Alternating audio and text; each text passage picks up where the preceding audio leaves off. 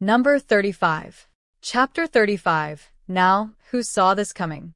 Aurora was more than impressed when she came across the small bed of plants and flowers in a rather obscure corner of the shop. She had no idea what to expect when she decided to take a look around the store, but she was in for a pleasant surprise with how much a lot of the things in this small shop called to her. Historical pieces. Genuine historical pieces that befuddled her because she couldn't tell what time period they were from. She had a degree in history, languages, and biology, and she was struggling to even identify the origin of most of the things she saw. She internally debated about their authenticity, convincing herself that they were fakes and masterful replicas. She could use that reasoning for the armors, coffins, stone tablets, and jewelries, but that angle came to a grinding halt when it came to the plants. She could feel the incredibly faint respiration of the plants, which meant that they were obviously real plants. The problem now was that she couldn't tell what kind of plants they were, or even what region they came from. "What is this?" she muttered to herself as she knelt down to get a clearer look at a particular plant that was releasing some sort of static, a soothing kind. It was incredible to her senses. "That's an Athelas." She looked back at Isaac, who dropped off a pair of mechanical giant boots near a gallon of strangely bubbling liquid. Athelas. She rolled the word in her mouth and couldn't remember ever seeing or saying something similar. "Do you know what type of plant it is?" Even without her senses, just looking at the flower made clear that it was something special. In a nutshell, it's a magic healing herb. It takes care of mental and physical maladies like nothing you've seen. Isaac muttered as he busied himself with arranging and rearranging the placement of specific items that enhanced the shop's junkyard aesthetics. Aurora frowned at his reply and almost dismissed it as a lying boast not uncommon to peddlers trying to part with their wares, but stopped at the last second. She knew magic existed. She had met a few acolytes of the arcane in some of her travels. She didn't know about magic plants, but it wasn't a stretch to say that they existed. The question was, how did Isaac know of magic? If he wasn't lying about the plant, that is, a magic plant? She asked. "Yeah," Isaac answered as he carried along a lifelike zombie mannequin that he put down beside the Egyptian sarcophagus. "You believe magic exists?" she found herself asking. The question was from a point of mild intrigue. She remembered Scott and Henry's earlier doubt about the authenticity of magic when she and the professor tried to convince them of its existence. She heard him snort in a way that said, he found what she said funny and dumb. "What is it?" she asked in rebuttal. He shrugged, still not looking at her, as he placed a huge book with black and yellow-stained cover inside a metal bookcase and locked it in place with a chain. "It felt like you were asking me if I believe in oxygen. I still don't understand how out of everything that can be possible in the world, magic is what people struggle to believe." Her faint surprise at the easy acceptance did not show on her face.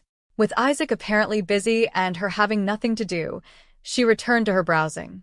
However, before that, she touched the Athelas, and this time she gasped softly as her head was cleared in a way she couldn't describe, while her nostrils were filled with the fresh air of a spring rain. Her hands recoiled from the plant as if she had touched a live wire.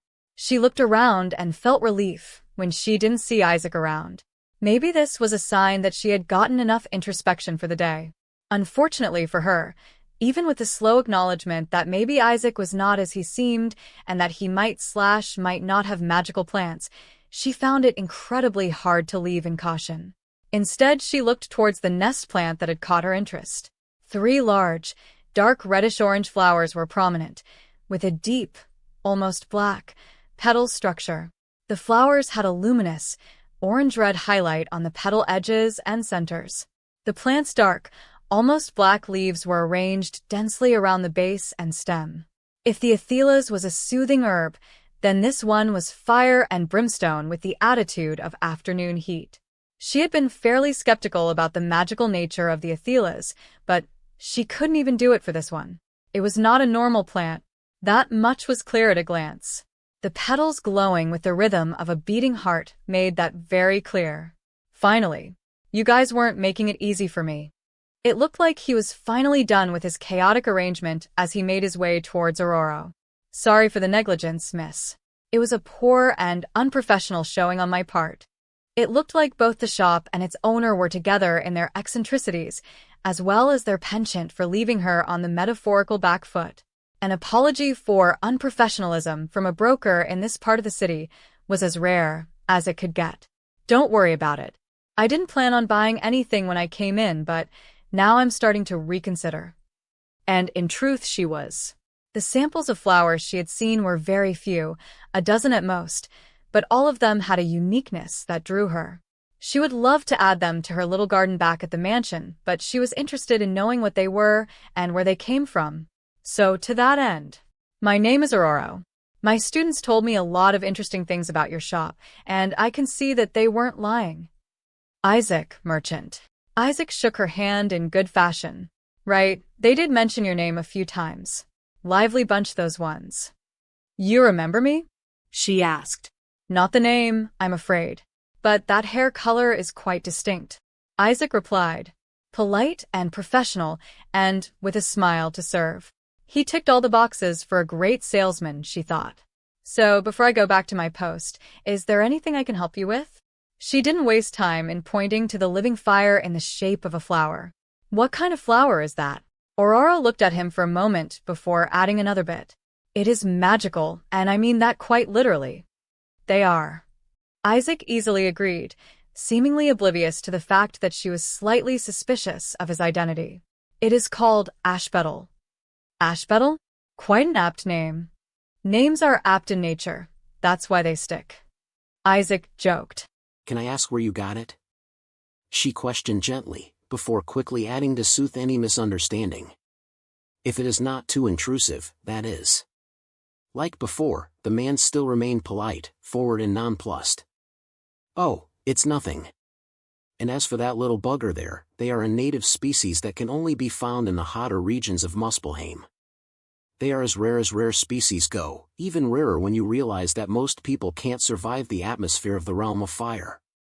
They usually end up combusting upon entering, or the air itself is too hot to breathe, so they end up burning from inside out.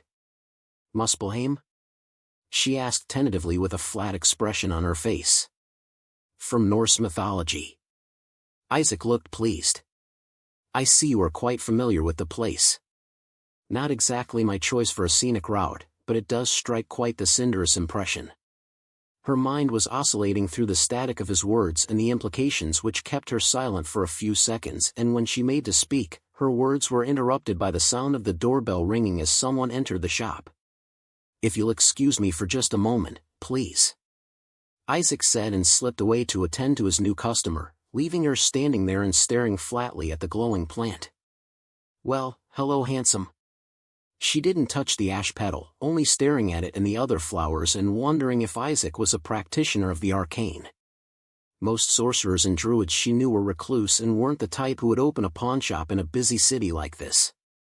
There was no way to ascertain if he was telling the truth about the ash petal, about having been to one of the 9 realms. What she did know, however, was that they were undeniably magical in nature. And I was wondering why the rain took a rain check on me. You shouldn't do that, you know. A voice tooted from her side. She looked at the unfamiliar Asian woman who was looking at her with a derisive smirk before realization set in. Mystique. Her voice was flat but the warning edge, and it was unmistakable. The smug smirk, the provocative posture, the mirth in her eyes. Mystique wasn't trying to hide who she was. She had never been a fan of the shapeshifter, one of the rare sentiments they both shared. Now, let's not get all zappy. Wouldn't want to mess up Mr. Handsome's lovely shop for a little catfight now, do we? Another reason why she never liked Mystique. For someone whose ability was an exit strategy, she was very testy. Aurora scoffed in disdain, something that was a stark mar to her refined image. You presume too much. I have no interest in fighting you today. Don't tempt me enough to do otherwise. Mystique just laughed and slinked closer to Aurora, who was watching her like a cat watching a flitting bird. Come on now, Ro. Can you be any less fun? They were standing nose to nose, brown eyes staring into clear electric blue. What do you want from me, Mystique? Aurora demanded. She would not have recognized Mystique if the shapeshifter didn't want to be recognized, which belied a specific reason for Mystique coming to her. For a moment they both stared at each other, one cold and foreboding and the other smug and teasing. Eventually Mystique stepped away, the casual air still prominent around her, but that only made Aurora watch her more intently. "Like it or not, I'm not here for you," she admitted with a smile on her face. "I just saw a familiar face having a stroll around town and I decided to say hello."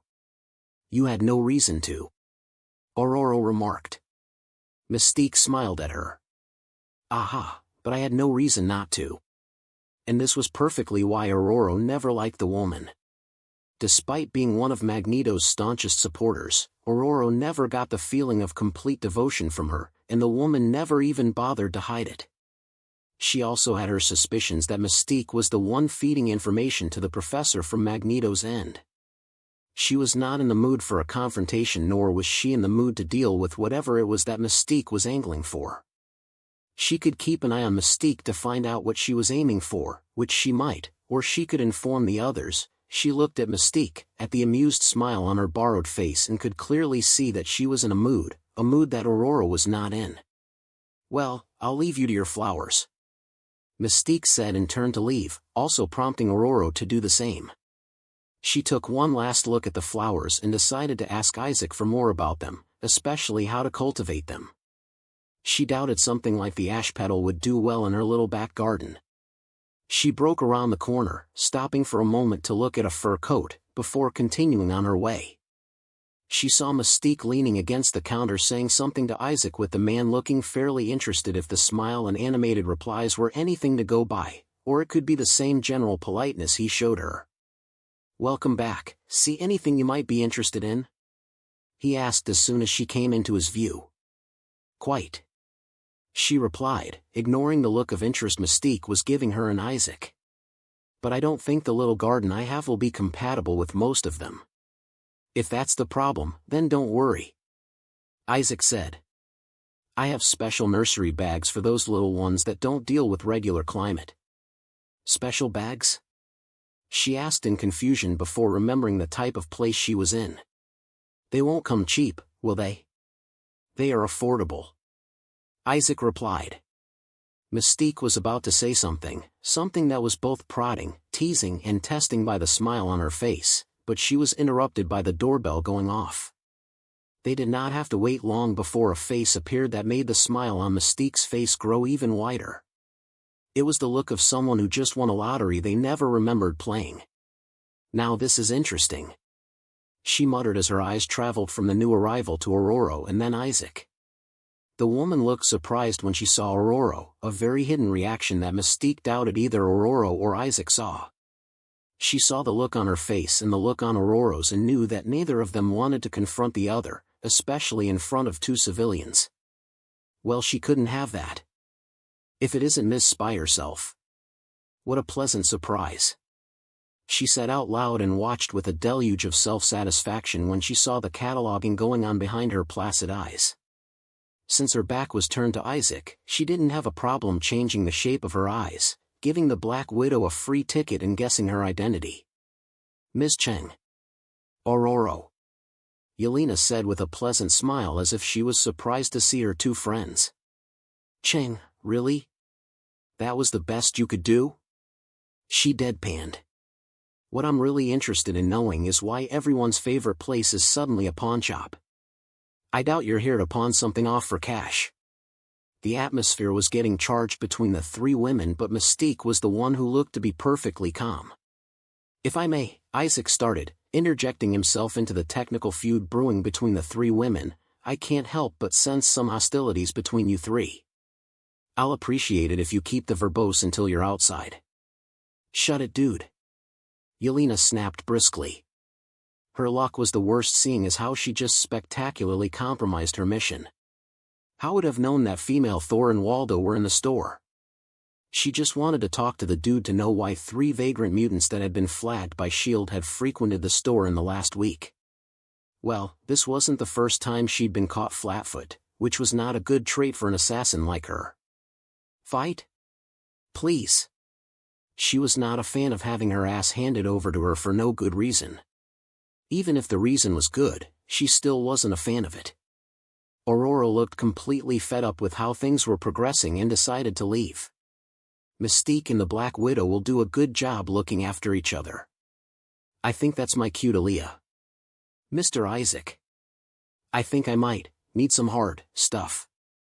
Peter's haste came to a slow halt as he found himself being the focus of 3 women and a faintly smiling shopkeeper.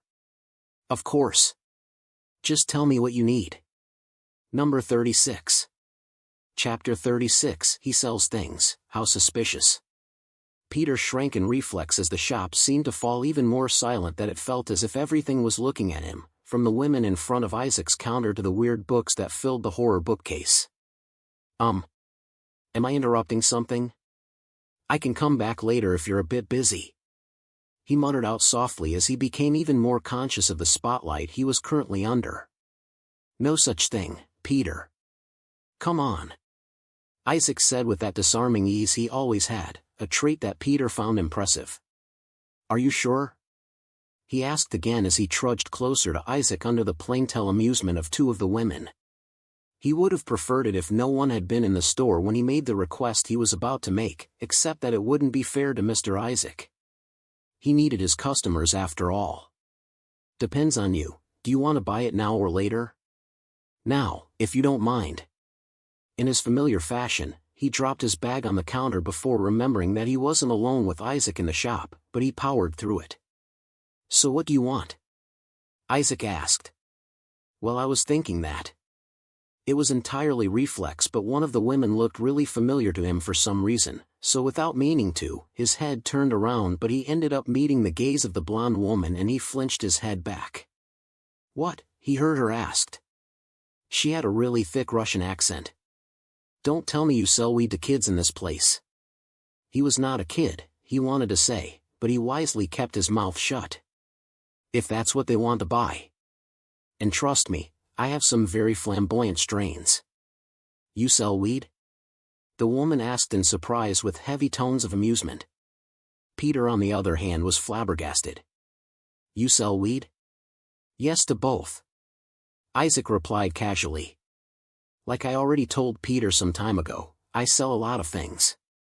All quality and at great prices too. He turned to Peter and asked again. So what do you want? Or do you want to write out a list? Peter shook his head without really thinking about it, as that was not what he wanted. Instead it was the opposite. I would like to browse your catalog if you don't mind. Sure thing. I made a general catalog for my things. It contains the cheaper stuff, very budget-friendly. He agreed easily and brought out a book, a different one than the one he had given Peter back then. Peter took it and immediately went to the index, took a mental snap of the page, and flipped towards the page for materials. His eyes desperately went over the different types of fabrics listed down, relief flooding his veins when he saw that they were within his price range. He brought out a little book and started scribbling down specifics to price tally. He still needed to do over the technology, mundane, section, so he was working with quality based on price range. He was tempted to take a look at the artifact, magic, section, but he controlled himself to focus on what was more important. While Peter busied himself with the catalog, forgetting himself to the outside world, the 3 women were still left on how to react. Aurora wanted to leave, having no desire to advocate an escalation, while Yelena was thinking of the dimensions in which her mission was busted. Mystique was the only one who looked completely laid back and relaxed, even though she was the linchpin to the tension. Now, how about we answer some questions, first of which is why are you here? Mystique directed at Yelena, who simply deadpanned at her. What? In your mind, I'm just going to answer because you asked me a question? She scoffed and for more emphasis pointed towards Isaac and the oblivious Peter. And you want to do all that in front of them? Oh, don't worry about that. Isaac dearest knows how to keep his mouth shut. Isn't that right, Isaac? She looked at Isaac, who calmly nodded. I don't make it a habit to tell on my customers' business. If you want privacy, you can use that section over there. He pointed at one of the less congested parts of the shop. Just call for me if you need anything. Well, you girls coming? Mystique asked. Aurora wanted to say no, but then again Mystique. Yelena thought about it for a second and followed after the shapeshifter. She reckoned this was the best way to know what Fury wanted her to know, especially when Mystique was being unusually generous. "What's this about?" Yelena asked as they stood around a small lounging area that accommodated the three of them without feeling cramped.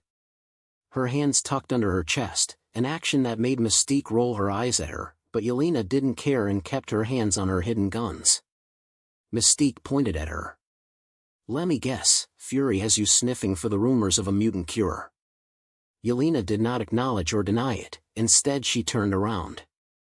"Looks like it's more than just a rumor." "Touché." Yelena pointed her head at Aurora. "And why is the class rep here?" Mystique turned to Aurora, who gave a nonchalant shrug. "No particular reason." She didn't need to say more than that. Whether they believed her or not was their own problem. "What do you want from us, Mystique? And don't say nothing or else I'm leaving," she added, even though she would be leaving either way. Mystique looked at the two of them, slight hesitation showing on her face for the first time, before flashing the both of them a cat-eating grin. "Quite the little shop this place is, right?" Yelena frowned at the stupid rhetoric and Aurora was about to do the same when her mind went back to 5 minutes ago. Mystique saw the look on her face and gave her a knowing look. Yelena followed the look and a perfectly blended expression of suspicion/confusion splashed across her face. "I don't understand. Why the hell are you two looking at each other like that?" she asked. "I for one would like to know." Aurora seconded. "Are you alluding to Isaac? Is he a mutant or what?"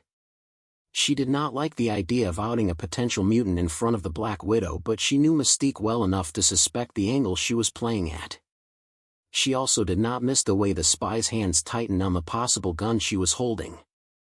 Mystique was about to default to her usual redirecting habit but held it back under the stare of both ladies even as she raised her hands in false surrender.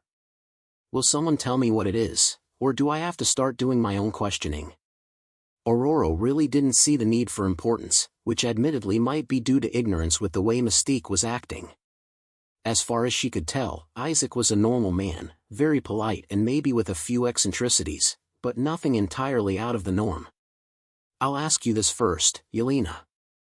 You saw this building from the outside and have a rough dimension of it in your head. Now tell me, how big do you think this place is compared to the outside?" Now that Mystique said it out loud, Aurora thought about it. She didn't really pay attention to the building when she walked in, but the inside was very expansive and despite its chaotic arrangements, there was still enough space inside to not be cramped. "Something doesn't add up," Yelena said as she looked around cautiously, her hands hovering very close to drawing her gun. Mystique continued. "Not only that, but in case you didn't realize, some of the things in this shop are outright magical." Yelena's brows furrowed in confusion while Aurora's scrunched up in contemplation. "So wait, he's a sorcerer? It's not that big of a deal, or am I still missing something?" Mystique rolled her eyes and looked at Aurora. "Figured it out yet? He's selling these magical items, in a pawn shop," Aurora remarked. "And not just magical things too, but even some neat pieces of advanced tech, probably alien, who knows?" Mystique added. "How do you know all this?" Aurora prodded, to which Mystique simply smiled. It was enough to let both other women know that this wasn't her first time here. "So he's some kind of intergalactic smuggler or something?" "Or something," Mystique replied unhelpfully. Yelena's mind ran a short sprint about what that might mean, and the clear winner was nothing good. An unknown element, possibly an intergalactic weapons broker, setting down shop in New York under S.H.I.E.L.D.'s radar was absolutely nothing good. Worst of it was that Mystique knew about it, which meant the Brotherhood too. Aurora she could somewhat believe about her ignorance about the shopkeeper, but something about the way Mystique was acting strangely was telling her that she was missing something. Peter scribbled on his little notebook as he flipped through the sections of the catalog, and soon he had multiple formations of viable options across multiple pages.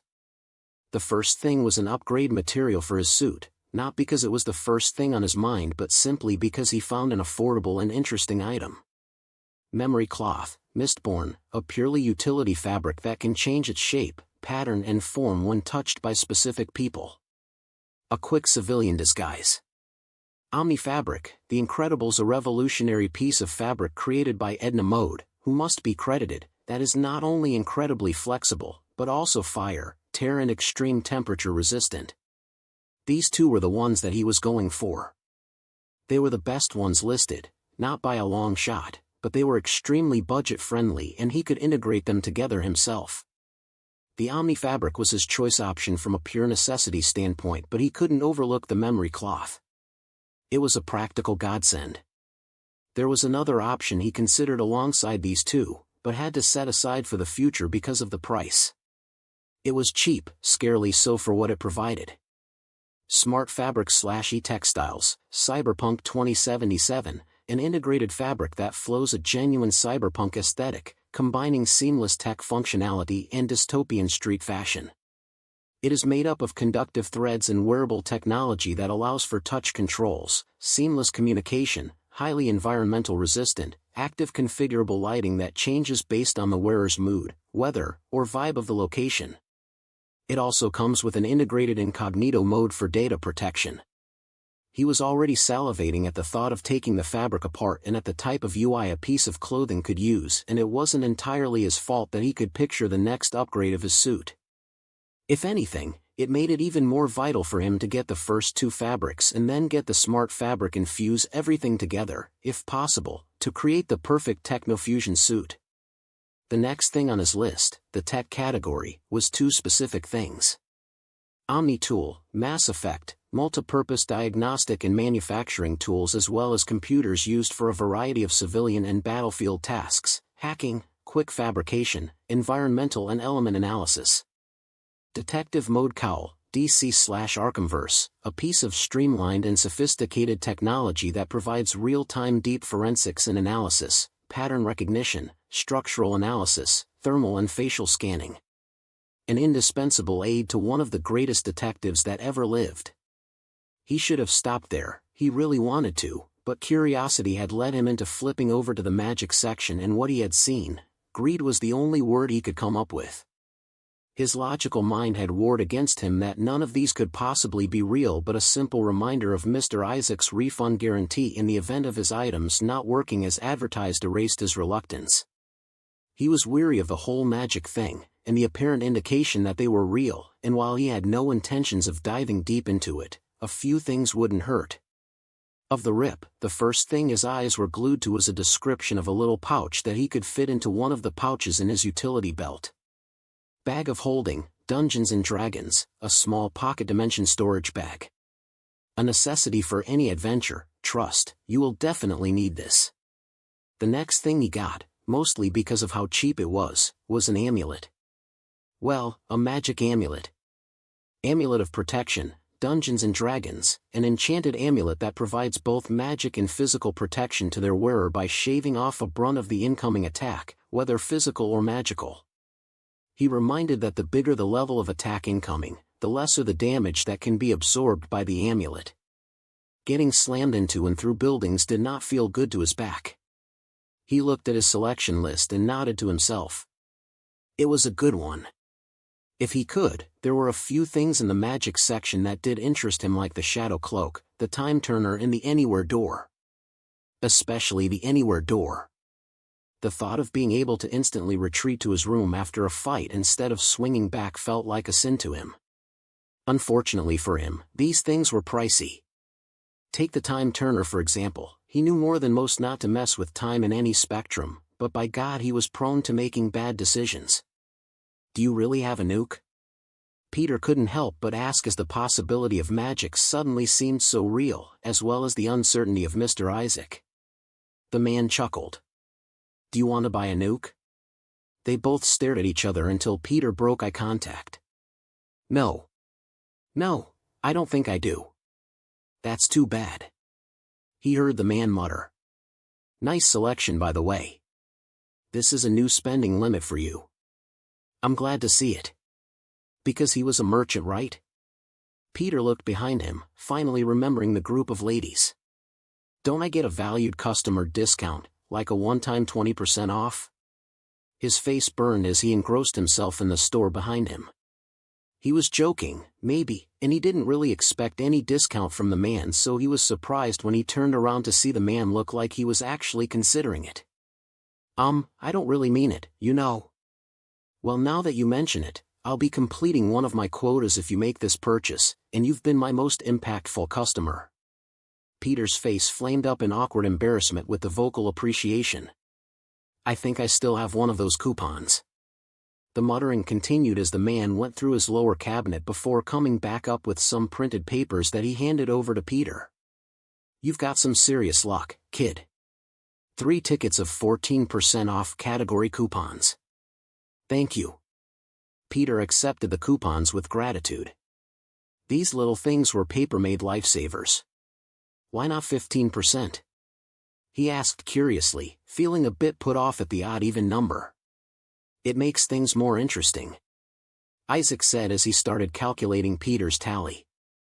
His eyes almost popped when the teenage boy saw the amount.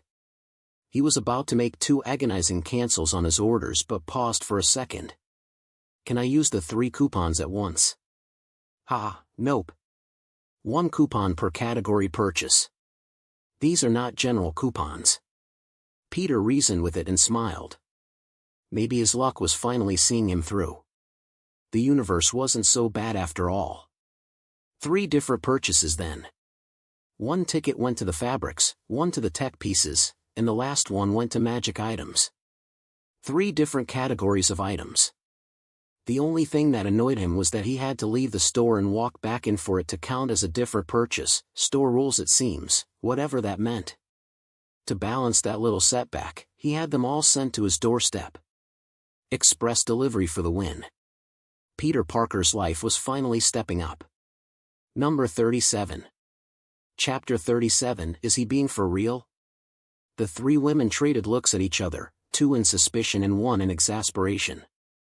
Mystique relaxed into the intimately soft furniture, mentally comparing it to Magneto's and chuckling in amusement as she decided which one won. If you're telling us this, does that mean you haven't told Brood and Mighty? Yelena asked. If it wasn't for her mission, then she would have either skedaddled or retreated to a safe distance while watching them. Tangling with Mystique any day of the week was already a bad day. Her words had as much effect as her kicks, both were jaw-breakingly hurtful. Throw in Storm in the mix and Yelena would gladly hang up her leather pants. She did not enjoy being in such close distance with the Omega mutant that could control the weather. No, not yet. Mystique replied and crossed one leg over the other as she let the impossible furniture do its work. They were missing out by being so tense and suspicious. Mystique was sure that Yelena had entered the store to try and keep a brief eye on Aurora, or it was possible that she had been watching some of the Morlocks come and go out of the shop in the past week. This meant that Fury was more invested in this than anything cursory. She had been surprised with Yelena's abrupt arrival, but she was nothing if not adaptable. If this shop was what she expected it to be, then this would escalate way more than just some mutant cure. Speaking of a mutant cure. Speaking of mutant cures, who would be a better compass than our supposed arms dealer? You think he would know? Aurora asked softly, seemingly unable to reject the idea. Hold on for a second, let me ask him. Yelena said and marched towards Isaac, having been fed up with Mystique's jittery ways. Mystique smiled as she watched her stomp towards Isaac and looked at Aurora with a fake concerned expression. Are you not going to stop her?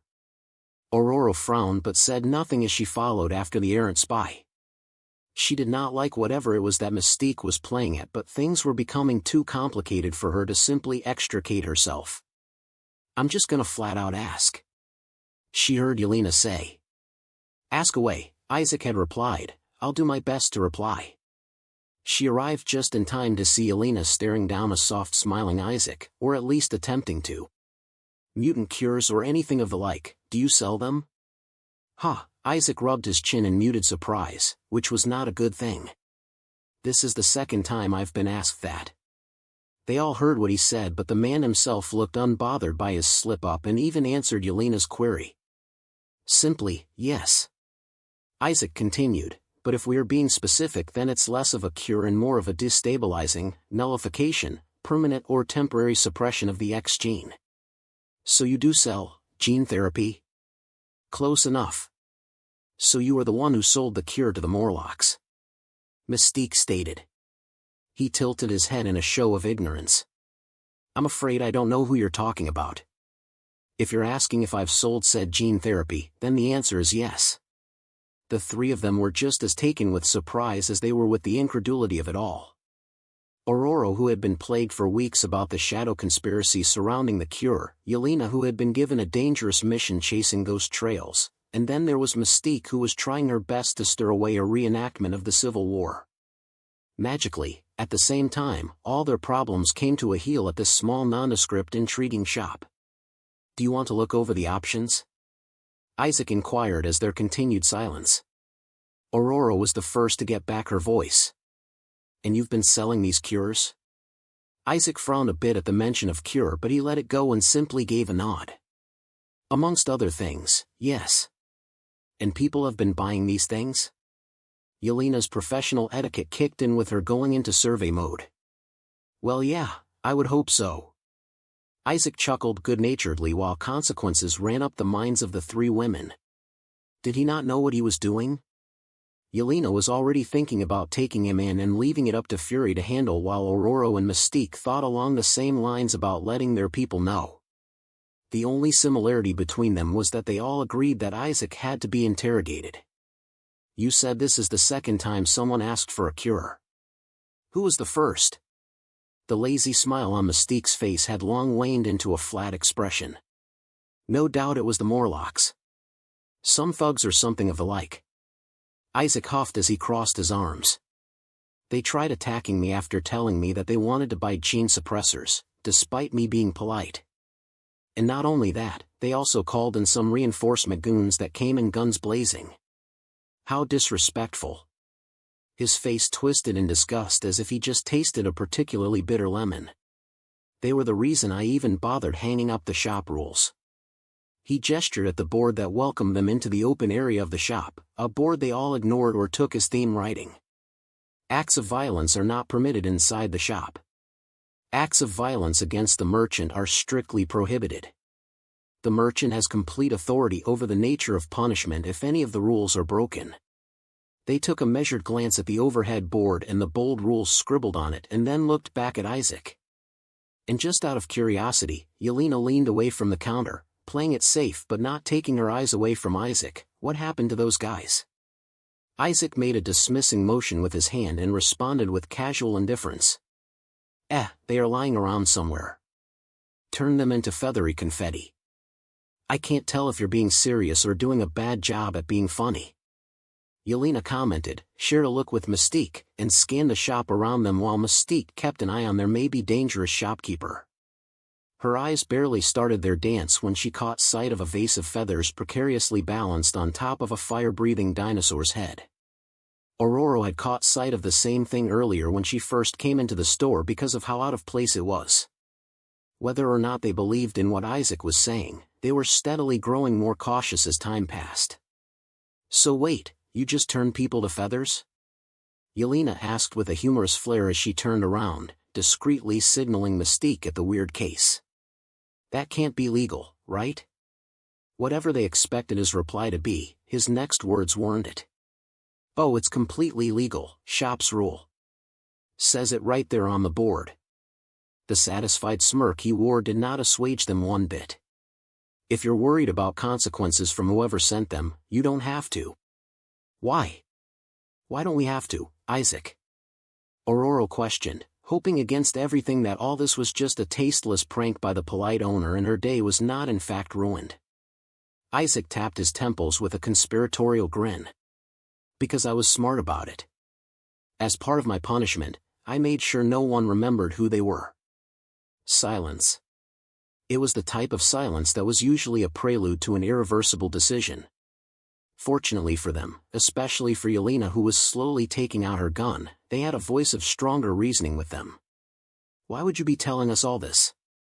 Aurora looked at him, trying and succeeding with little result to see anything other than the veneer of a polite shopkeeper. Isaac leaned backwards on his seat and adjusted his hands so that his head was propped up on it.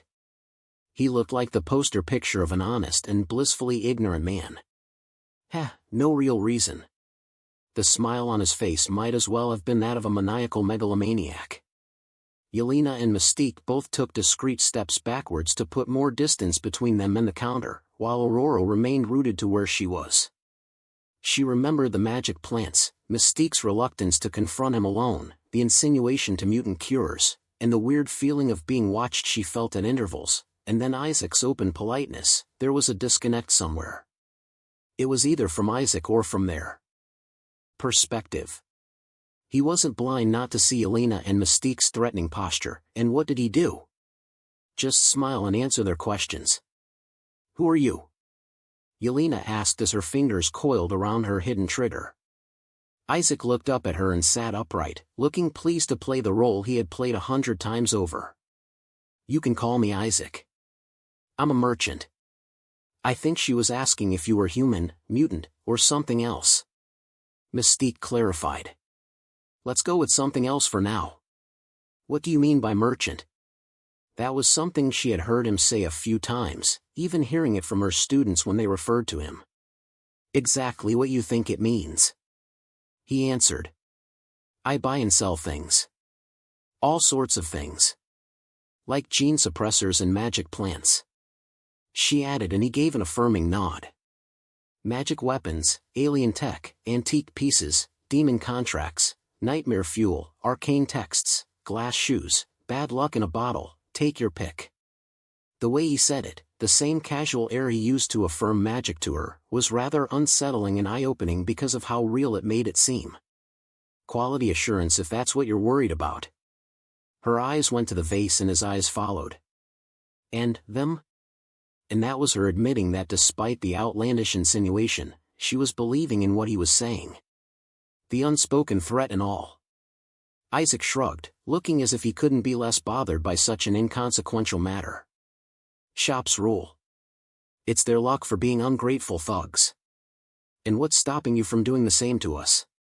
Yelena interjected at that point because it seemed like just a vital thing to know. Isaac sighed and rubbed his face. "Shop rules. As long as you don't break them, you're fine." "So what? Anyone can just waltz in here and buy a nuke or a death beam?" Yelena's hackles raised when she saw the same carefree shrug. "As long as they have the money or something of equal exchange." "And what about the part where you deny having a nuke and a death beam?" "Why should I?" "You'd be surprised at how popular they are, especially in technological civilizations. It's kind of a staple product, so I always make sure to keep a comfortable stock anytime I set down shop. Every merchant does it." They didn't mean to, but his words had them all looking at each other and mentally bumping up his threat assessment. Aurora was already regretting choosing today of all days to have her little mental detox. "Every merchant. There are more like you here?" Yelena asked. Having Isaac slipping through every surveillance and intelligence system was already bad enough, but more of them? Selling to the highest bidder? Oh God. Lucky for them and their little hyperventilation, Isaac shook his head. "Nah. Only one merchant per dimension, or what have you. Now, while this little tete-a-tete has been fun, can I interest you ladies in anything? Magic plants, alien tech, limit off?" His attempt at humor was noted, in his offers, while inviting, were not what they were focused on, at least not Aurora. "Those people. What will happen to them? Are they still alive?" He had said that no one would remember who they were, but what did that really mean? Was it just memories, or did he mean systematically where their digital footprints and primal existence was erased? Isaac's expression took on a disappointing sheen as he looked at her and likely saw that she wasn't keen on letting that angle go. "They are what they are," he said with vivid disinterest, and even started picking his nails in the midst of it. "I might sell them for the joke of it if someone comes along wanting a vase of feathers. That, or I might turn them back and have them pay me for it in any way I want. Depends on my mood, really. What if we buy them BAC?" He airily cut him as he blew against his nails. "You'd be buying a vase of feathers." He finally stopped what he was doing and looked at them. I wouldn't worry about them if I were you. They are shop products, nothing more. The nonchalance with which he said it grated on all their nerves. It belied a dark arrogance and cruelty that they all had some past experience with. And what if we were to forcefully take them away from your shop? Mystique asked, surprising both Aurora and Yelena. Isaac sat upright on his chair and looked at her and asked with a closed-eye smile. Forcefully, like stealing? Whatever you want to call it. Isaac's eyes glinted behind his glasses as they opened, looking every bit the professional middleman. Can't let you do that. I'm afraid. Shop rules. Number 38. Chapter 38. Unironically, the merchant doesn't sell bullshit. Feet shifted as the three women stared at the primary hazard that was a single man sitting behind a counter with a service smile and a semi-formal outfit. The temperature of the shop didn't reduce, but they would like to think it did. Even as they stared at him, words like threat level, danger designation, escalation potential kept on ringing in their minds. The world they lived in was already a dangerous one, and their lives doubly so, so the state of their mindset was warranted. Even if he still remained polite and inviting, the lives they lived prevented them from believing it. In fact, his general friendliness made him even more suspicious. And why are you telling us all this? And don't give me that nothing spiel. Yelena bit out, caution and uncertainty being the only reason why she hadn't yet pulled out her guns and knives. Isaac gave her a deadpan and sighed while mumbling under his breath. Really? Luckily for him again, Aurora was there to take point. What do you want from us, Isaac? His neck snapped to face her with an undeniable twinkle in his eyes. What I want most from you is for you to buy something, that is of course if you actually want to buy something. Just that? She asked tentatively, not quite believing in the simplicity of it, a sentiment shared by the two women behind her. Well yeah, Isaac shrugged in a way that was half confused by her question and half amused. I mean, this is a pawn shop. You buy what you need and I sell what you want. And for people who break the rules? She asked because right now extra clarification was needed. She guessed this was where the disconnect was, and might also be the reason why Mystique didn't want to do this alone. Shop rules. Means whatever happens to them is what I want to happen to them. The light in his eyes sparkled in a way that unsettled her. Nothing changes if none of the rules are broken. I remain your ever-faithful merchant, and you remain my ever-honored customer. She fell silent while looking at him, trying and failing to read any sort of hidden emotion from him. All she could see was the smile on his face that showed his amusement. How deep it went she had no idea. She took a shallow breath and turned around, leaving her back open to Isaac, or whatever he was, to look at Yelena and Mystique and said only one word to them. Don't. The tired facade she had kept on her face the whole day slipped away, and in its place was the stormy visage of one of the strongest Omega mutants on the planet. She knew that they were jittery and the shop itself did not help.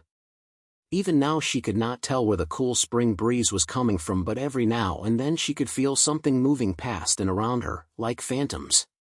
If they were going to escalate this, then it would be because Isaac attacked first, not them. While not as much as the Black Widow and Mystique, she knew a few black market brokers and weapon dealers, and none of those people gave off the same friendly or open vibe as Isaac did. If it wasn't for Mystique, she would have thought that he was just some shopkeeper who somehow got his hands on some magic flowers. A little weird, but not the weirdest thing she's seen. She gave Yelena a pointed look and watched as the spy slowly took her hands out of her jacket. She turned to see Isaac just looking at them with not a single shift in his expression. Whether or not the basis for his carefree nonchalance was founded, she had no desire to find out. If this whole thing could be cleared with simple conversation, then that was what she would go for. Just to clarify, you're a merchant and you sell to whoever walks through that door. Hero, criminals, civilians, anyone. An impartial trade, it means I trade with whoever wants to trade, regardless of who they are. He raised his hand up as if swearing an oath. And I don't really care much about the hero and villain theatrical scene, unless of course it has to do with what I'm trading. And if I say I wanted to buy back those people, what would it cost? She had to practically force out the words from her mouth, but she did it with only the slightest hint of disgust tingling the edge of her words. Well, the two behind her flinched as a vase of feathers as well as two shiny marbles landed on his counter. These guys are, well, not that expensive in the grand scheme of things, he said as his fingers dusted over the feathers. As for these guys, he picked up the marbles and started rolling them between his fingers. These guys will cost you a pretty penny. Why? It said a lot about her with how she was able to keep her cool as she conversed with Isaac. The fact that he was offhandedly referring to people as nothing more than products did not escape her. The only difference between those things he held in his hands and them was that they were yet to break his rules. What was his ability? No doubt was the same thing that was going through all their heads. Potential, influence, ability. It's a shaky market, dealing in people. That's why I mostly stick to items. It's such a volatile market, I don't know how the other guys do it. And who determines this value? You? Isaac shook his head drearily, his earlier excitement slowly fading away. They do. I just tell you the price. So those two are important people? Mystique asked after gaining a clear footing for the situation. Important enough, he replied.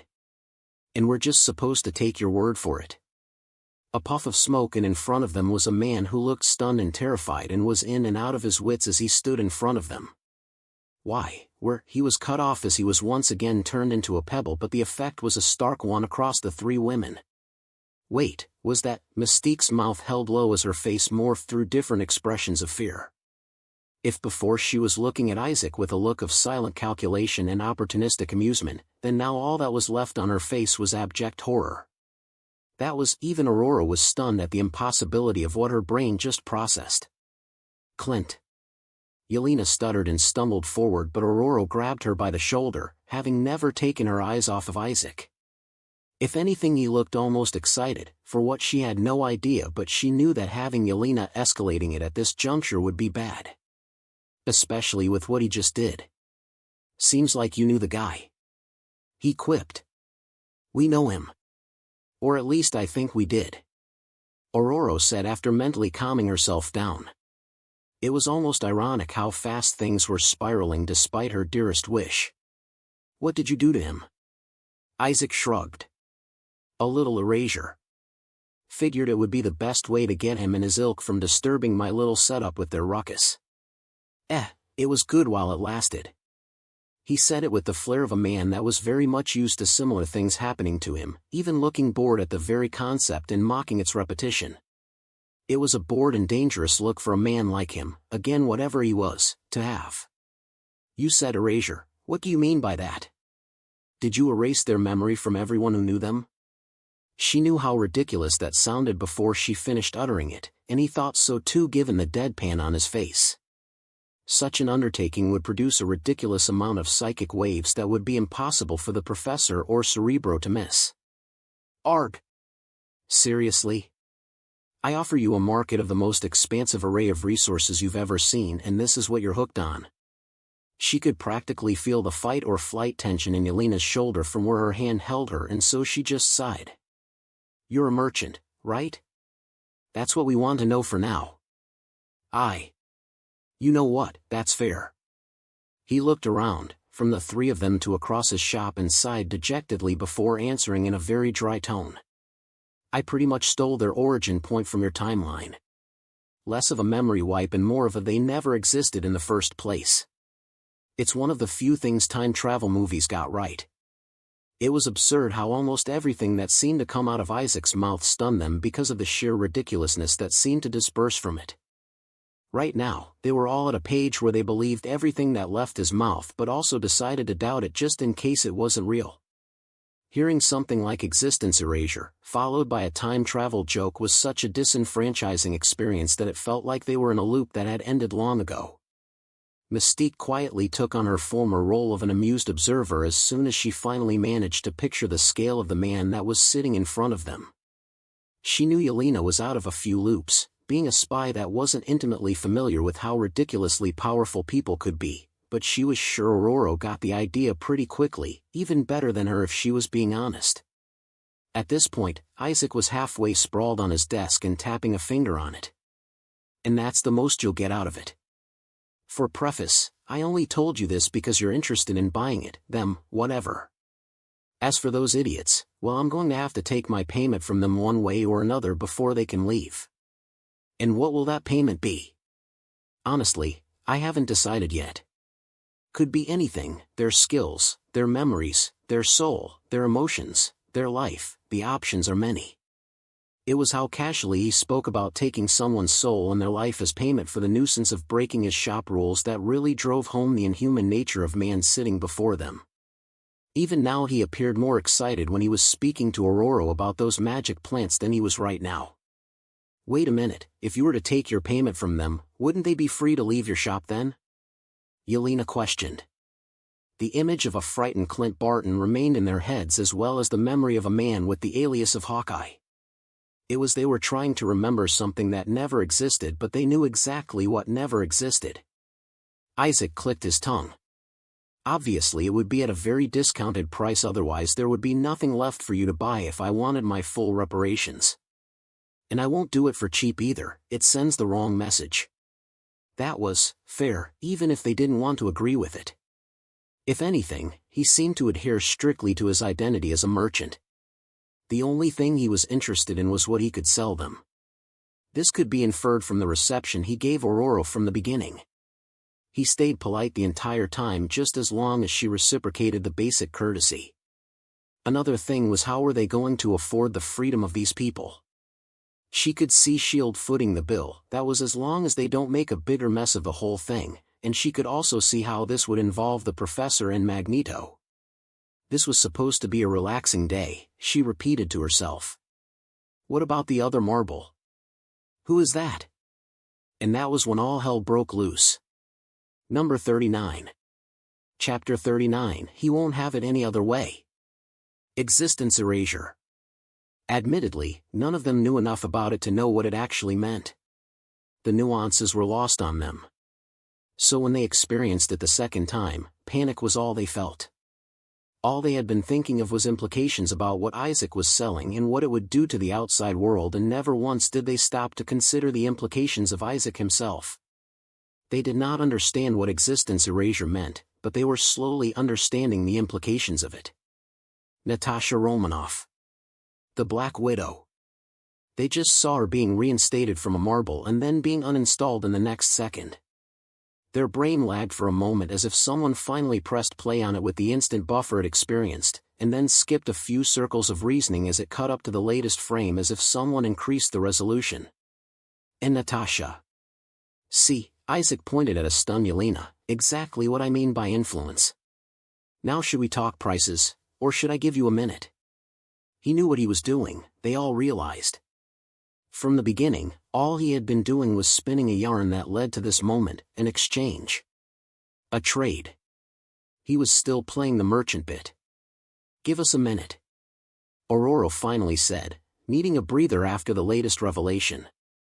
None of them felt like staying inside the shop, not after what they've just seen, and quickly left. Their brain hit a hard reset as soon as they stepped outside and breathed in that contaminated New York air. Yelena started hyperventilating while Mystique had a classic oh shit expression. Aurora looked serene, if not for the crease on her brows that showed just how much she was affected by this. This has long gone past what the three of them could handle. What? What the hell is that man? Yelena wheezed as she finally got her breathing under a semblance of control. A reality warper, most likely. Mystique replied, finally losing the amused mask for good. Wait, what? Yelena looked astounded. I thought those were purely theoretical. No X gene could have grown that strong, can it? How would we know? Mystique countered. It's the only explanation I have for what he just did. It's not like anyone knows the limitations of the X gene. Is he even a mutant? Aurora found herself asking. She was not a censor like the Professor or Jean, but she doubted he was one. It was probably because of how easily he alluded to magic.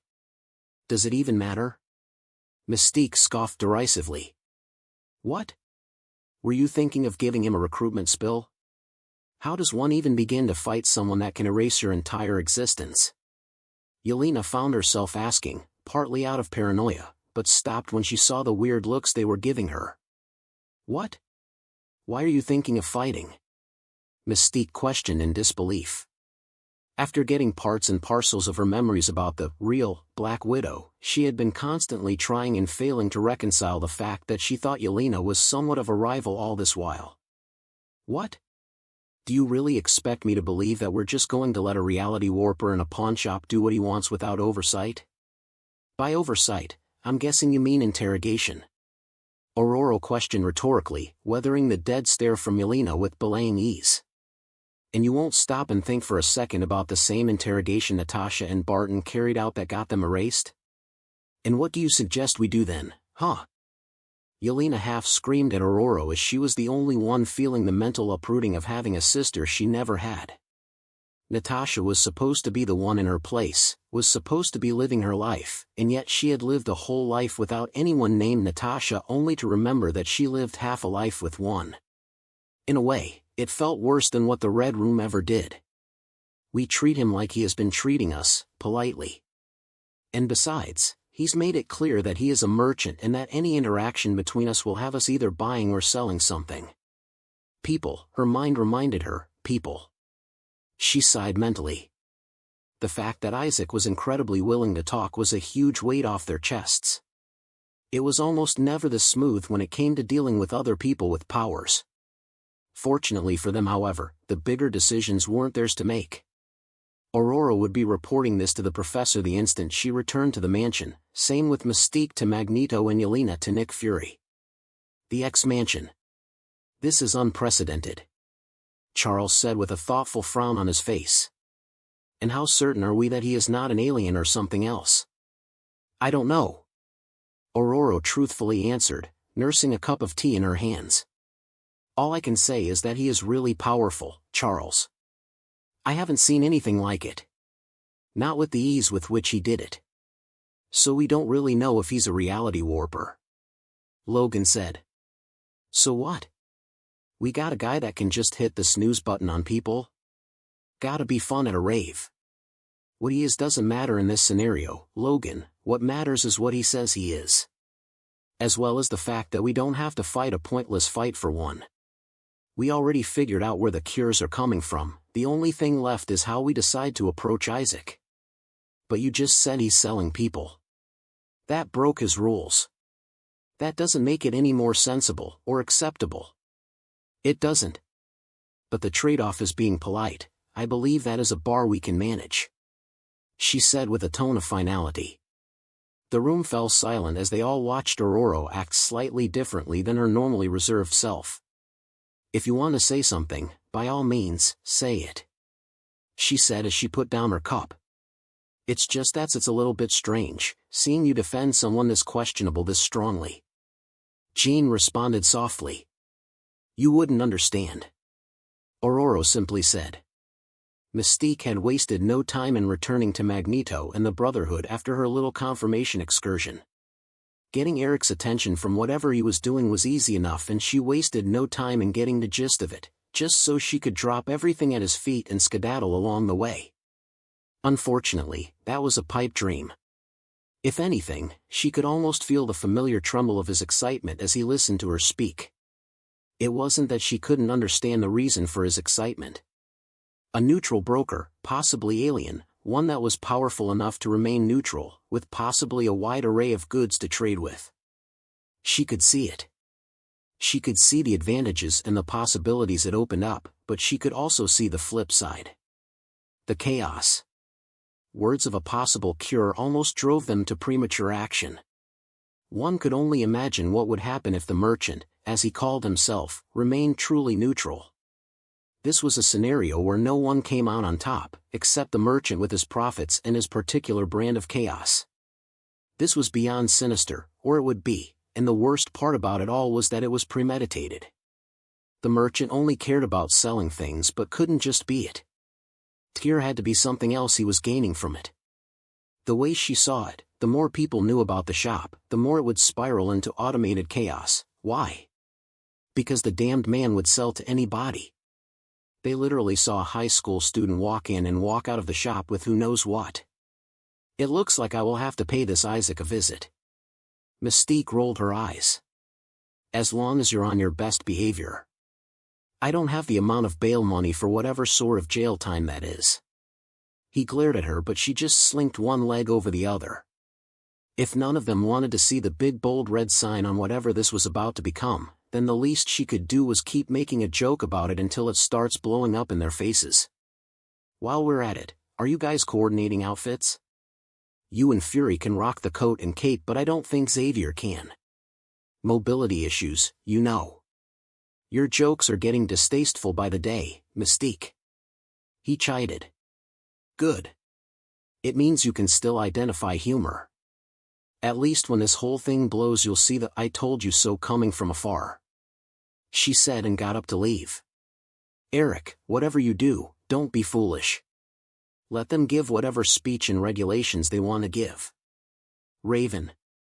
Just don't be stupid, Eric. She said as she walked out of the door. I really don't got bail money.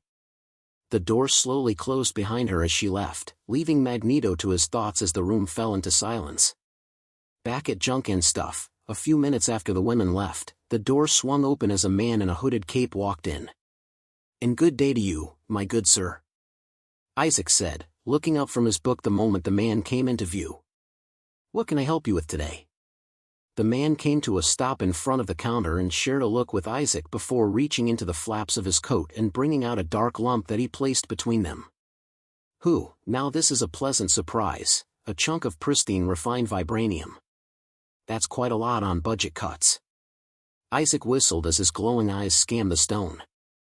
I'm guessing you don't want what's on the shelves if you're spending this much. The figure finally spoke. You assume correctly, shopkeeper. Well then, don't leave me in suspense. What can I hook you up with? My need is the procurement of an artifact that will allow me safe travels, to and from a hellish dimension. The quality is a guarantee, I presume. Isaac smiled. Only the best. And since we are going for the top shelves, let me roll out these ones for you. Necromancer's Gate Ring, Diablo and Infernal Ring fit for those that dabble in arts of disembodied souls, crafted with the ability to open controlled portals to the demon realm, or realms, depending on which one you know. While it obviously requires mana to do so, in case you are short on this crucial life juice, there is another alternative, you guessed it, souls. The look, or rather the shift, of the man's masked face showed his dissatisfaction, but Isaac remained unperturbed, even growing more ecstatic. Perfect amulet, Devil May Cry, the combined parts of an ancient amulet that can effect a full portal creation between the human world and the demon world. It works best for being with infernal or demon lineage and also has the hidden effect of amplifying demonic and hybrid physiology. While this is all good and true, it also comes with one little teensy caveat: powerful enough demons can sense its activation. Asterisk, if you're not strong enough to style on demons, why even bother going to hell? The man's hum turned appreciative, but Isaac wasn't done. Purgatory teleportation card, DC, Lucifer A, get out of hell. Asterisk, take this card. You'll have a limited time once inside purgatory, and once the picture completely fades your souls will be decimated, blah, blah, blah. Isaac, tell Constantine I stole his line. Hey Doomy, you better take this card, love Lucy. One and only. Isaac sighed as he shifted the card towards the man, who looked at him because of the description that came with it. It's probably one of your best bets when going to hell. Every word in there is a guarantee. Isaac sighed despondently. I'm going to report him to management one of these days. Yeah, right. The man nodded and took the card, looked at it all over and pocketed it under the flaps of his coat. What of the change? Do you want me to keep them in store credits, or do you want to buy something else? Weapons. Isaac's smile widened into an impossible grin. Well, if you're interested, I have this thing called the Doom series. Tested and trusted when it comes to dealing with hell spawns. Intrigue me. Shield Grom Base. Nick Fury, along with Maria Hill and Phil Coulson, looked at Yelena after she finished narrating what was the farthest thing from a recon mission. What the fuck did you just say? Number 40. Chapter 40, would you look at that? Isaac was still in his shop, which was a given since he never really went anywhere, when a small entourage of people stepped inside. His specters were buzzing around with excitement as they hovered around the unsuspecting group. For a moment he thought he was about to correct an unfortunate mistake, but fortunately for him, he was wrong. It was a rather stylishly coordinated group. The type that spoke money, power and influence, and of those three, Isaac was only interested in the first one. The familiar face among the crowd told him that they were going the amiable route, of which he found nothing wrong with. Most would be surprised how little most first impressions amounted to. Now, when you said you would be coming back, I thought it would be in a couple days. Not that I am complaining, far be it from me to disparage my potential customers. Is that how you usually greet guests? Aurora asked, taking point at setting a landing zone since she was familiar with the person of interest. One of few. One of few. Isaac chuckled. Pleasantries heeded, how may I be of help to these friends of yours? My name is Isaac. Merchant. Behind Aurora was Scott, who was pushing along Professor Xavier. Both of them were flanked by Logan and Jean, all remaining silent as Aurora did the introductions. The pleasure is all mine to your wonderful acquaintances. Isaac replied like an ever-gracious host, which he was. Just out of curiosity, and feel free to tell me off, but is this about the inquiry made on your last visit? He asked Aurora. Said inquiry was the purchase of the Marvel-fied special agents, something which they all understood, but their expressions remained the same, except for Logan, whose brow quirked up. In adjacent. She answered neutrally, despite feeling anything but. Oh? Well, I'm all ears. Professor Xavier wheeled forward, this time without Scott's help, in the surprisingly spacious shop and came to park beside Aurora and in front of Isaac's station. If I may, he started, Aurora here has told us about her most recent dialogue with you, and while that is a major part of what we came here for, how about we start with the smaller things, my friend? I say this from no position of authority, we just want to know who, or what, we're dealing with. Isaac sighed mentally. It was the same song and dance with these people. This was a pawnshop, for crying out loud. Why must there always be a long conversation before any purchase? It wasn't that he was complaining, as he also loved the occasional conversation, wholeheartedly preferring it to any instance of boredom, but sometimes he just found himself in a mood to sell any and everything to the highest bidder. Fair, Isaac said, failing to hide the twinge of disappointment that flashed across his face. I don't know what you want to know, but all I am is a merchant, along with everything it entails. Right, Charles said, clearing his throat, but I want to know what the buying and selling entails. Let's call it academic curiosity. No need to fancy up the words with me, it means what it means. You have anything to sell, I buy. You want anything to buy, I sell. Anything? Charles asked and leaned forward with a genuine curious gleam in his eyes. It can be anything, as long as I'm interested.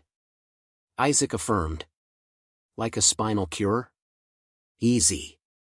A gene unlocker. Magical defense. Mental defense. All are part of the general catalog. Immunity. Charles posed. Isaac waved his hands lackadaisically, you have to be more specific. Or you don't, doesn't matter. I've got it.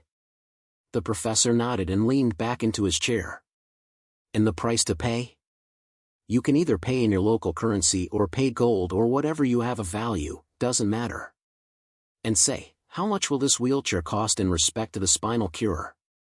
It was a harmless trick question aimed at Isaac's potential ability to analyze things. After all, no one knew the exact worth of that chair more than him. No one reacted when there was a bluish-white glowing ring in Isaac's eyes as he looked over the professor.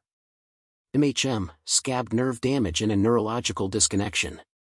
Low-level remedies like Estus and Phoenix Down won't cut it, not even close.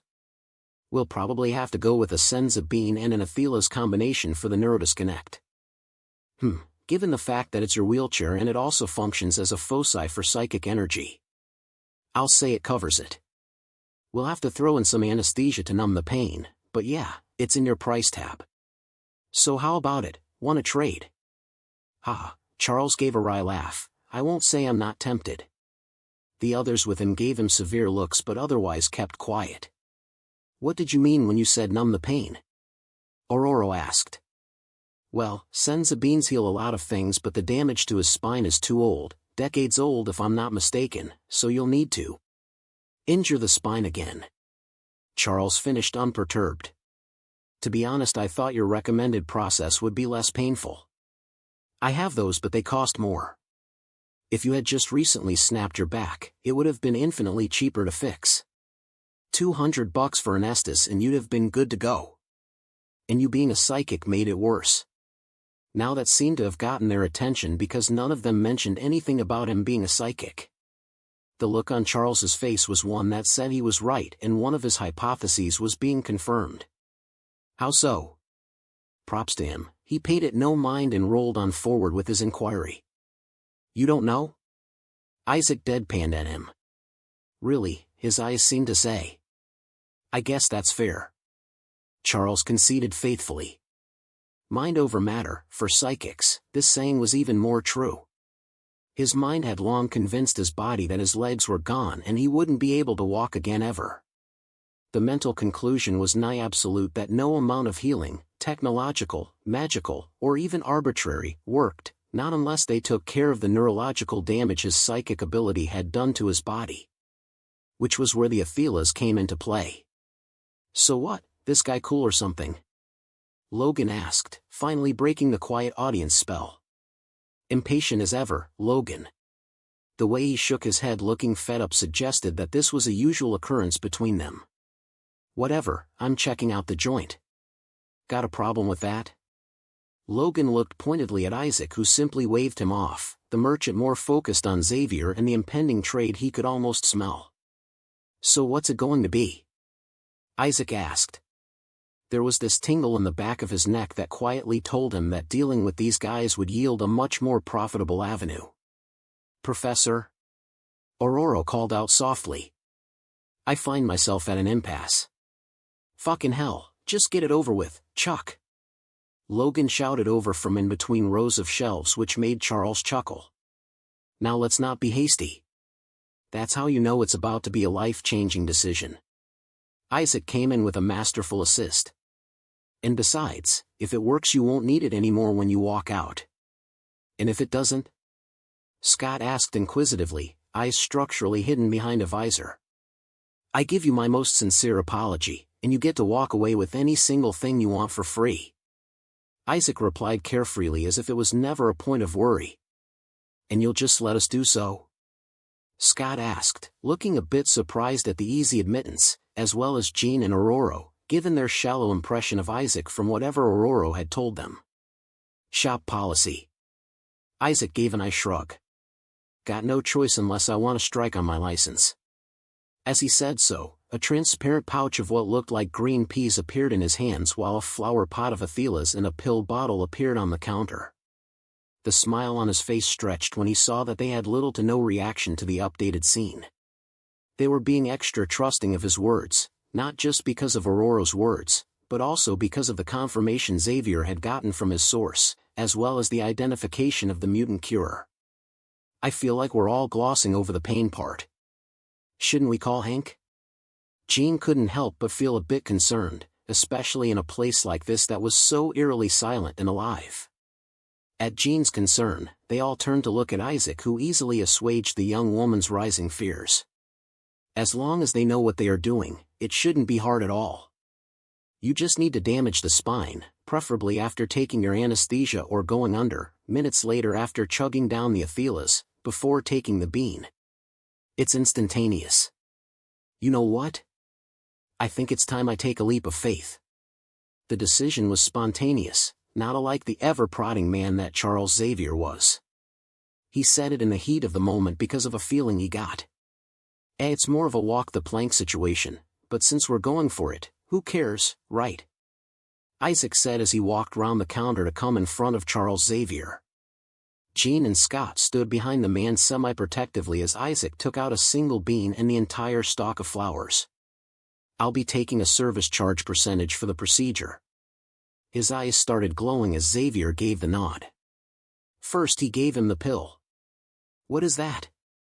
Aurora leaned closer and asked. Soma vapor. It's a narcotic. Isaac paused and gave an even stare to her questioning looks. All drugs are narcotics, technically. They watched as Charles leaned back into his chair with clouded eyes, tension in their posture, but a look from Aurora made them bear it in silence.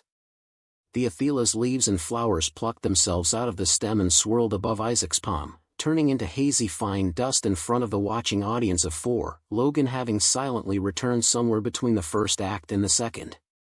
The misty herbs flowed into Charles's nostrils and an expression of serene peace overcame the old man. Isaac took the senza bean, but this time he was interrupted by a tight-faced Scott who was trying to keep his frown neutral. "This is the part where you break his spine, again." "It's already broken." Isaac simply replied and squeezed the professor's mouth off to chug the healing pee down his throat. "There." He dusted his hands with a satisfied smile. He turned to Scott and Logan, whose shoulders were hunched and looked as if they were contemplating making a decision but didn't because they were told to stay put. "Why isn't he waking up yet?" Logan asked, keeping his voice to a normal questioning volume but failing to hide the threat underneath it. "How would I know?" "Probably fixing up some mental issues somewhere deep in his brain. He'll be out of his head any time he wants to." Isaac answered dismissively. "Now that that is out of the way, anything I can get you two fine gentlemen?" "Save it. Whatever you're selling, I ain't buying." Logan huffed with crossed arms, eyes not leaving the dull-eyed professor and not interested in anything else. Isaac did not let that deter him one, but as he simply pivoted to the man beside the gruff. "And you, good sir, might I interest you in something fabulous?" Scott, like Logan, did not look interested, at least not until he directed a look from Xavier to Aurora, and then back to a smiling Isaac, before starting to feel a little academic curiosity. "Like what?" He was someone that was hardly surprised by anything, so him asking was synonymous with saying surprise me. Isaac dug his hands into his pocket and brought out a little box which he extended to Scott. Inside of the box were 3 pairs of contact lenses. Now I don't mean to pry, but I believe wearing sunglasses indoors is a poor fashion choice. Also, I couldn't help but notice that there's an unhealthy amount of energy building up behind those glasses. If the ruby quartz helps with the containment, then you don't have to fear. With a small fee, which the cost of your visor will cover, I can integrate the components of your glasses into those contacts. And trust me, they are a better upgrade. Number 41. Chapter 41. So yeah, let's not do it. Scott appeared the most affected upon seeing the professor standing up from the wheelchair he had seen him in all his life. It was an image that felt too alien, welcoming, but all too alien to see. For a moment there I thought I had been too hopeful, or looking for an excuse to verify my past regrets, but who would have thought? Charles Xavier looked down at his legs with disbelieving wonder in his eyes and words. Him walking again was nothing short of a miracle, and to think the price he had to pay was a wheelchair. To be fair, the wheelchair was a part of his identity, one that he had melded into due to decades of him sitting on it. It had culminated the image, both in friends and foes alike, that Professor X was a crippled psychic in a wheelchair. "You good?" The bald ex-cripple turned to his tax-evading immortal friend with a good-humored smile. "I feel better, Logan. Walking again, it'll take some getting used to." He met Jean's worried eyes and gave her a reassuring nod, and another one to Aurora, before turning to the main reason for this unexpected miracle. "You have my thanks, my friend. What you have done for me, I can't even explain it." The man shook his head. "While I understand and appreciate the sentiment, I have to preface that I don't take payments in thanks. It has a very shallow, puddle depth, ROI value." He said it with a humorous flair, but Charles got the feeling that the man was being serious. Right, his identity was a merchant. By now, Xavier was sure that they all had the same idea of who Isaac was, and that was a neutral dealer. He had all the cards, you just had to chip in. "While I believe we all have some questions, Scott, I believe those contacts require your attention," Xavier said, drawing the man's distracted attention back to the box of lenses that the merchant had graciously offered. And though he couldn't read anything from the merchant, he could see the interested gleam in his spectacled eyes, which he probably didn't care about masking like he did everything else. Marketing reasons, no doubt. "I would fry them with a blast." Scott said with premature disinterest. I think I'll stick with my glasses, thank you. At Scott's logical reasons, Xavier looked at the others and from the looks on their faces, saw that only Aurora and Logan didn't outright discard those lenses. Quality items, he said. Along with a power to analyze objects, abilities, and people. You're forgetting the smart lenses part. It reads the brainwaves and facial muscle patterns of the person it's connected to. All you need to do is want it to open up a tiny hole or flare out and it will. You can shift it around or contract it too. Isaac helpfully added before Scott's interest was completely lost. Was it nanotechnology? Xavier recognized the concept. After all, his wheelchair had it built in, and since he was a psychic he could control it with just his mind without needing anyone's help or needing to push a button, but for something like that to be incorporated into contact lenses. Scott paused at the new information, not really trusting of anything Isaac was saying and letting that show on his face, but he took one look at Xavier and took in a deep breath. Are you sure? I don't give my clients false details, Isaac responded seriously. If you want to try them out, I'll need to borrow your visor for the integration. Now, I did not have any plans for offering custom duties in this run, but I can make an exception for this one. Scott frowned, as did Jean and Aurora. You know what's behind my eyes and you want me to take the visor off? Of course. If you're worried about damages, no need. External influences are not permitted inside the shop. Isaac said easily, discarding Scott's concerns. And since I've given you my assurances but yet you still manage to damage the shop, it'll fall under shop insurance and you won't have to pay for any damages. You sure about this? Logan asked from his corner where he was watching everything with a critical eye. Not really, but... Scott looked at Xavier standing as he did and then at the empty wheelchair and seemingly made up his mind. The X-Men had followed Aurora to the shop to confirm things, and confirm he would do. He took off the visor with his eyes closed and slowly, ever so slowly, opened them. He heard 2 gasps as well as a curse as his eyes fluttered open, and for the first time in his life since his genes activated, there was no following destruction. Scott was still in his dazed state when Isaac took his visor from his hands and made both it and the box of lenses disappear.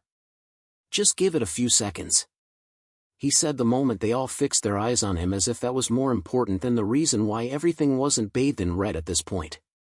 They were still in the process of asking how when the box of lenses appeared again on the counter, but this time there was no visor. Isaac gave the box to Scott, who opened it and after cleaning his thumbs, picked up a faintly red-tinted contact and fit them into his eyes. He blinked after doing that for the second one and then his mouth hung low. Holy, what the fuck? Scott exclaimed. They all watched as he looked completely stunned while blinking, baffled and amazed at whatever it was that the contacts were showing him. It can even calculate the amount of force I need.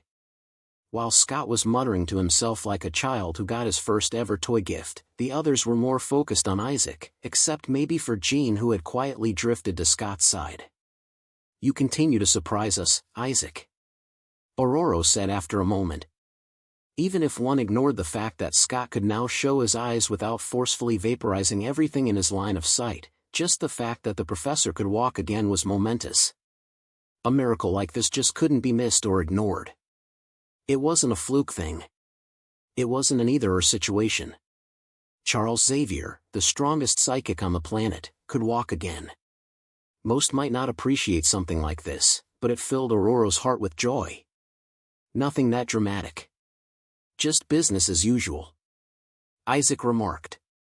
It was all business on his end. Their reactions and conversations were highly entertaining and he enjoyed each and every one of them, but nothing came close to the feeling of making a trade. That reminds me, the professor started, slowly waking over to Isaac's counter, and just as well testing his legs. I recall you saying that you also buy things from your customers, as long as you find them interesting. Does that also extend to their mutations, or supernatural abilities? Of course. I'm more than happy to take it off their hands for a fair price. If you know anyone who would like to part with them, then by all means, please direct them here. I see. The X-Mansion. They quickly returned back to the mansion after they concluded their trade and a few more questions to Isaac. Just like they expected, The moment they arrived and the students and teachers saw that not only was Scott barefaced, but that the professor was also walking, the entire mansion exploded in a frenzy of disbelief and questions. They had retreated to the professor's office, waving off the questions for later as they had more pressing concerns. So she was right. Going there as a customer was more productive than anything else, Warren said with healthy disbelief after the frankly unbelievable recap. So what is it? Are we just going to start selling off the children's mutations? Am I the only one seeing how steep the slope on that decision is? Hank said with audible and visible conflict in his voice and posture. It was something at the back of their neck that they could all feel. This wasn't natural. We won't be revealing the existence of the merchant to the children, but we will be telling them about the options they now have, Xavier said as he stood in front of his desk. Only an idiot would confirm the nature and scope of a merchant to a bunch of superpowered teenagers. He had been worried that it would take some time getting used to walking around and building strength back into his leg bones, but that was not the case. The moment he corrected his mental wounds, the senza bean did the rest. Even right now he was still filled to the brim with energy that he had no idea what to do with except not sitting down. There are students in these halls that will benefit from this. Students, who we know will give anything for a chance to be normal once again. We can't take that chance away from them. We won't, Charles said. To everyone in the room, it painted a whole different image to see their professor and teacher standing there and talking. There was a more boisterous force to his calm words that never used to be there. Am I the only one who still thinks this merchant is dog brains? Warren asked incredulously despite all the stare he received. I mean, a wheelchair and a visor for whatever the hell he gave both of you. These are all upgrades compared to whatever those items cost. His profits have to come from somewhere, right? Damn right you are, Logan said, surprising Warren greatly, but know this, I'm not going to be the one to ask him that. As much as I don't trust the guy, asking him about his pockets is bad business. So what about the people he turned to feathers? You said you saw the feather vase. Hank asked, getting them back on topic. Neither Jean nor I could feel anything resembling life from them. As far as I can tell, they were truly feathers. Synthesized bird feathers, Xavier said with a sigh. If you're asking about the price to turn them back, then we don't know, because he hasn't decided yet. Scott was seated with Jean, who looked a little off on it and had a thoughtful look on her face which Scott noticed but said nothing. So what are we going to do when S.H.I.E.L.D. and Magneto make contact with him? It's inevitable at this point, Colossus pointed out, and Logan, who was beside him, shrugged. Ain't you been listening? We don't do shit. That guy gives me a serious case of zoom eyes, which means he hella strong. I'm talking Hulk and Thor on a bad day, and even that feels wrong. That place might as well be neutral ground as long as he says it is. Warren looked skeptical, the same as Hank, while Scott was uncertain. Over-exaggerating much? Logan shook his head and poured himself a glass of scotch. I've seen monsters fight. Real monsters. I know more monsters than I've got claws on my bones, and every single time I get a feeling from them. A warning or a challenge. Every time. What did you get from him, Logan? Hank, the Beast, asked, being the one most familiar with what Logan was talking about, and the weight behind it. Nothing. Not a single thing. But isn't that a good thing? Doesn't that mean he's not dangerous, to us at least? Jean, who had gotten out of her head, asked confusedly. You don't get it, Red. Logan downed another glass of scotch before simply taking the whole bottle, to the subtle frown of Xavier. I get more danger from a wet blanket than I do from him. Tell me, is there any world in which you think a man like him isn't dangerous? Slowly she shook her head. So that means he is really strong, Warren said, shifting uncomfortably. I don't know how I feel about someone like the Hulk running a pawnshop. Logan groaned, more from them than anything the wine could make him feel. Y'all don't get it. He dropped the half-empty bottle with a grin at Xavier that unapologetically stated that he left it half full. His eyes swerved to and from everybody in the room as the serious look came back on. It means I won't realize the difference between him chopping my head off and him giving me a glass of water. And since everyone wants to pussyfoot the issue, I'll come out and say it, we better have a damn good reason if we are ever going to fight something like that.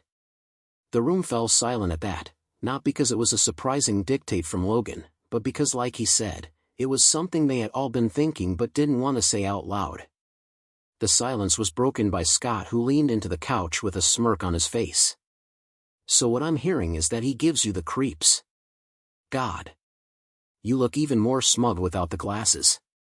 It was barely 30 minutes after Aurora and her crew left when Isaac's doors opened, and this time, instead of the other crew he was expecting, he was instead met with a familiar face. He made a show of looking at the time and date on his display before looking at Frank, who had waltzed in with a gait he did not have 29 days ago. A bit too early, aren't we? Frank snorted as he came up to the counter. The man looked much fuller in every way possible, both physically, mentally, and in no minor esoteric capacity. He dropped the manual on the countertop. The book still looked the same as the day Isaac gave it to him.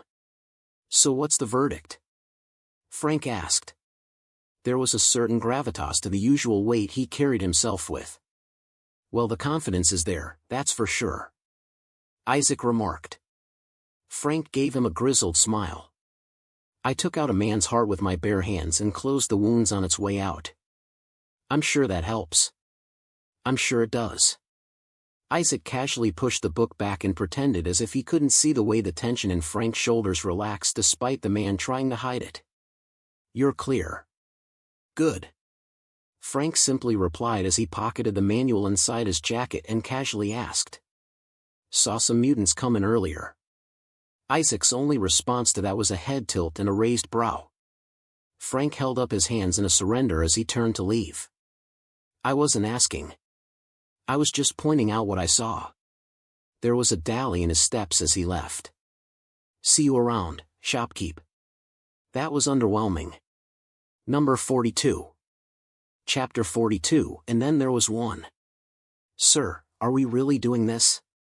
Phil Coulson asked as he stepped down from the car following his boss under the heavy rainfall. You got a better idea for me? Nick Fury asked, his eye patch glancing at Coulson with the same look one would give a rhetorical question that just sounded stupid. I think we should be more certain, sir. Coulson said with reluctance, knowing fully well what the implication meant. This time Fury turned to him fully, both ignoring the rain because nature's hissy fits were secondary to government duty, with a harsh eye. An understanding one but warning all the same. Agent Coulson, my best agent came to me after a halfway done recon mission in some nappy neighborhood, frightened and unraveled in a way that the Red Room could never achieve in 2 decades. What do you expect me to do, Agent Coulson? Coulson picked up the pace to follow after Fury's brisk walk. You believe her? That someone rewrote our timeline? The notion itself was a ludicrous one. The fact his boss was acting upon it was another. Let me tell you what I believe, Fury started. I believe in motive. I believe in reactions. I believe in superpowered being scared of superpowered things. And I believe in the fact that a crippled man I've known for the better parts of 2 decades is now walking on both legs. That, Agent Coulson, is what I believe in. Coulson held his remark with a sigh as he finally matched Fury's pace. He understood the man, he believed he did more than most, but what Yelena had reported was not something that was part of the scale they usually dealt with. It was not even part of the scale that they might be able to theoretically deal with later in the future. This wasn't about alien propagandas and human evolution. This was straight out of a movie. A time travel movie of the most horrific proportions. Rewriting timelines. Never in Phil Coulson's years in the CIA and in S.H.I.E.L.D. did he ever think this would one day be something that would come across his desk. What do you think we're dealing with, sir? What? Because if Yelena's hyperventilation was to be believed, Subject X Isaac was not human, except in physical appearance. Ain't that the $1,000,000? Fury sighed and turned around with a frown on his face. Agent Belova, my ears must be ringing in the rain, but I've got $5 that you were ordered to stay behind. With all due respect, sir, Yelena said as she stepped out of the shady corner. With all due respect, you're compromised, Agent. Fury said. She's my sister. Yelena said, looking dead in Fury's eyes, the same eyes that had decided to spare her and recruit her all those years ago. As far as the ex-Red Room assassin was concerned, he was the only one who stood up for her and made her become a person that could live with herself. What part of compromise don't you understand, Belova? Please. She simply said. Coulson looked between the two of them apathetically, not commenting his thoughts, not even when Fury simply walked away and Yelena started walking beside him. We're in hostile territory, sir. Without any backup and without any external directive. Coulson helpfully added. At least let me get my team ready. Fury ignored Coulson as he pushed open the door and sauntered in with all the swagger affordable to a spy boss. He ignored the bell overhead, an oversight with him being a spy and willingly stepping into hostile territory, but that was what the two behind him were for, and another was because Nick Fury didn't do fear.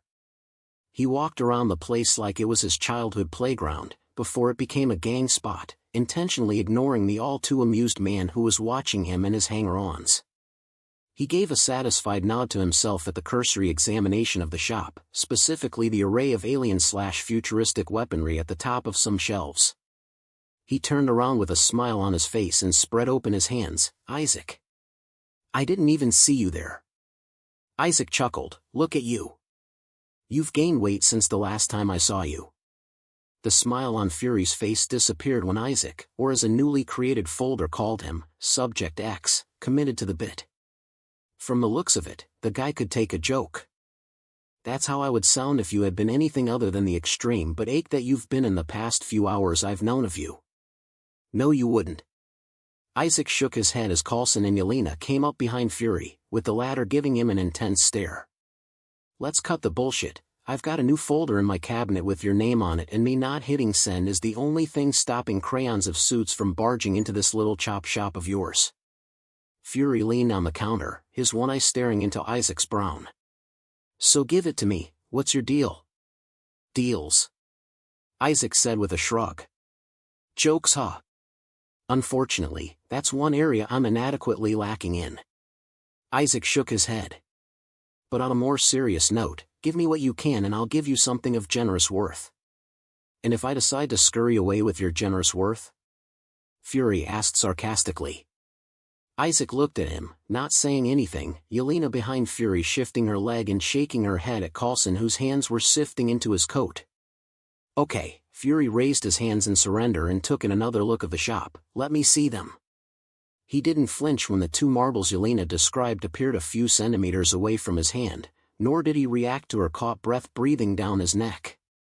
His hands tightened as his back straightened when the two marbles turned into a spark show and in their place were two people he knew like the back of his hands. He could never forget them, even if he did, and he did not for 1 second think that it was a smart-ass telepathic implant. They looked shocked to see him here, but the fact that they both relaxed and said nothing said everything. He looked back at Isaac, thoughtfully silent, an ingot of adamantium. He looked at the man, eyes daring him to spout some bullshit, but he seemed to have the sense to keep it to himself. And what about these guys? This time it was a vase of feathers, SHIELD agents if their theory was correct. We'll get to that later. Fury said noncommittally and then turned to Coulson who was trying hard not to gape at the newly reinstated agents. Coulson, I want you to go to 1105B350. The man gave a nod and instantly marshaled his way out of the shop. So what's up with them? He pointed at the two agents that stood to his side. He'll get fitted in the new timeline good enough, but she won't.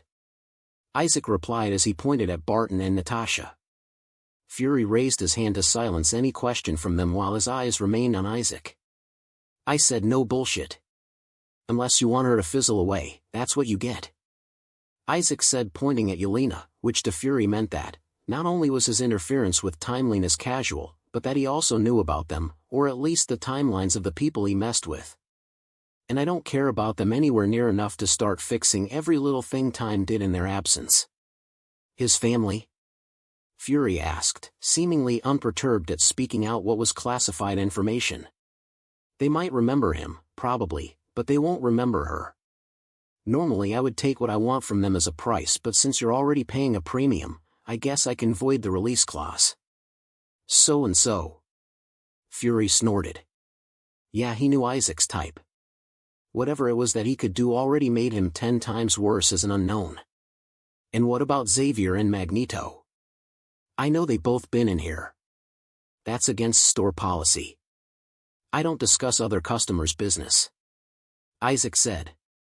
Is that all, or will you like to try out some of our guns and energy weapons? Fury interrupted. Since it had come to this, he would be going all in. For a collector's item, how about this? Malorian Arms 3516, Cyberpunk 2077. It doesn't get more signature than this. A compact high-powered deletion device. Smart link targeting. High piercing power. Heavy fire. Negligible recoil. This isn't just a handgun. Oh no. This is what happens when a weapon manufacturer says, what if elegance and excessive force had a very dangerous child? Fury looked back at Clint, who was trying his best to give Natasha and Yelena space from their googly eyes, and then back to Isaac. For a second, a traitorous thought came to his head about just forcing his way through, but the reminder of Clint and Natasha compelled him to decide otherwise. Besides, this was not the first time he was dealing with autonomous people with a lot of power in their hands. This could yet be a very productive relationship. Of course, there was also the fact that he couldn't tell the Council anything about this. While he would like to fulfill his patriotic duty and have the United States benefit from this alien merchant, he was not stupid enough to do so. The man just casually rewrote their timeline in front of his face. What if he did the same to Ross or any stupid idiot they sent? They would effectively forget them and Isaac altogether.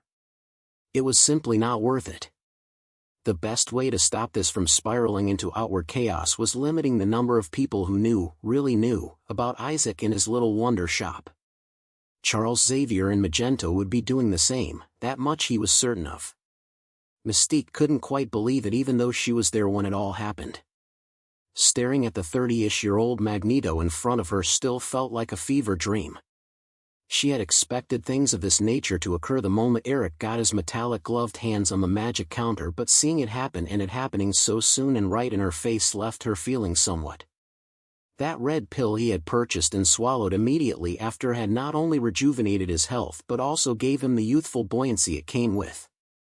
If Magneto as an old man had already been terrifying, then what would most think of a fully realized Magneto in a young man's body? So what now? She asked after he finished admiring his new old body for the 7th time.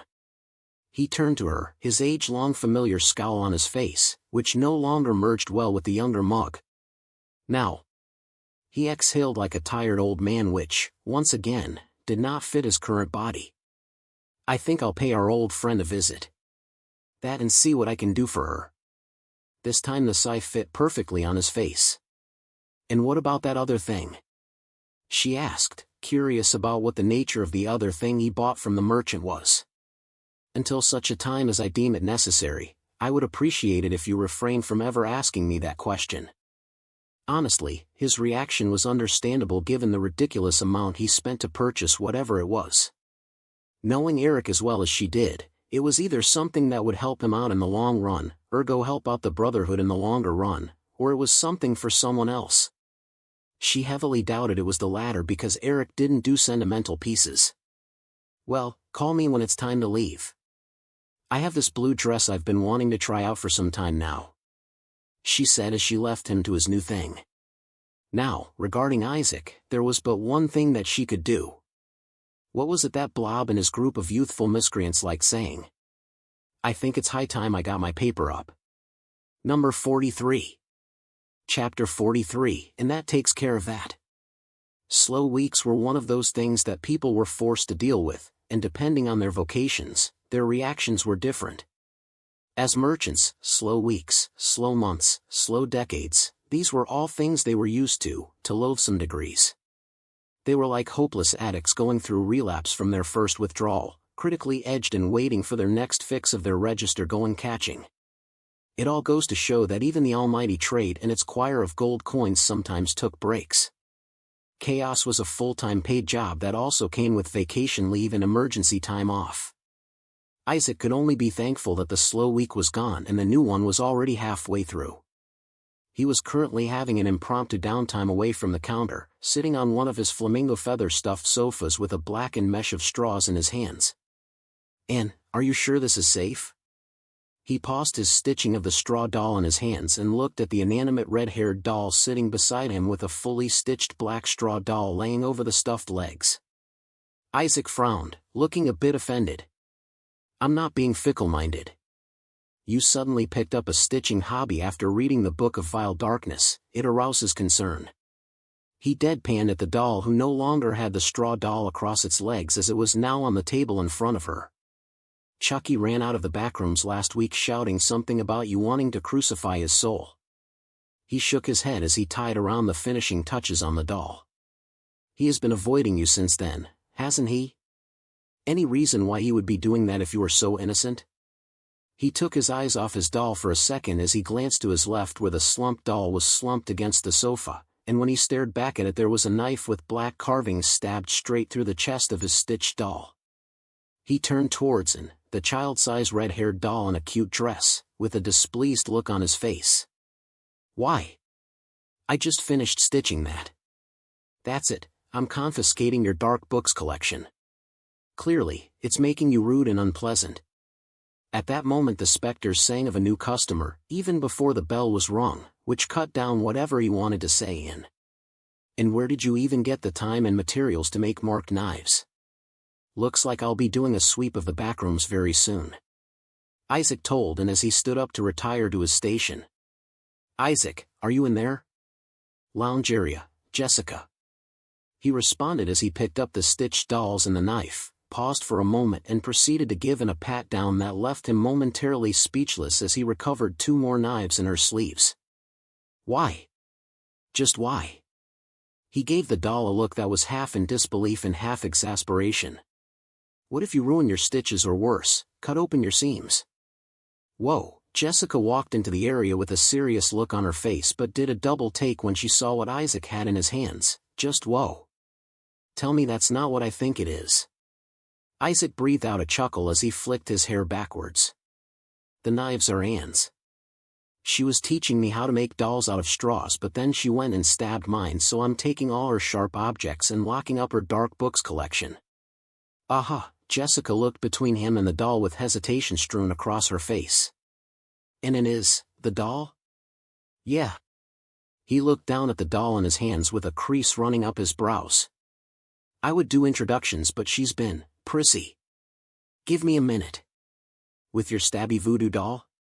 "Take 5. She spun on her heels and resolutely moved towards the counter in a bid to put more distance between her and the clearly possessed horror flick prop. He opened another door to the backrooms with Anne in tow and waved over the section that was full of mannequins and lifelike figures and opened a house frame box and locked her in it. There was a clamor of padded feet that quickly stopped when a serially mutilated doll's head peeked from behind a rock. "Fucking finally, in the box the bitch goes." "Whew. Why did it take so long, fuckus? That cunt almost gutted me up a few times." "Hey there, Chucks. I was wondering where you were." Isaac commented offhandedly as he turned around to leave. "Where else? You let that bitch and her demonic shit loose." Isaac finally turned to look at the mutilated doll and jumpers and pulled out the knives. "I'm guessing these were yours?" "Gimme. Gimme." The doll jumped onto his shoulders and swiped the knives away with a wicked grin on his face. "My soul carvers. They were already great, but I don't know what that slut did to them." "Then keep them to yourself. If I see them lying around I will put them on resale," Isaac threatened. Chucky jumped down and gave him a daring glare. "You wouldn't dare," he hissed. Isaac looked at him with one raised brow, and that made the living doll reassess its leverage, realize its net loss, and grumbled as he walked away. "Have you considered that the reason why she pesters you is because she wants to be friends?" Chucky stopped and his head turned with a cranky motion to look at Isaac with a face of disbelief. "Listen, I'm a veteran when it comes to crazy chicks and their obsessions. Hell, I dig it. That bitch ain't crazy, she's demonic. No way in storage am I putting my cotton fluff in that." Isaac shrugged, leaving the dolls to their misunderstandings and drama, and returned back to the shop where Jessica was patiently waiting while flipping through the catalog on the table. Or maybe anxiously waiting with the way her fingers and feet were tapping away. Sorry about that. They sometimes get ahead of themselves. Isaac sighed as he put himself in position. Honestly, I don't know how to feel knowing that you have cursed voodoo dolls in your storage. Does that mean this place is haunted? She looked around in hesitant curiosity. The answer to that is flexible. Isaac's reply did little to alleviate Jessica's newfound fright. What about you? You look like you're in a hurry. The violent kind. Jessica's expression instantly became guarded, but only for a brief moment until she realized this was Isaac. That obvious, she snorted. What do you need? Isaac asked, making her relieved as he stayed true to himself and cared more about what he could sell her that would take care of her problems than actually wanting to hear about her problems. He masterfully navigated through interpersonal relationships with crisp professional courtesy that made it easier for people to let him into their privacy. The first and most important thing I need is something that can block out telepathic/psychic mind control. That's easy enough. Isaac reached under and brought out another book. Any preference? A wearable item, a headset, a talisman, a potion, how do you want it? Jessica went for an instinctual answer but held her tongue at the last second as her eyes settled on Isaac before they widened. Perchance, do you have someone's anti-mental experience in a bubble somewhere? Isaac winced. Not really, people hardly part with their life skills. But I can give you other alternatives to help you learn mind shielding in record time if you don't need it right this moment, otherwise you'll be better off with an item of the same ability. Jessica looked bummed at the lack of an easy solution and couldn't help but take a dig at Isaac with it. So there are things you don't have. It's not that I don't actually have it, as I can simply siphon the experience out of a few things in my shop, but doing so will reduce their value. Isaac said with a twist on his face. If you want, I can even prepare a mind ritual that'll make you naturally resistant to any and all telepathic influences. Ring of Mind Shielding, Lesser, Dungeons and Dragons, a rip-off of the original article, but it does a good enough job for any low-level use you're fortunate to need it for. It blocks telepathy and other forms of mind reading. Price, $3,500. Mind Blank, Lesser Enchantment, Dungeons and Dragons. While the original spell is a top-tier psychic immunity, this extremely watered-down version gives you the budget purchase. It grants lesser resistance to mind control, psychic damage, and overall mental defense. Price, $5,000. Potion of Mind Blank, Dungeons and Dragons, a cheaper, more temporary, alternative to the enchantment and spell of the same name. It grants temporary immunity to mental influence. Price, $1,000. Silver Pendant of Occlumency, Harry Potter, a simple pendant that enhances mental discipline against intrusion. It also passively boosts train resistance. Price, $3,000. NZT-48, Limitless, a wonder drug that provides the user access to 100% of their brain capacity, massively enhances cognitive function, unparalleled focus, and extreme clarity to utilize every iota of acquired information. It is highly addictive, and the side effects of unsupervised use are every other side effect that happens before death. Price, $1,500. With the highlighted options, Isaac made the items appear in front of Jessica as she read through them. These are good picks for immediate use. As long as you're not going up against a master psychic, these should tide you over well. A frown formed on Jessica's face, instantly drawing Isaac's attention to the forming query. None of these explicitly says it stops psychic control in its tracks. Because it's not the only thing they do. For an easy, straightforward fix, going with potions is your best bet. The downsides are obvious down that route. Isaac picked up the Ring of Mind Shielding and the Mind Blank Enchantment Parchment. You can layer these two on top of each other and boost the results. It's not exactly exponential, but the effects are tangible. He dropped the ring and picked up the silver pendant with the enchantment. Or these two. The ring and the parchment, she said as she pushed back the book to Isaac. I also need the taser wand. I saw it on my first vis dash. Her words barely landed before the very thing plopped right in front of her. Taser wand, Teen Wolf, a sadistic weapon of choice that is particularly effective against werewolves. Asterisk produces up to 900,000 volts. Price, $4,000. She gave a pleased hum as she felt the weight of the highly illegal weapon in her hands as she gripped the pommel. Isaac watched her in silence, not saying anything until she had her feel of the classy torture device. Anything else? Yes. An invisibility potion. And a physical boost potion. 2 of both. Potion of Strength, Heroes of Might and Magic, a simple and all-round potion that boosts the attack/strength quality in battle. Price, $500. Potion of Invisibility, Dungeons & Dragons, a standard invisibility potion. The duration varies from minutes to hours depending on external factors. Price, $600. Anything else? I have an invincibility cloak if you're interested in the long term. Isaac offered, but Jessica quickly declined. I've seen it. While I won't lie and say I'm not interested, I don't think I have the budget for that yet. Then what about this? He produced a set of 6 knives that looked like miniature swords. These are the resized versions. Black keys, Type Moon, unnaturally sharp sacraments for hunting dark creatures. Unless you're a master weapons user, don't bother using these as weapons, they are so terribly unbalanced. While they have quite a few unique uses, one of its more special abilities is the ability to pin a target in place by stabbing the knife into their shadow. Price, $2,500. I'll take it. She decided immediately as soon as her eyes swept through that last line. Fantastic. Isaac clapped with an extremely pleased look on his face.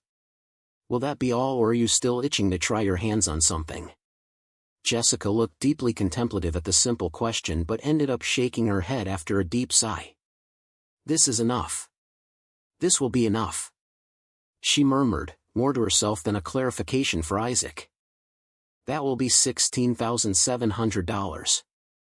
Plus an extra $1,000 as service fee for merging the enchantment into the ring.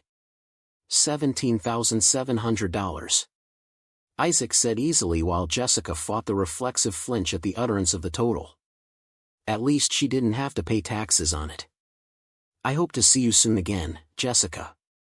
She smirked at the professional farewell/silent cheering and gave him a thumbs up as she turned around to leave, knowing her goods would be waiting for her when she got home.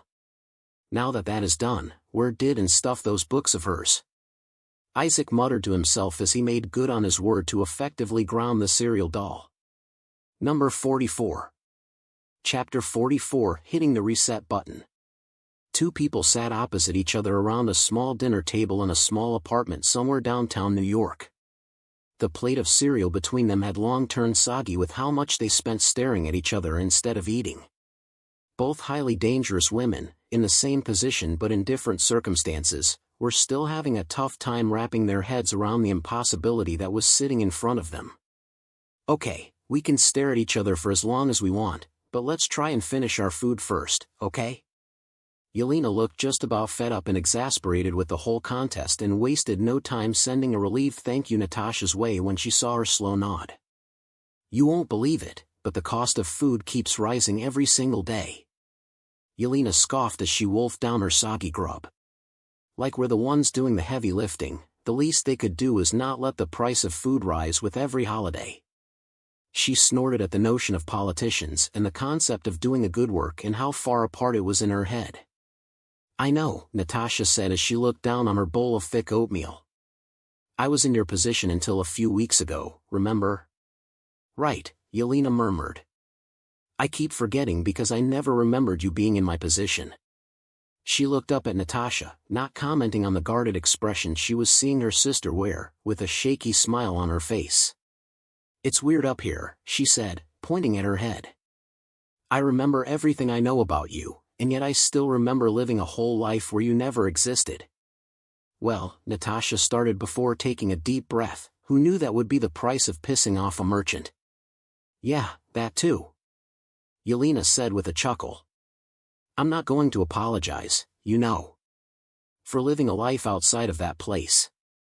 For living your life. Natasha looked at her sister with an inscrutable look on her face, but she was sure Yelena could tell what she was feeling inside. I don't have a life, Yelena. Not anymore. As far as everyone else is concerned, I still don't exist. You don't have to apologize for anything. So you say, but you still think I stole your whole life. Yelena looked at her sister evenly as she slowly scooped her food to her mouth. You don't have a life, Natasha. What you call a life started a few years after you escaped. From what I know, Clint is your only friend and he still remembers you. I still don't get why you're moping. It took Yelena a few seconds after she said that, a few seconds of her sister just quietly staring at her before she realized how she just fucked up. Clint's kids. They don't remember you. It was until she said it that she felt the exact impact behind those words. It's nothing, Natasha said as she got up with her empty plate. It's just like you said. I don't have a life, so it's not like I have anything to mourn and moan about. Fury is expecting us in 10. Yelena winced as guiltily as Natasha retreated in silence to get herself ready for the day. She hung her head and held a palm to her face that was etched with frustration. God, you're so stupid, Yelena. You and your big mouth. Whoever said living with your spy sister was fun deserved a bullet or two to their spine. Somewhere in New York. The relationship between heroes and vigilantes was a very sticky and blurry one because, as someone once wisely put it, heroes were former vigilantes and vigilantes were new heroes. Of course, that wasn't the clear-cut image of these crusaders, but it was the easy enough one to understand. Another wise man also said that the reason why some vigilantes became heroes while others couldn't was because of good PR and choosing the legal route. Spider-Man was a vigilante that was quickly accepted as a hero, not because he had the best PR, kudos to J.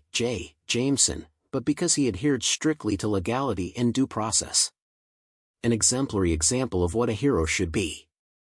Accepting everything that came with the title, responsibility and also those random Saturday morning social crucifixion. Despite a short time on the scene, he was quickly becoming a local icon. An outstanding image of what a hero should be. He even had his own growing rogue gallery. A merch line was recently released. Spider-Man was officially a New York City local superhero. Frank Castle was not. He was more likely to shoot the person who calls him that than he is to save them. He was much closer to being a supervillain than he was to being a superhero. Being a serial killer does that to one's chances of being a hero. Fortunately for Frank, he did not care about being a hero. Luckily for everyone else, citizens and criminals alike, the Punisher was not a hero. Now what would happen when an exemplary hero meets a serial-killing villain vigilante? The answer was obvious, a fight. Who the hell made you those guns? Spider-Man shouted after narrowly dodging an exploding bullet that carried the surprise package to his face. His eyes stung under his mask and his ears were bleeding out, but that did not stop him from swinging around in a desperate bid to not give out an easy target. Beat it, kid. This ain't your playground. The raspy voice of the Punisher echoed in Spider-Man's ears as he fought to stop himself from shivering when he heard it. He webbed up the cut-off end of a beam and threw it with enough dangerous force at the Punisher, who simply punched the piece of metal away. Did you practice those lines in front of a mirror? A small web bomb exploded near the Punisher, who safely jumped away with a short spray that prevented Spider-Man from pressing his advantage. And don't think I didn't hear the kid part. His voice was drowned in the cacophony of bullets going off. It's not Spider Dude. It's not Spider Guy. It's not Spider Lad, and it's definitely not Spider Kid. A delayed webbing caught the Punisher's hands when Peter pivoted in his direction. The other hand deftly pulled out another gun but never got to trigger it as the hand was caught in a tight grip as Spider-Man brought them face to face. It's Spider-Man, get it right the next time. You don't see me calling you Casper, do you? You talk too much. The voice, Spider-Man decided, sounded even creepier up close.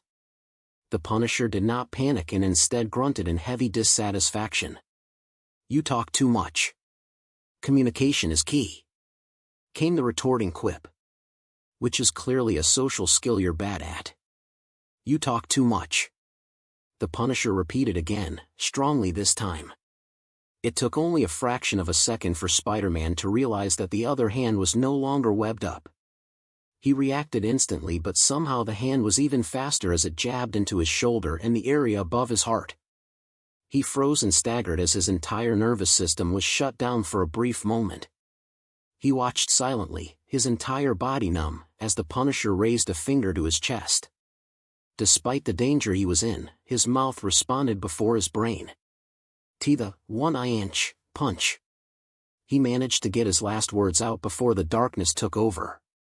Frank Castle wore a twisted expression under the face of fear as he secured the body of the masked hero. That was clearly a kid. A kid with a mean left hook, on top of a rooftop that would likely remain safe when the Kingpin's men start flooding the place. He took one last look at Spider-Man and decided that he didn't really care that much what a mutant kid did in his downtime. His mind went back to the fight as he climbed down the ladder and left the building. This was the first time since he started his nightly terror, especially after getting his new gear from the shady merchant, that he was pressed so badly that he seriously contemplated retreating. If he had been just a regular guy with advanced weaponry, then he had no doubt that Spider-Man would have webbed him up and called it a day. Studying and following the manual so religiously, down to the impossible diet, was slowly turning him away from what a normal human was. He had thought he was going crazy the first time his eyeballs moved on their own inside their sockets to track a bullet mid-travel. Even with his growing enhanced capabilities, the only way he could put Spider-Man down was to literally be tied down in front of him and being forced to use a dangerous paralyzing technique that he was yet to master. One wrong move and he could have crashed his entire nervous system, squeezed the heart, or suffocated the brain. A random encounter with a hero that could almost perfectly read him. He needed upgrades. The strong kind. The game-changing kind. The obscenely expensive kind. Frank cursed under the mask at the thought, but it simply came out as a chilling rasp. If he wanted to keep handing out his punishments, then he would have to up his game to contend against those who would inevitably stand between him and those undeserving scum, the heroes. All it would take was for one person to find out about the true nature of the shop and blab it to every criminal out there, and then he would be in a losing arms race. Already some mutants in some suits had figured out the game.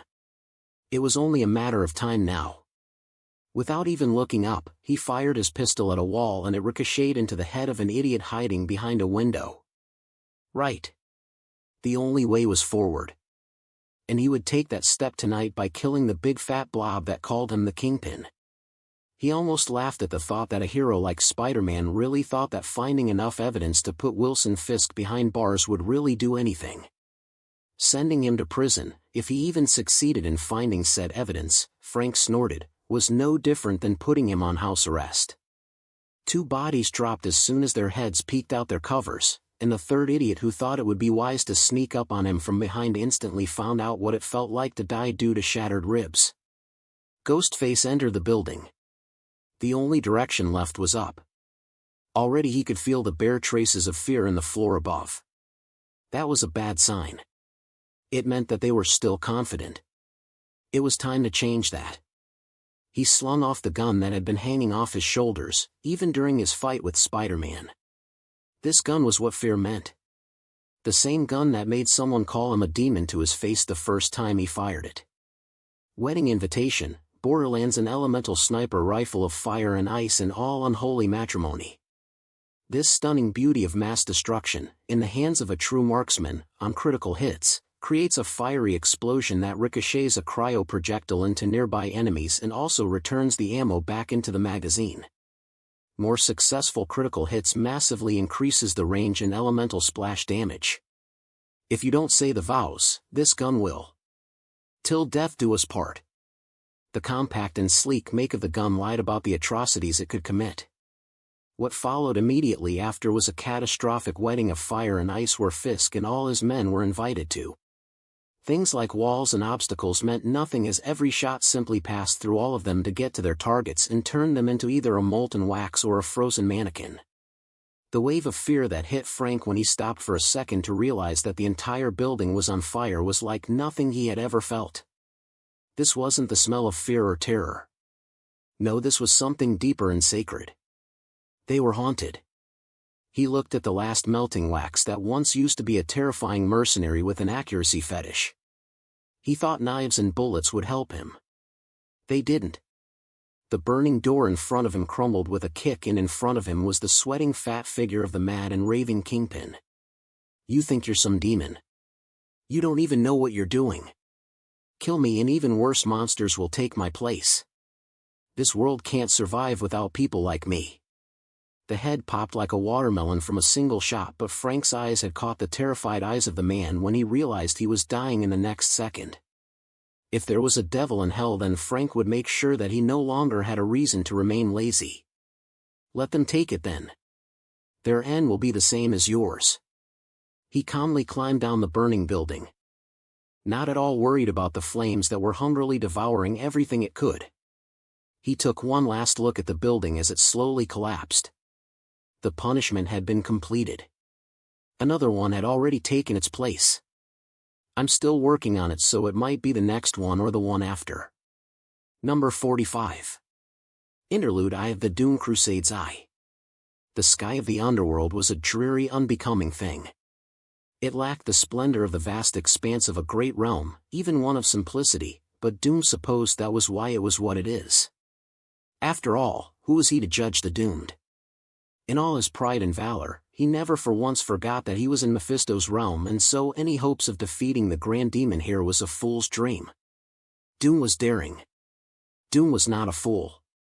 Something leapt at him from the shadows, but he laid it no mind, simply swinging his hand with the chainsaw and bifurcating its infernal flesh. He felt the trickle of energy that flowed from the chainsaw into the suit he now wore. The crown purchase in his short visit to the dimensional shopkeeper. Chainsaw, Doom Series A venture into hell, you say. You know you can't go in without this resource engine.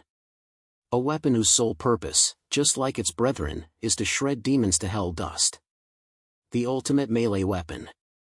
Can instantly kill all low and mid-level demons, and kills even high-level demons with an extra nudge or two. It also possesses the unique ability to ground demonic essence and convert it into ammunition for other weapons of its kind. Asterisk needs the Predator suit to process the demonic energy into ammunition fuel. Rip and tear. Doom had always seen such barbaric displays of violence, like the one the chainsaw introduced him to, as uncouth and below someone of his magnitude, but the serrated weapon and its penchant for visceral brutality was slowly growing on him. The chainsaw was not the only avenue of combat open to him in this hellish place. While he still preferred his own magic and his own technology, he couldn't use them, especially his magic, as it was all focused on keeping the spell that was shielding him from Mephisto's eyes active, which was the only reason why the Demon Lord had yet to drop in front of him. Hiding from a Hell Lord did not come easy, nor did it come cheap. If only the old master of Camartage had not insisted on being so miserly, Doom would not have had to put down an extra investment. Mind blank, Dungeons and Dragons. This spell grants one of the highest levels of mental defense. Forget about mental shields, think in O. It grants immunities to any form of psychic influence and damage, anti-divination, and all forms of psychic-adjacent tracking and detection.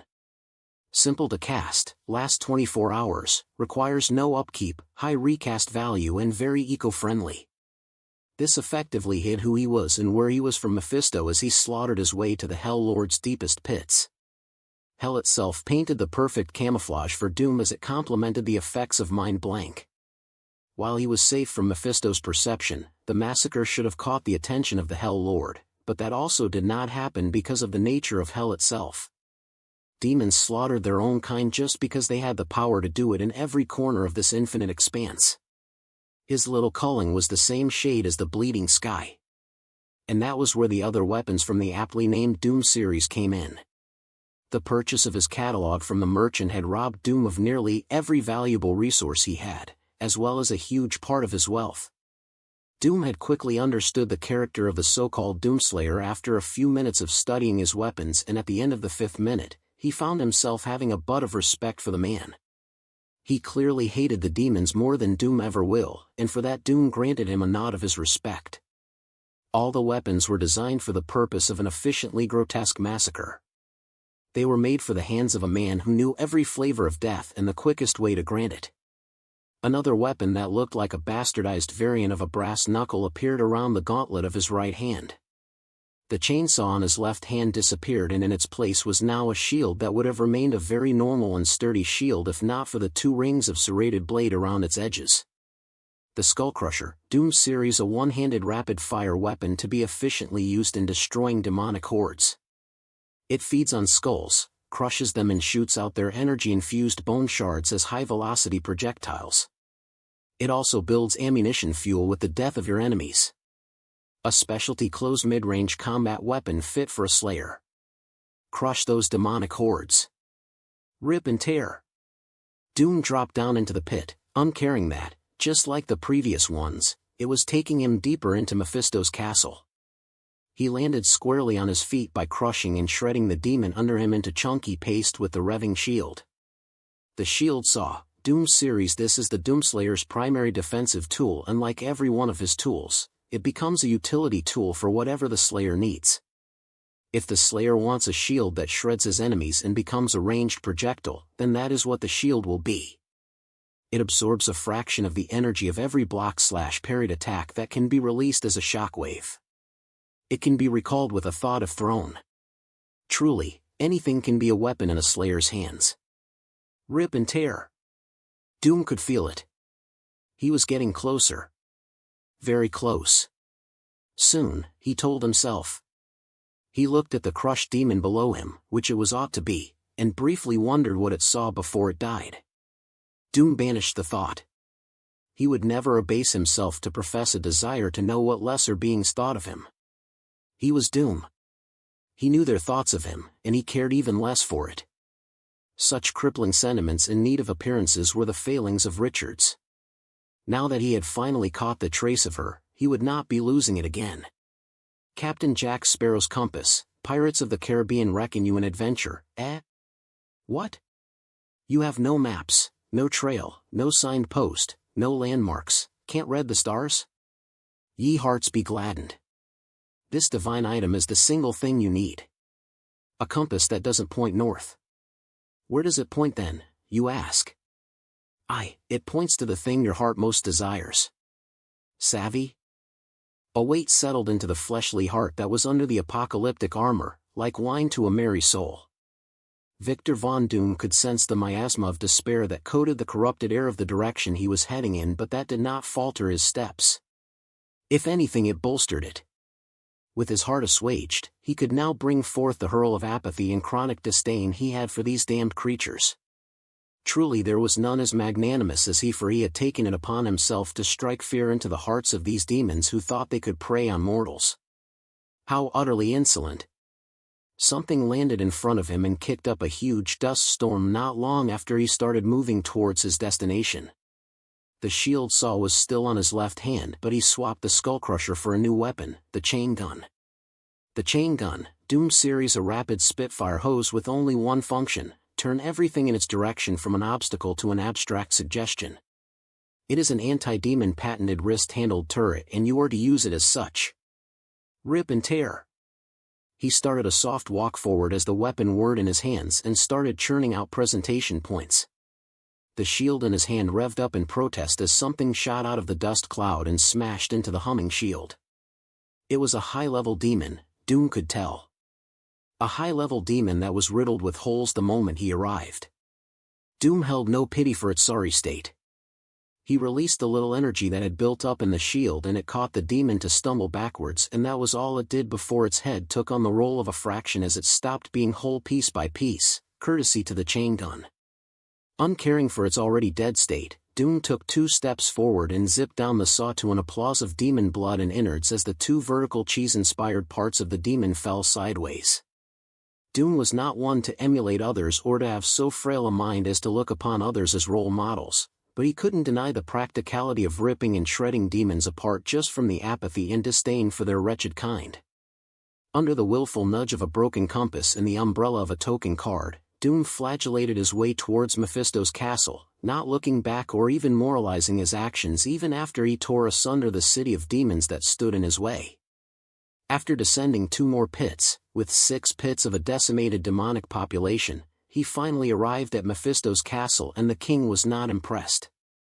Other than the size and cloud of darkness around it, Doom could say with complete certainty that he had seen better. Wakanda's had more grace and nobility to it than this field of spires.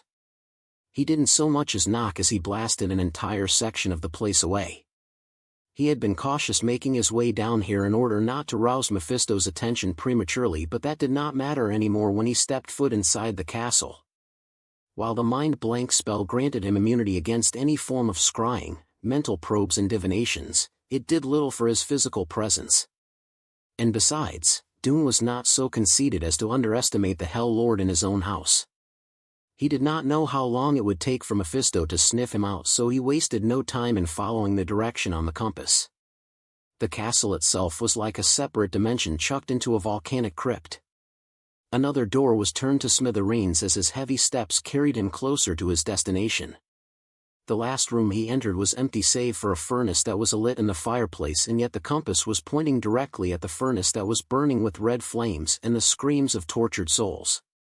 He walked towards the flames with the certainty of a man who had done something similar, and in the same kind, grabbed hold of the flames. And the flames grabbed him in turn.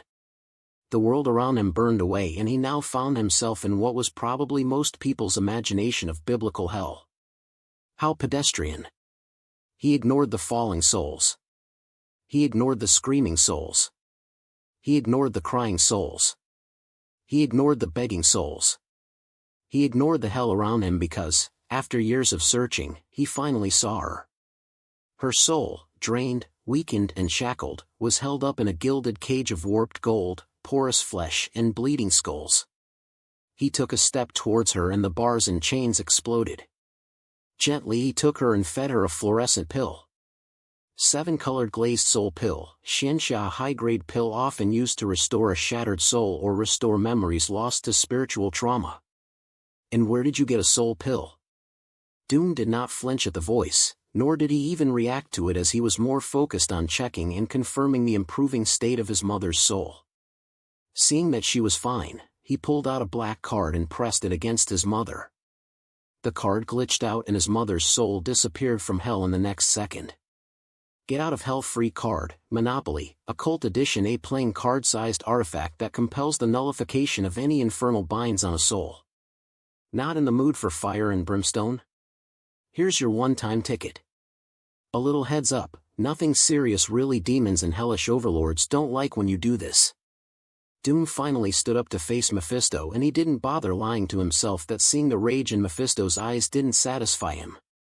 Oh, you audacious mortal. I will ensure you regret that. You will pay for that insolence 1,000,000-fold. Mephisto said slowly as he descended down a flight of autonomous stairs. I wonder, did he send you here? The demon lord asked, but shook his head. No, he's too prideful to do that. He'd prefer to do it himself. The devil's eyes livened up with a smile that glowed darkly. Oh, how wonderful. How wonderful indeed. This is about to make my day. Doom said nothing and simply reached to his back and slowly started drawing something out. The infant gleam in Mephisto's eyes disappeared while hell stopped screaming as a red unholy glow bathed the soft ambience of hell fire. First was the hilt of the sword. The second was the red energy-forged blade itself. What is that? Mephisto snarled. Doom kept his eyes on Mephisto as his fingers curled around the hilt of the sword, hate and vengeance threatening to break the veil of the mind-blank spell. Hearing the drowning wail of Doom's hatred, the crucible gleamed even brighter. Number 46. Chapter 45, Retaining Customers. There is no such thing as an unusual customer to a merchant. A surprising one, a weird one, a quirky one, yes, but not unusual. Their entire job was to sell things. It was the usual thing they did day in and day out. And despite whatever opinions they had of their customers, they kept it mostly to themselves. So when the buzz-cut man in green striped t-shirt and dusty cargo pants walked into a shop, Isaac knew that he was in for a pleasant experience, hopefully. Are you Isaac? The man asked as his eyes darted over the store cautiously. That is me, sir. How can I help you today? Isaac asked as he stood up from his chair and rested his hands on the counter, a movement his new distrusting customer eyed warily. Instead of proceeding with his business, The suspicion on the man's face increased. You don't know who I am? Well, you never did introduce yourself, so I'm afraid not, sir. Isaac replied as if he was apologizing for his customer's lacking manners. Flint. The man gave his name, and Isaac nodded, as if everything was now in harmony. So, what can I help you with today, Flint? Isaac's question made the man look thoughtful for a second before he likely came to some comprehension and gave Isaac an appreciative nod.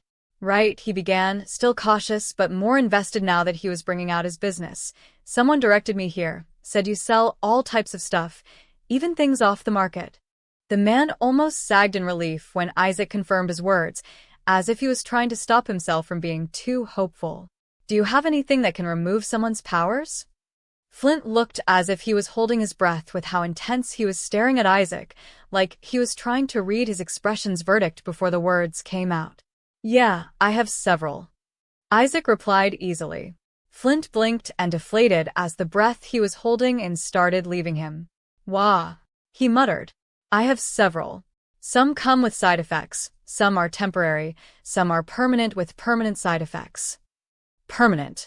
No side effects. Clean. Non-experimental. Flint cut in hoarsely, his voice almost cracking with desperation and faintly threatening. Sure. Isaac said casually as he opened the top drawer and brought out a small plastic box. Quirk-destroying drug, My Hero Academia, a substance capable of damaging the genetic mechanisms that compose someone's quirk, permanently erasing their superhuman abilities.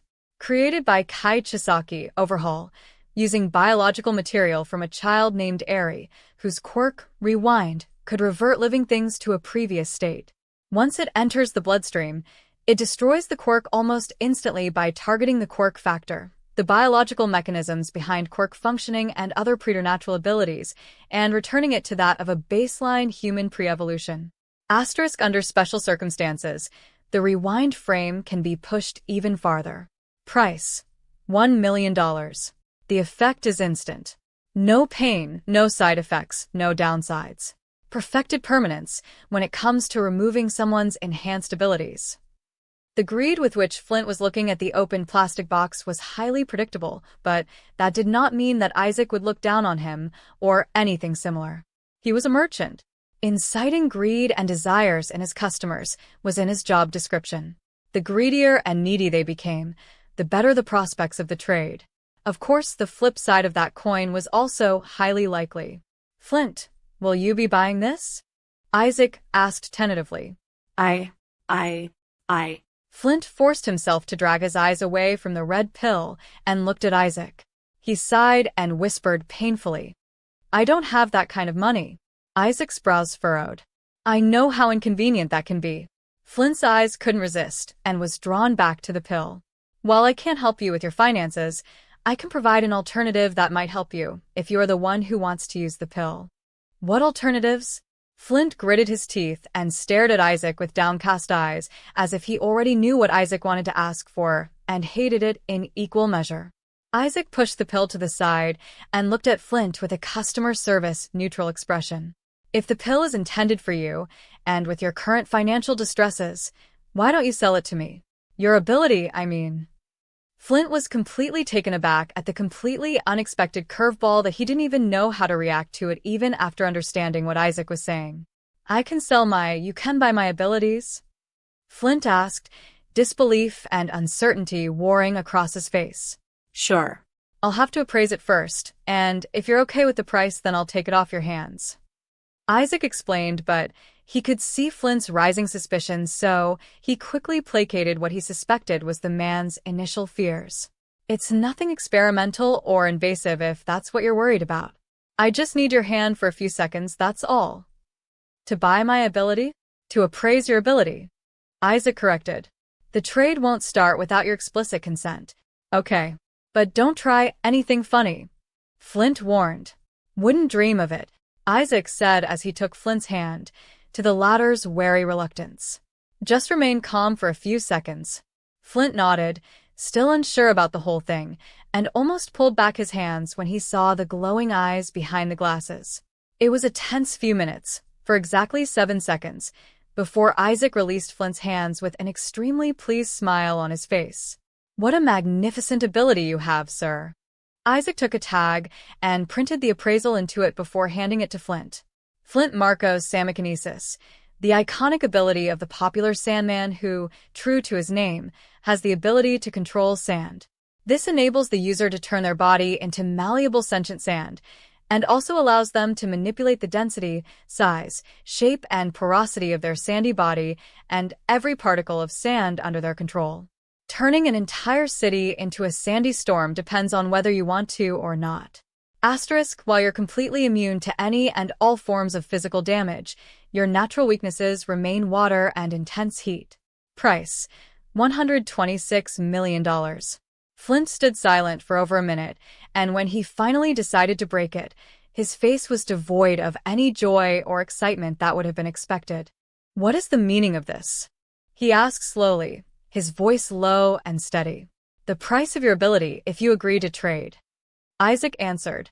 Flint scoffed, but now his voice was sounding like glasses scrapping against each other. "So, you're telling me you will give me $100 million to take my ability? Or that you have $100 million lying about?" Isaac nodded his head, completely understanding Flint's reaction. "I'm afraid there's no way to prove the veracity of your trade unless you take it. It will take only a few seconds, and you'll confirm the receipt of the transaction before you leave the shop. You can receive it in whatever currency you want, or in any form of valuable goods you prefer." Isaac's unfazed assurance did its part by taking the edge off Flint and easing him into whatever decision he wanted to make. To sell, or not to sell. While Isaac refrained from making outward boastful claims, he had an eye for understanding his customers. He could clearly see the desperation in Flint's eyes and the cradled hope the man tried to hide. This was a man that was at the end of his rope. This was a man that would be willing to make a last-minute gamble. "You're not fucking with me?" "Wouldn't dream of it, Flint."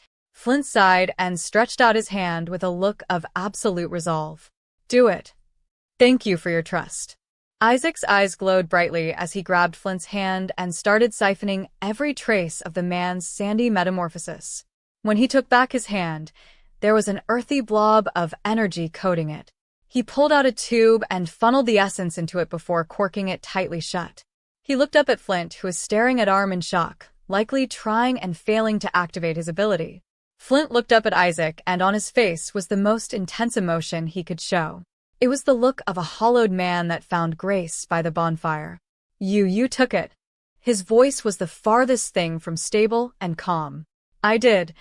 Isaac waved the little bottle in his hand. "Now to complete the trade, I'll need your preference for your finances. Or, would you like to purchase something before that?" If before Flint looked like a man saved from drowning, now he looked like he had finally found land. Yes, he said, trying to get his composure to compose. "My little girl, she's suffering from something terminal. They have experimental opinions, but no money. I understand."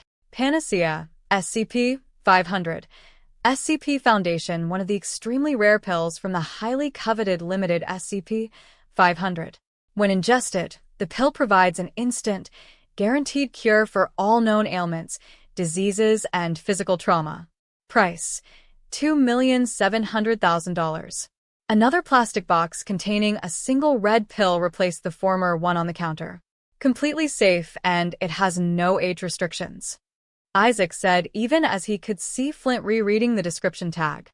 "I'll take it," Flint immediately said as he snatched it off the countertop. "Will that be all?" Isaac asked, and Flint thought about it for a second before asking Isaac a question. "Can you get us new identities? Something that won't be flagged once we cross the borders." "Easily enough. Do you need it right now or later?"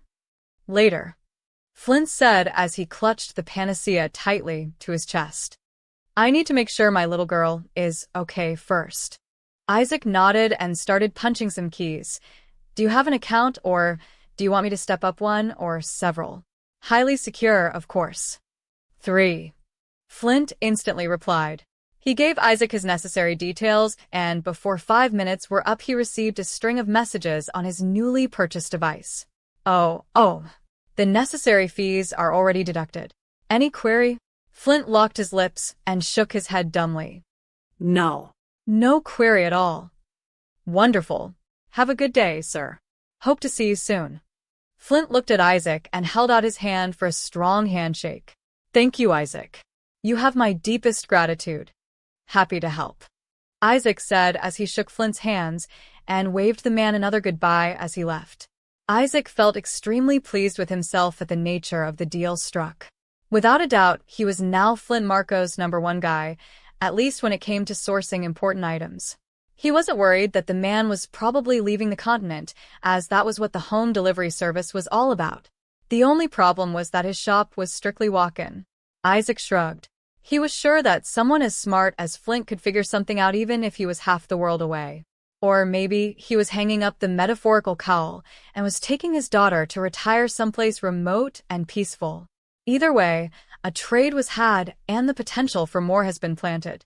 He was giving himself a mental pat on the back for a job well done when someone arrived at his counter. Oh, what a surprise. It's good to see you again, Ms. Monroe. Isaac greeted the white-haired woman with a welcoming smile. Likewise, Isaac, and please call me Aurora, she said in a reserved show of familiarity. Will do. Isaac easily accepted. Well, he did figure that the rest of them would be wary of approaching him, so their first repeat appearance in weeks was expected. And from the looks of it, this was for a more personal matter. And what can I help you with today? There are new arrangements of exotic flowers by the window near the lounge if you're interested. I am. Thank you very much. I'll be browsing for a while to see which one would fit my garden best, she said, well aware of Isaac's friendliness as well as what he could do. It never hurts to be polite. Isaac, as expected, was entirely agreeable. Of course. Take your time. Will do. Number 47. Chapter 46, A Day Out, Normal Girl Version. Gwen Stacy was a normal girl by every facet of the word, at least she thought so. Natural vanities aside, she held herself to a level of self-awareness, not only because of her parents, but also because the alternative never really appealed to her. Yes, she was the daughter of the NYPD captain, but it seemed as if everyone expected her to act in an unexplainable rebellious way, as if doing so would be some great balance to her father's profession. She wasn't a party girl, no thank you. Science fairs and biological publishings it was. She did not hang out with the hot girls in school as it were, which in high school speak meant that she was either a stuck-up or a nerd. High school said she was both. They also said that she was not bougie and that she definitely was not a city girl, despite her living in the city for her whole life. So yes, she was a normal girl without any of the social bonuses most girls would get had they been in her position, but she didn't mind. She loved her books. She loved her parents. She loved being a model student. She loved her science fairs, and she loved her grades, normal girl things. Normal girls don't figure out Spider-Man's secret identity. No, let her rephrase that. Normal girls don't figure out Spider-Man's secret identity only to find out that the supposed man under the suit was just a teenager like her. A teenager that just so happens to go to her school, shares the same classes with her and usually sits 2 seats behind her. Normal girls don't figure out a superhero's secret identity, due to their own carelessness, only to find out that the person under the mask is the same person she's had a soft crush on for 2 years now. Peter Parker was an idiot of baffling levels that had Gwen wondering why he wasn't yet behind bars or dead. Why would he let a normal, slightly nerdy, girl figure out his secret identity, his only safety net for crying out loud, when he knew her father was in the force? She has been trying to wrap her head around it for 2 weeks now, and the only realization she came to was that Peter Parker was an idiot. It took her 3 days to see how truly tired he was in class due to swinging around the city, emoting and yeehawing at 3 a.m. So here she was, a normal girl walking through Queens after school because Peter Parker, once again, had proven that academic genius did not equate common sense by letting a normal high school girl mark out his strange routine. She momentarily forgot how much she geeked out when she realized that she could ask him how he came up with his web shooters and what kind of synthesized materials his suit was made out of, because it definitely wasn't 100% cotton nor was it regular spandex. She had seen the video of the goblin chucking 2 weird grenades to his chest and the only thing those suits suffered were soot marks. "Oh my God," she muttered under her breath in disbelief. "I can't believe you're letting Parker rub off on you, Gwendolyn."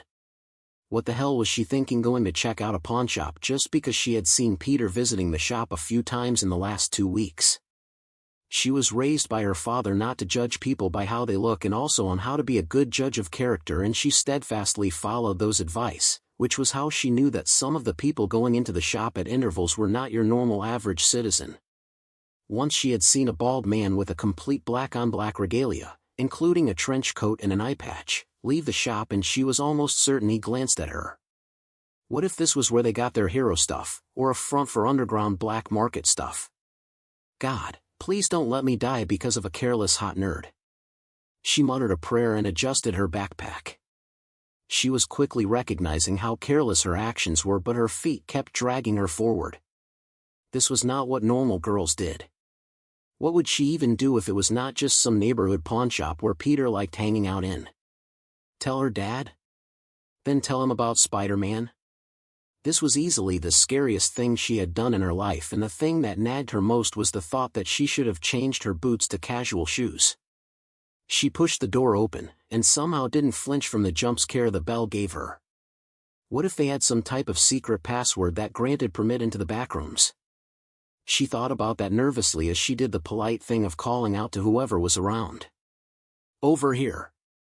She heard someone reply over a conversation and crossed her heart as she prepared to make contact. She came across the broker, given his place behind the counter and how clean-pressed his clothes were, clean-cut and looking more professional than any roadside pawnbroker had any right to be. In front of him was a mountain of muscle and rigid sternness that reminded her of her dad if her dad was twice as big and frowned more. "Confidence, Gwen, confidence," she sang in her mind as she walked towards them. Was it a code? Lord, please let it not be a code. Hi. Home training killed whatever plan she was trying to cook up. The man behind the counter gave her a hello while the other customer just grunted. "It's all right, I can wait," she said quickly when she saw the look between the owner and the customer. Right, she was just a high school kid. She had absolutely no plan whatsoever by coming here. It would have been 100 times better if she had just confronted Peter instead of whatever this was, but no. She wanted to try not being a normal girl for once, and here she was. She decided to busy herself and started looking around, and keeping her ears open, from where she stood, and while it wasn't her interest, she could see boys liking these sorts of stuff. She was halfway through wondering why a pawnshop was filled with prop items when something about the trade that was going on beside her caught her interest. "Sorry, but I couldn't help but overhear that you're looking for good bulletproof vests. You can ask in the shooting range down at 2nd. She did not mention why he would bother asking for vests in a pawnshop, but she also did not forget that she should just have kept her mouth quiet. She was a curious, normal girl. Who could blame her? Thankfully the owner did not look angry, and the man asking only snorted. "I'm not looking for law enforcement, kid. I'm not looking for something that can handle a .30 round, I'm looking for something that can ignore it." The confidence he spoke with made her more curious than doubtful, as if he knew he could find something like that here instead of asking a legal consultant. He pushed something towards her and her curious mind immediately latched onto it. Arasaka polycarbonate-laced bulletproof aramid vest, fully modded, Cyberpunk 2077, one of Arasaka's high-end armor systems in the fabrics class, mostly fitted for their high-level corporate operatives and agents. Capable of shrugging off most, if not all, standard rounds. Increased resistance to high-end armor-piercing and laser rounds. High shock dispenser. It looks stylish and keeps you safe from the monstrous street-tier firearms. Price, $15,000. Obviously, this was some Peter Parker as Spider-Man. She nodded her head, finding it completely acceptable, and read the other one. Arasaka's Smart Weave, fully modded, Cyberpunk 2077, the pride child of Arasaka's success in dominating the fabrics and security sector that makes all their former designs look normal. Hailed as intelligent and reactive, it contains microsensors that instantly reads and reacts to incoming damage, hardening or softening to redirect or nature the nature of the force. Small rounds, high rounds, with this fully modded kit, the distinction doesn't matter. It absorbs and redistributes high fall damage, being kicked through buildings and taking a grenade to the face. It supports cybernetic implants, regulates temperatures, and assists in maneuverability. Asterisk, it is weak to high-frequency and monomolecular weapons. And maybe a demonic hacker if you can find one. Price, $25,000. Act normal. Act normal, Gwen. She looked at the man with apparent confusion on her face. And you're having trouble picking one? She could see the instinctual reaction to brush her off on his face, but he remained polite, even as he grunted, and pointed at something on the second note which made her look at him again. I doubt you're going to be running into someone with a monomolecular weapon or a demonic hacker anytime soon. She did not question the fact that no one should sell an armor vest or fabric for $25,000, or the fact that something like that probably did not exist. Maybe. Who knows? The man looked between her and the tag and then pushed it back to the owner. The second one. The owner nodded. Home delivery? The man looked at her again and nodded with a sigh. He was like her father on days when he was tired. She did not question it, just like how she did not question anything else. Is there anything I can help you with? She panicked and said the first thing that came to her mind. Yes, glasses, yes. This was not what she was supposed to be doing with her time. How did a crush and a secret get her here? She swallowed her embarrassment and marched on with the half-lie. Reading glasses. I broke mine 2 days ago. Unneeded information, but the fact that Peter frustrated her enough to break her glasses by mistake needed to be established. A case with a tag was put in front of her. Gale Force reading glasses, a magical item in the form of a pair of spectacles. Wearing these allows one to read books much faster. Allowing them to read any book they are holding 64x faster without sacrificing reading comprehension. Price, $1,000. What? She exclaimed as she saw the price, momentarily forgetting that she was undercover. The description was, well, she had nothing to say about it, but the thought of spending $1,000 on glasses was a hurtful one. She was a normal girl, not a stupid one. Is it? Are you sure? God, she was so out of depth right now that she was finding it deeply concerning. Is it magic or is it not? Was the man beside her really spending thousands on a vest? Can't you go any lower? $950. He said, and her eyes glinted. She could haggle. $350. She counter-offered. I'm not in administration, I just need them for homework. I can get you the normal ones if you want. $930. You brought these out because you wanted me to buy them. $450. I still need my lunch money. The man shook his head lightly. $900. I can't go below that for what they are worth. You can, and I'm not denying their worth, but $900 is too much for these. I'll still be doing the reading and comprehending.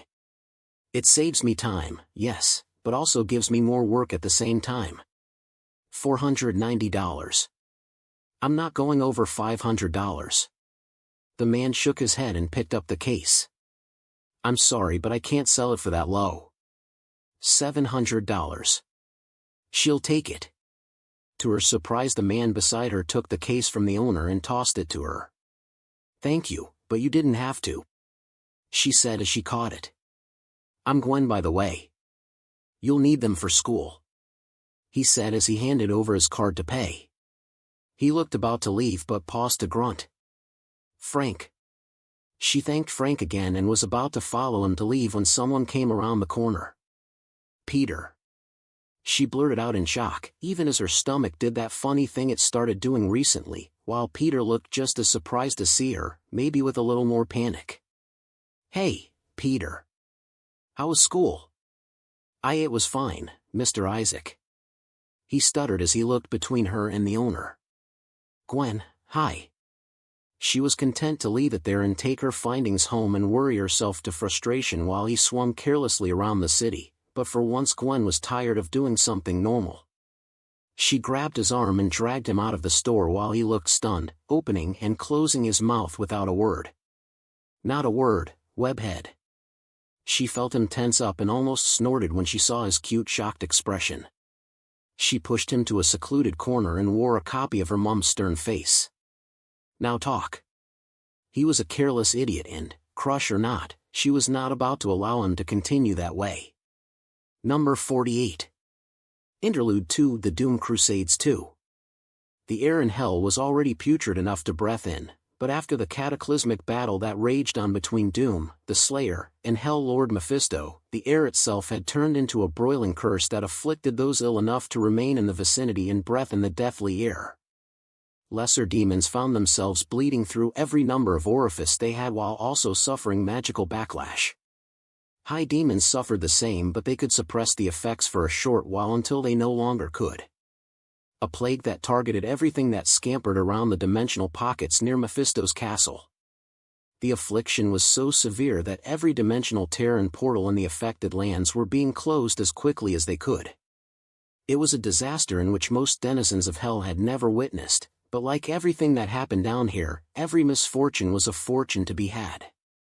It wasn't just other hell lords that were interested in what had happened, but also every other demon, and then ones who dared to venture into the death clouds in search of opportunities were those strong enough to survive inside it. Among these were a group of demons that advanced into the eye of the death storm under the canopy of powerful protection spells. The fact that someone or something had battled the Hell Lord, Mephisto, in his own castle and had turned the place to ruin was too salivating for any scheming demon to ignore. We are approaching the eye. How certain are we that the shield will persist? A muscular purple-skinned demon asked as he observed the infernal scribbles around his body. Lord Belasco and I researched its potency. It won't break, not to this storm. Your lack of faith is unamusing, Sim. Nastir, a powerful demonic sorcerer with a bestial appearance, admonished with disdain. I'm not doubting. I just want clarification.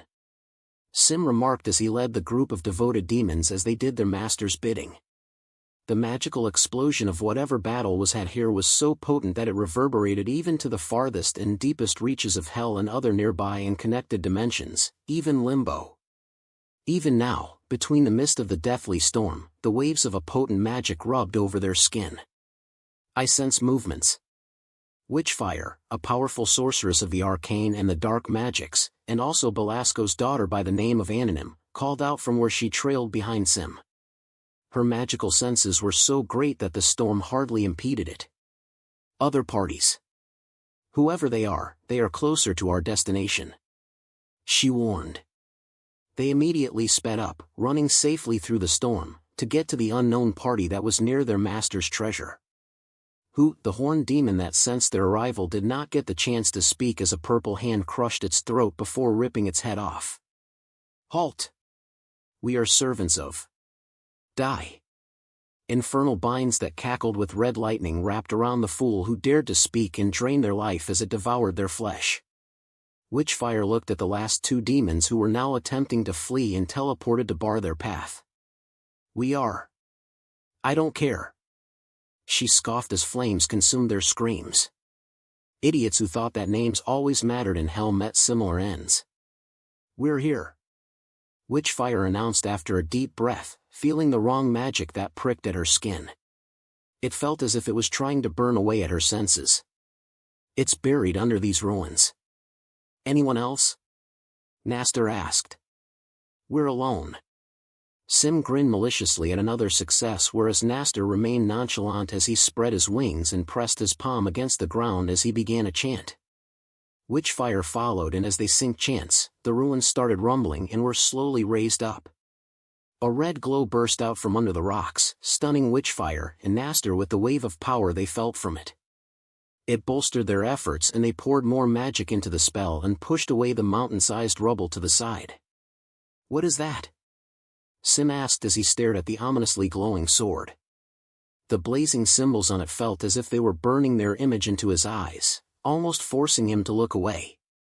That is Lord Belasco's prize.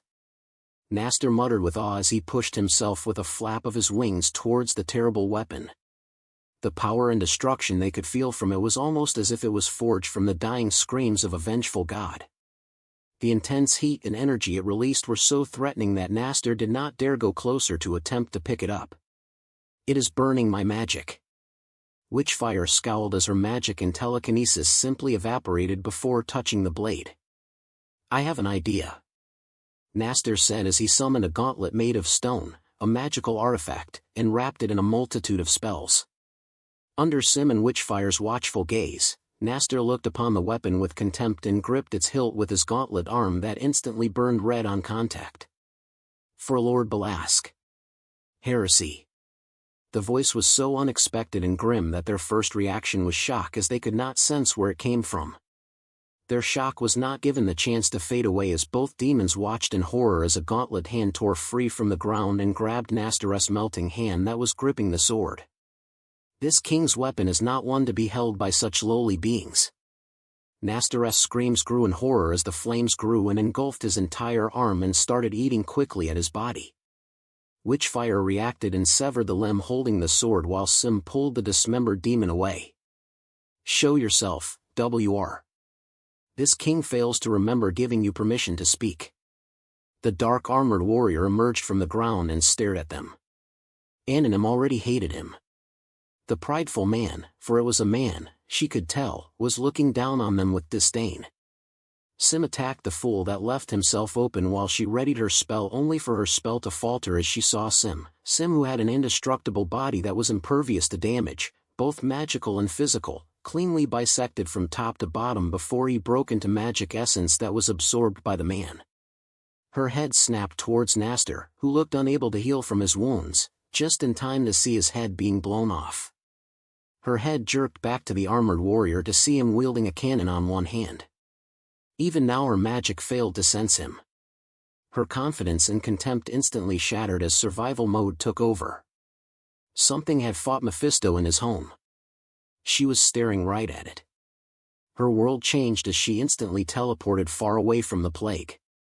Doom looked at the spot where the demon just teleported away from and temporarily ignored it. His mind recalibrated itself and reconstructed the battle with Mephisto, and although the Hell Lord managed to slither away, Doom wasn't distraught. Mephisto was a lot harder to kill in Hell, he knew that, but fighting him reconfirmed what he already knew.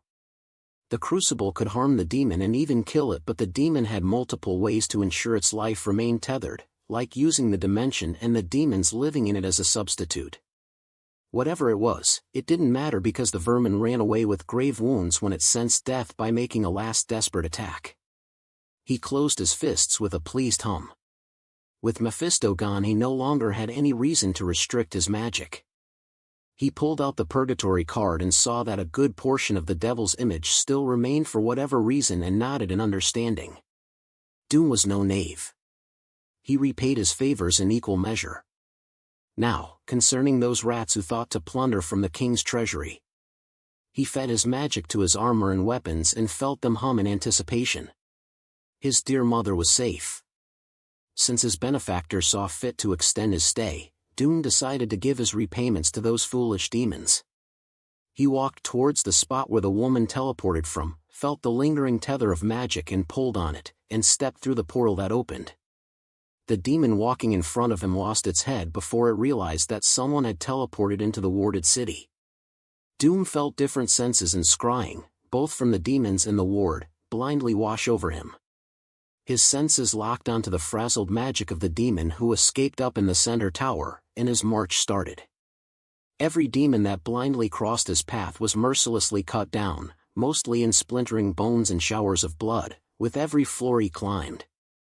His magic rendered them immobile under its might, while his weaponry reaped their lives. A dual harmony basked in slaughter. He slowed his march when he came across a room with a lot of seals on a door, and playing to native curiosity, he ripped apart the door and seals with his hands.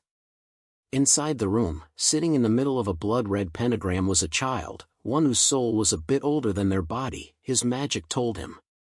The child opened their eyes, hiding their surprise and fear behind a passable mask of indifference. "And who the hell are you?" Such uncouth words. "Mind your manners when you speak, child." Doom was no lowly man that took to threatening children as his magic was masterfully wrapped around his body, but the minute flinch she showed made him take note of her sharp magical senses. Answer me, child, who are you and what is your purpose in this tower? She looked upon him with distrust but kept herself smart enough to answer him moderately. Ileana, she spoke tentatively, still uncertain of the situation, and in case you missed it, currently a prisoner/student/sacrifice. All unwilling, in case you want specifications. Having already analyzed the matrix she sat on during their short conversation, Dune lifted his hand that had 3 green magic circles rotating around it, and started deconstructing the spell with obvious ease. Dune could tell that she was human despite the overcompensating demonic taint that clung to her. Follow me. From this moment on, Dune has set you free. I will bring you back to Earth once I clean the filth at the top of this tower. He saw her reaction to her new jarring reality and also saw the dose of fear that was injecting her spirit. Masked, Belasco. He's fuck. She stopped herself when she sensed his dissatisfaction at her banal words. Strong sorcerer. He's a very strong sorcerer. The strongest I've ever seen. A prisoner like you has no comprehension of the word strength. You shame yourself by speaking of it. He turned around to leave and she followed slowly, visibly hesitant but nevertheless unable to ignore the lures of hope. The end of the tower came into sight, sectioned by 2 heavy doors that were inlaid with magic, that meant absolutely nothing as Doom blasted them off their hinges. Inside he saw the cowardly demon standing behind a man and brimming with confidence built atop ignorance. The man, a powerful sorcerer by the magic that flowed around him, regarded him with wise caution that was soon tainted by rage when he saw the child. And who might you be, warrior? Your arrogance, however bloated, is undeniable to your strength. Not to mention, you possess something I want. The sorcerer, Belasco, spoke with the same air as courtly charlatans, weaving lies into their words and the silk they wear. You killed my loyal subjects and earned a death sentence in return. His magic crashed down like a tidal wave as 17 spells weaved themselves in conjunction and obscurity. Doom counted. I'll give you a single chance. Bend the knee, surrender the blade and plead your service. Doom did not care to entertain the inane spouting of a rodent naming itself king and had flattened itself on the gluttony of its delusions. The Unmaker, Doom series. This sleek, moral and holy piece of alien weaponry is the introverted counterpart to the BFG. The ultimate focused weapon that, instead of doing damage, it simply deletes the structural/biological integrity of its target. Little to none have a sustainable defense against this argent-fueled divine weapon. * Kindly leave a review after every hell excursion. Rip and tear. The moment the gun appeared, 5 shots of green energy were fired, 3 at the fool and 2 at the fool behind him. Belasco hastily erected magic shields while the woman tried teleporting, but Belasco's shield instantly shattered as parts of his body stopped being a collective, while the woman's teleportation faltered as Doom's magic clamped down hard on her for a moment before the plasma blast killed her. A pesky one she was. He could sense Belasco trying to escape in some way, but he refused his cowardice and wrapped him up in a hold of potent magic before turning to Ileana. What would you have me do to him, child? The flames in her eyes needed to be stoked instead of being smothered, and he was glad when they blazed even brighter. I want to do it, she said, and he nodded. He would never suffer a child to blood their hands, but Ileana was no simple child. So he watched. He watched with interest as her rage coalesced and the magic of her soul birthed forth a weapon. A weapon forged from the core of one's soul. Her potential was astonishing. There was no reaction from him when the sorcerer's life thread burned up. Instead he watched the eyes of the child to see what changed in her soul. When we return I'll train you, he said, and slightly frowned when he saw the wave of fear and despair that washed over her after his words. You have the right to refuse. It would be a shame to see such potential go uncultivated. And my family? She tried but failed to hide her trepidations. By my word, I will bring you to your family before the week runs out, Doom vowed. And how long is that? She asked, looking up at his mask. Less than 48 hours from now. He brought out the card and saw that the image was at its last line. He grabbed her hand and pushed his magic into the card. We leave now, child. You know I'm not really a child, right? She said with a childish frown. I'm probably like 16 or 17. At least that's how long I've spent in this hellhole. Still a child regardless. A gale of red wind rose up around them as their departure from hell and its environs commenced. Mother. Mind your language. He chastised sternly. Arg. Come on. Doom and Ileana, the thought came to me for some reason and I found it hilarious, so I decided to write it out and see how it goes. Here's to hoping that Mikhail and Pyotr are ready for the unavoidable family reunion. Number 49. Chapter 47, Blind Reaction. Jessica walked through the front door of the familiar little shop with a new pomp in her step. She felt lighter than she had ever felt in a very long time. For once, the gradient of New York City looked brighter, with vibrant green and orange gold, and not the depressing gray she used to live in. Are you sure this is the place? This looks like a pawnshop. A regular pawnshop. The indirect/direct reason for her new look on life unhelpfully noted as he trailed behind her. Because it is a pawnshop. And besides, you're not one to talk about what looks regular and what doesn't. She said to the blind man now beside her. Touché. Matt Murdock remarked. And pray tell, why you thought to bring me here? She glanced at him as he looked over at her, even if his face was staring at the wrong direction by a few angles, because seeing you go out in whatever that drab is that you call an outfit, hurts my eyes. Inside voice much? Matt hardly kept the biting reprimand from showing in his voice. They were outside, even if inside a pawnshop, and speaking so loud about things not to be spoken of was a generally obvious bad idea. Relax, Red, she snorted, already relaxing into the atmosphere of the shop. I promise you that it's completely legal. Doesn't feel like it. The objectively blind man muttered even as he looked around the store at wrong angles. Jessica couldn't help the smile that came on her face. She wasn't his biggest fan when they both met, with him having his huge moral basket and her cringing at every motivational quote he gave. She quickly got over him being as blind as a bat, along with all the perks of one, but what she couldn't get over was how much common sense he traded for moral integrity. Who went out fighting crimes in a sweatshirt and a towel? Matt Murdock apparently. But then again, he did do her a solid recently, a major one at that, and she figured that she could repay a small part of the favor by introducing him to Isaac, who she hadn't seen for a while. Isaac, you in here?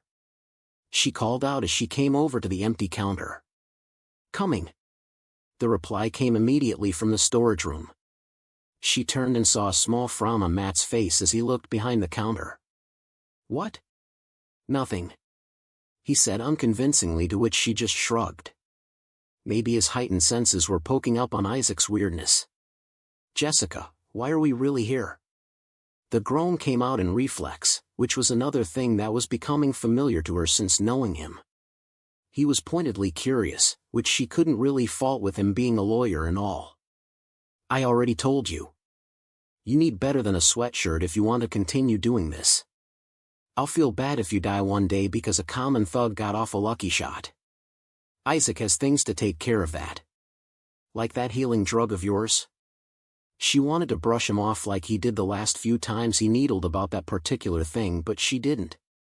They were already here and it was the exact reason why she brought him along. Yes. And please stop saying it like that. You make it sound like I'm doping or something. I wouldn't if you understood that back alley drugs don't just heal you. There's always a side effect to these things. And that was exactly what she meant by him carrying a moral basket. He never, ever, ran out of logical points to make. Oh hey there, Jess. Isaac said as he drifted into his spot behind the counter. Long time no see. She smirked at him with her hands on her hips, even as he gave her a nonchalant shrug. It's been a little while, I think. He replied. You look peppy. He said. And wasn't that the truth? The last time she had been here, she was contemplating murder and torture of the highest degree against the worst scum on earth, and she would have done so if it wasn't for Matt, who had shown up at the last second to talk some sense into her. As for Kilgrave, taking him down had been anticlimactic. It was almost disappointing. She had spent days thinking and strategizing about how and what to do permanently put him down, only for him to go down with a punch. He never saw her coming. He never even expected it. She literally landed in front of him and broke his face with a punch. Even now she still felt that she should have killed him, but Matt being there had complicated everything. Unfortunately, she couldn't buy the stuff that could strip away people's powers because of how insanely expensive they were, and there was no way she was spending that amount for someone like him when a bullet was cheaper. She shrugged. What can I say? Dealt with some old baggage. Could have turned out better, but that's by and by. She looked around the shop. It looked the same and felt the same, except for the ever-chaotic placements. What have you been doing? Selling, was his succinct reply before turning to Matt. Good day to you, sir. Matt looked between Isaac and Jessica and for the 5th time asked himself what he had gotten into. He knew Jessica. Even if it was for a short time, he knew her well enough to know that she was as hard-boiled as her punches. She didn't smile easily. She much preferred sarcasm and dry wit. She was extremely, and he meant this to the highest degree, guarded around anyone she met, most especially men. Putting away Kilgrave had given him a good enough idea of what had transpired between them and the nature of their history. The thought of it made his tongue taste sour and he wished he had let her have a few more punches. As far as he knew, the only men Jessica dealt with were the few male clients she had in her official line of work. It didn't take a genius to know that she barely tolerated him at the beginning when they first met. Actually getting to know her only increased his respect for her because despite her trauma, she always made sure to put herself out there. Whatever experiences she had with Kilgrave, she never let it overshadow who she was. So knowing all that, it wasn't his fault that he was surprised when she called and said she wanted to introduce him to someone that would help him save his life. A pawnshop was the last place he expected her to bring him to, and seeing how relaxed she became the moment she crossed the door was another thing he was unprepared for. However, what he never thought was a possibility, especially for someone in her circumstances, was how open she was to the owner. The Jessica he knew for the better part of a month never smiled, and if she did it was for sadistic reasons. She wasn't what he would call a people's person, even if Foggy seemed to think otherwise, so seeing her being this personable was eye-opening. So what can I do for you both today? He heard Isaac ask, and once again he was treated to the view of a friendly Jessica Jones. What? We're friends, can't I just hop in for a visit? Even the harmless banter was something he wasn't used to seeing. You do that well enough, but I have a feeling that's not what this one is for.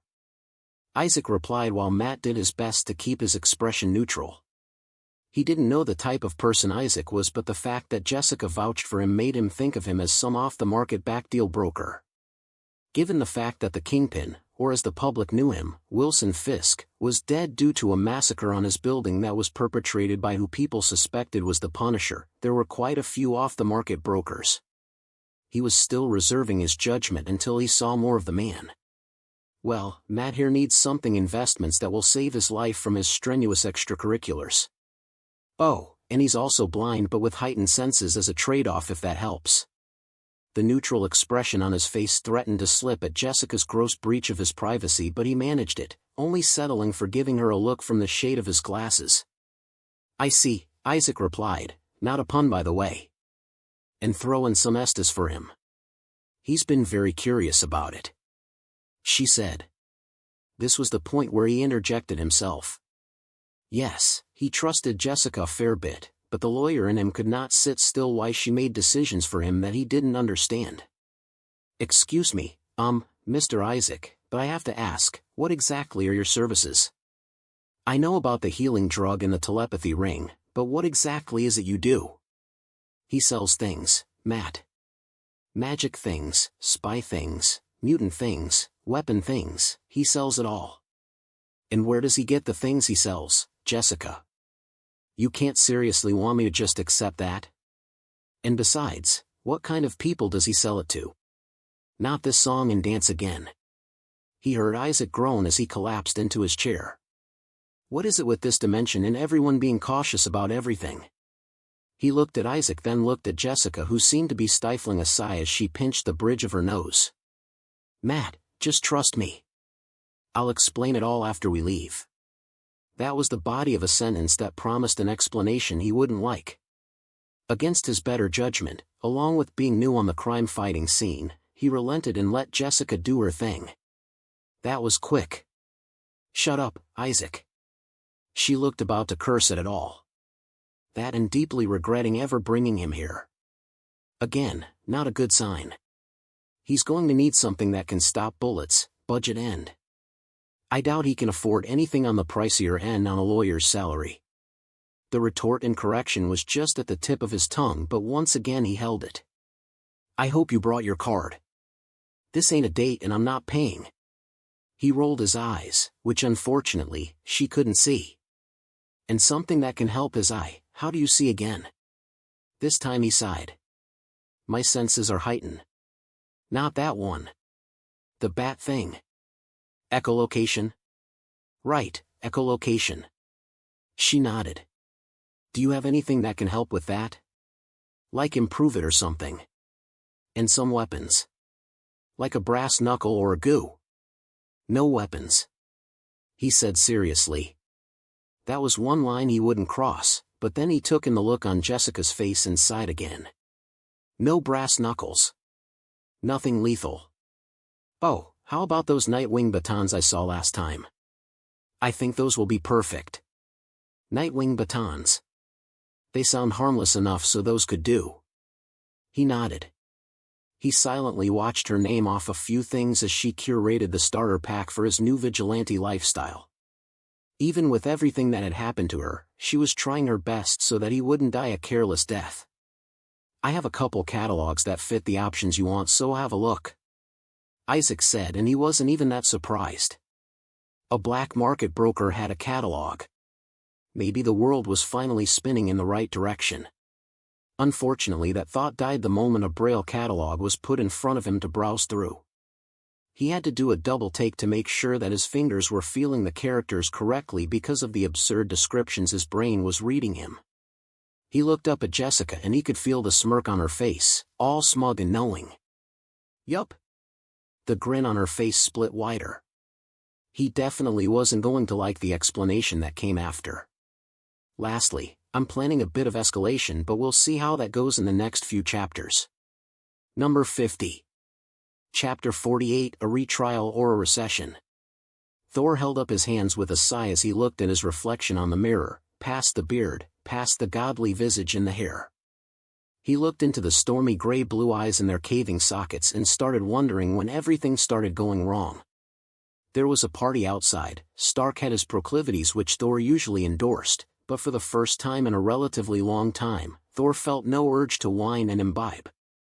He just couldn't help but wonder where everything went wrong. Loki was off being a gallivanting persona of chaos and the evil enigma he had reimagined himself to be after that betrayal a few years back.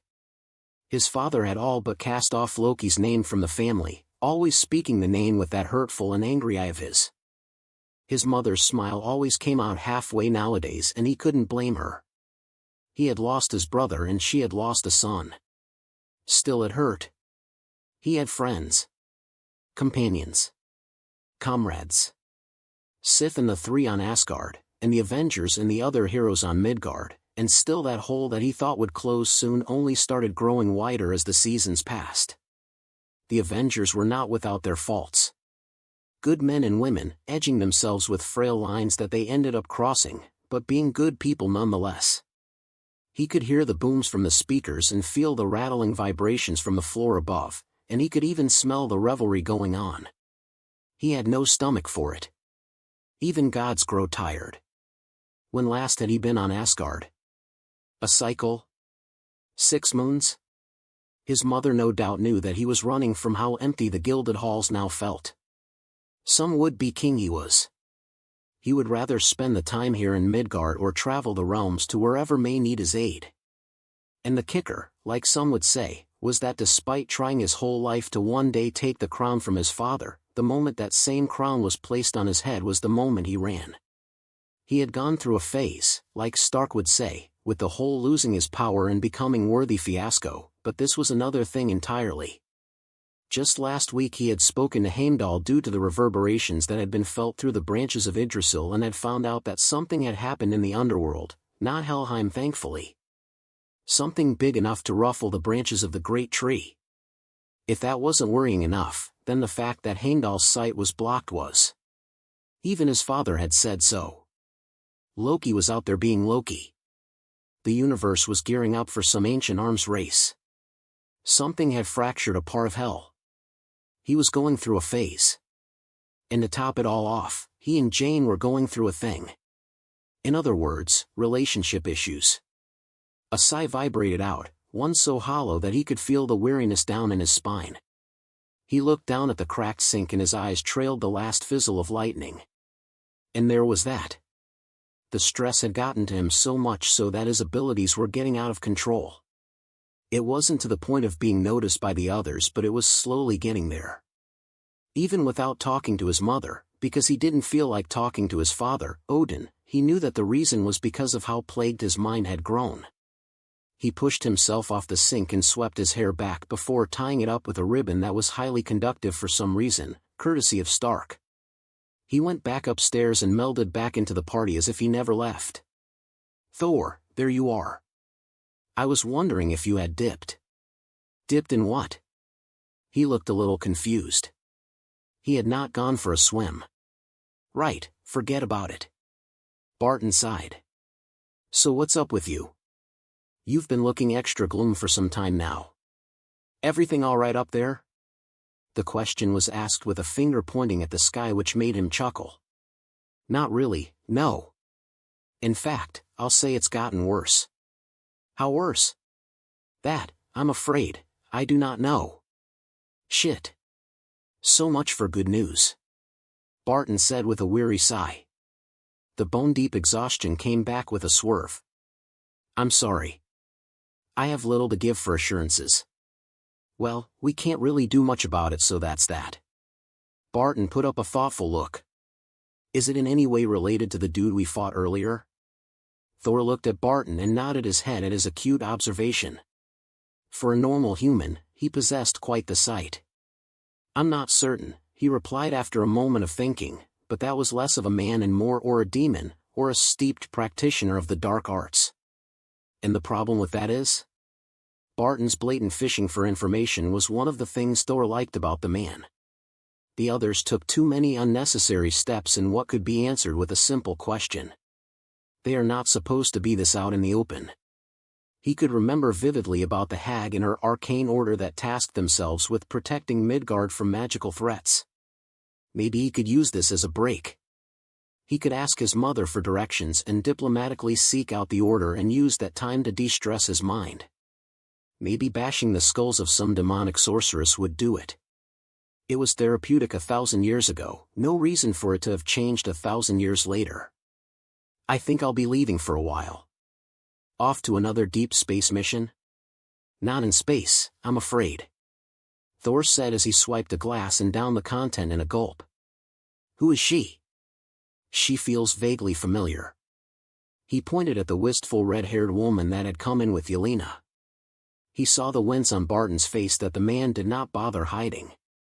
"That's Natasha. She's Yelena's sister. Estranged siblings." "Something like that."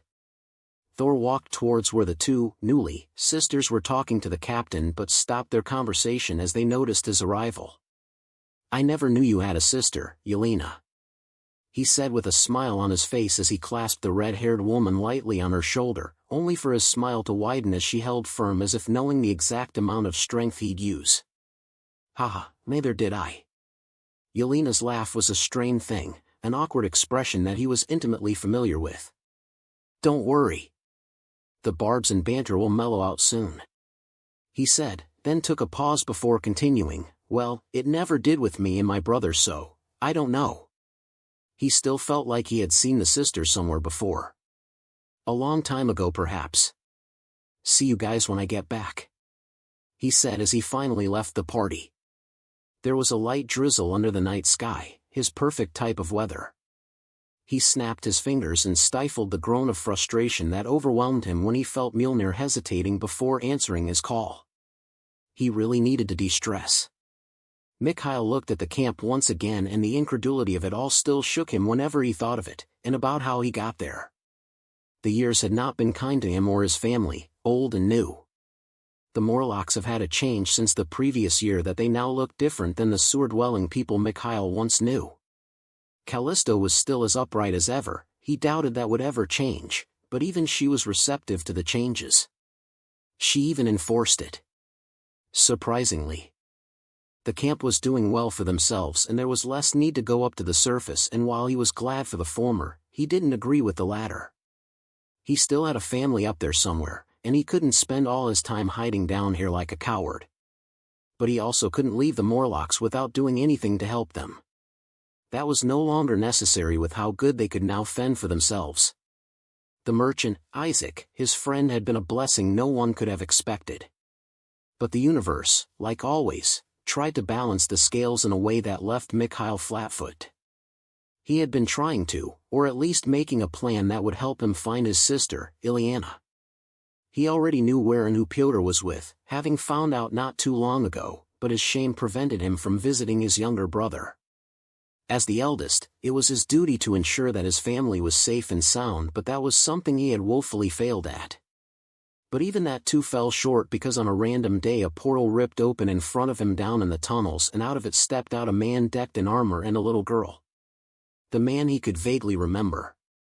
The little girl he had never forgotten.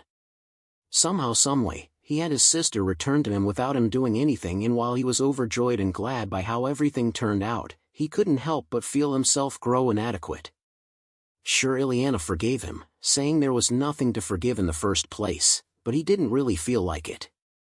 She had to drag him out by force to meet Pyotr, and then the feeling grew even worse. Maybe Victor Von Doom had the right of it by calling him a coward. Maybe Callisto did too by calling him a brave fool. So now his brother and sister were safe, sound, and protected, and what did he do? He remained down here with the Morlocks. Even if he was distrusting of Doom's intentions of teaching his sister magic, he also couldn't deny the fact that she was the most heavily protected out of the three of them. She wasn't keen on slumming it with him down in the tunnels, and he wouldn't have agreed if she wanted to. It would have been preferable if she stayed with the X-Men, but they were a widely unknown group to her, and she said she preferred the duplicity of Doom than the assurances of the X-Men, and all that did was make him even more sad. What kind of life had she lived to adopt such a mindset?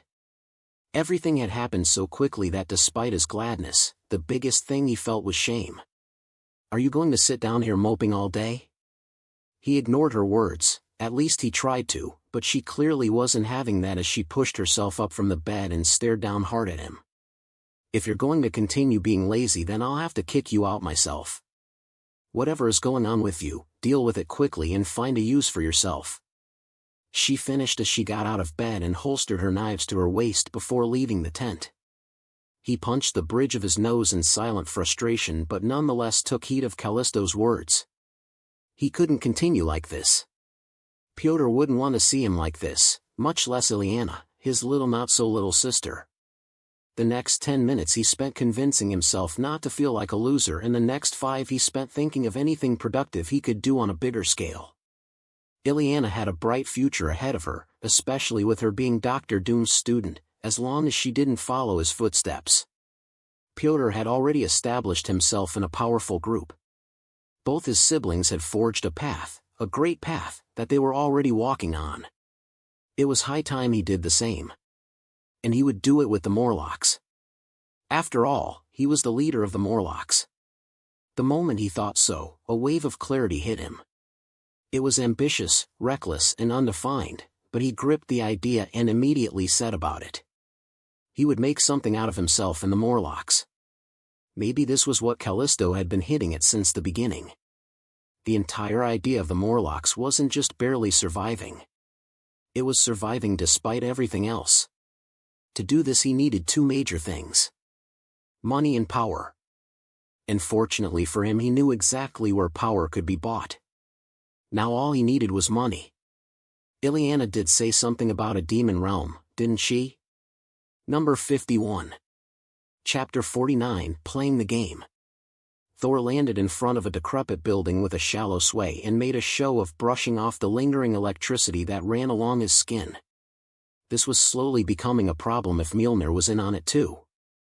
The drizzle had stopped during his flyover and it pricked his mind that he was unable to tell if he had caused it or not. He added it to one of the things that didn't make sense recently. Hello. He walked around the building that looked like it was about to keel over with the slightest touch. He could have gotten the location wrong, but he doubted it. Apart from the falling building and vegetation, he was pretty certain he was in the right place. He might be wrong, after all it had been a century and a half since he last crossed paths with Midgard sorcerers. Is anybody home? From where he stood, it looked more like a ruin than a house, but he wouldn't judge. He remembered them being the reclusive sort. Maybe they took it a step further in the last 150 years. Hello. He called out again, once more doubting he got the wrong address. My name is Th. I know who you are, Odinson. Aha, the person he came to meet had met him in person. You could have answered when I called the first time, making me shout for nothing. He grumbled under his breath, which she heard, which he knew she did, and looked around the place inquisitively. Did you move? Pardon? The Ancient One tilted her head. Thor pointed at the skeleton of wood that once was a building. Did you fail the test of, what was it again, mortgage? This is not my house, Odinson. She sighed and shook her head. I don't have a house nor do I have to pay mortgage. So who owns this building then?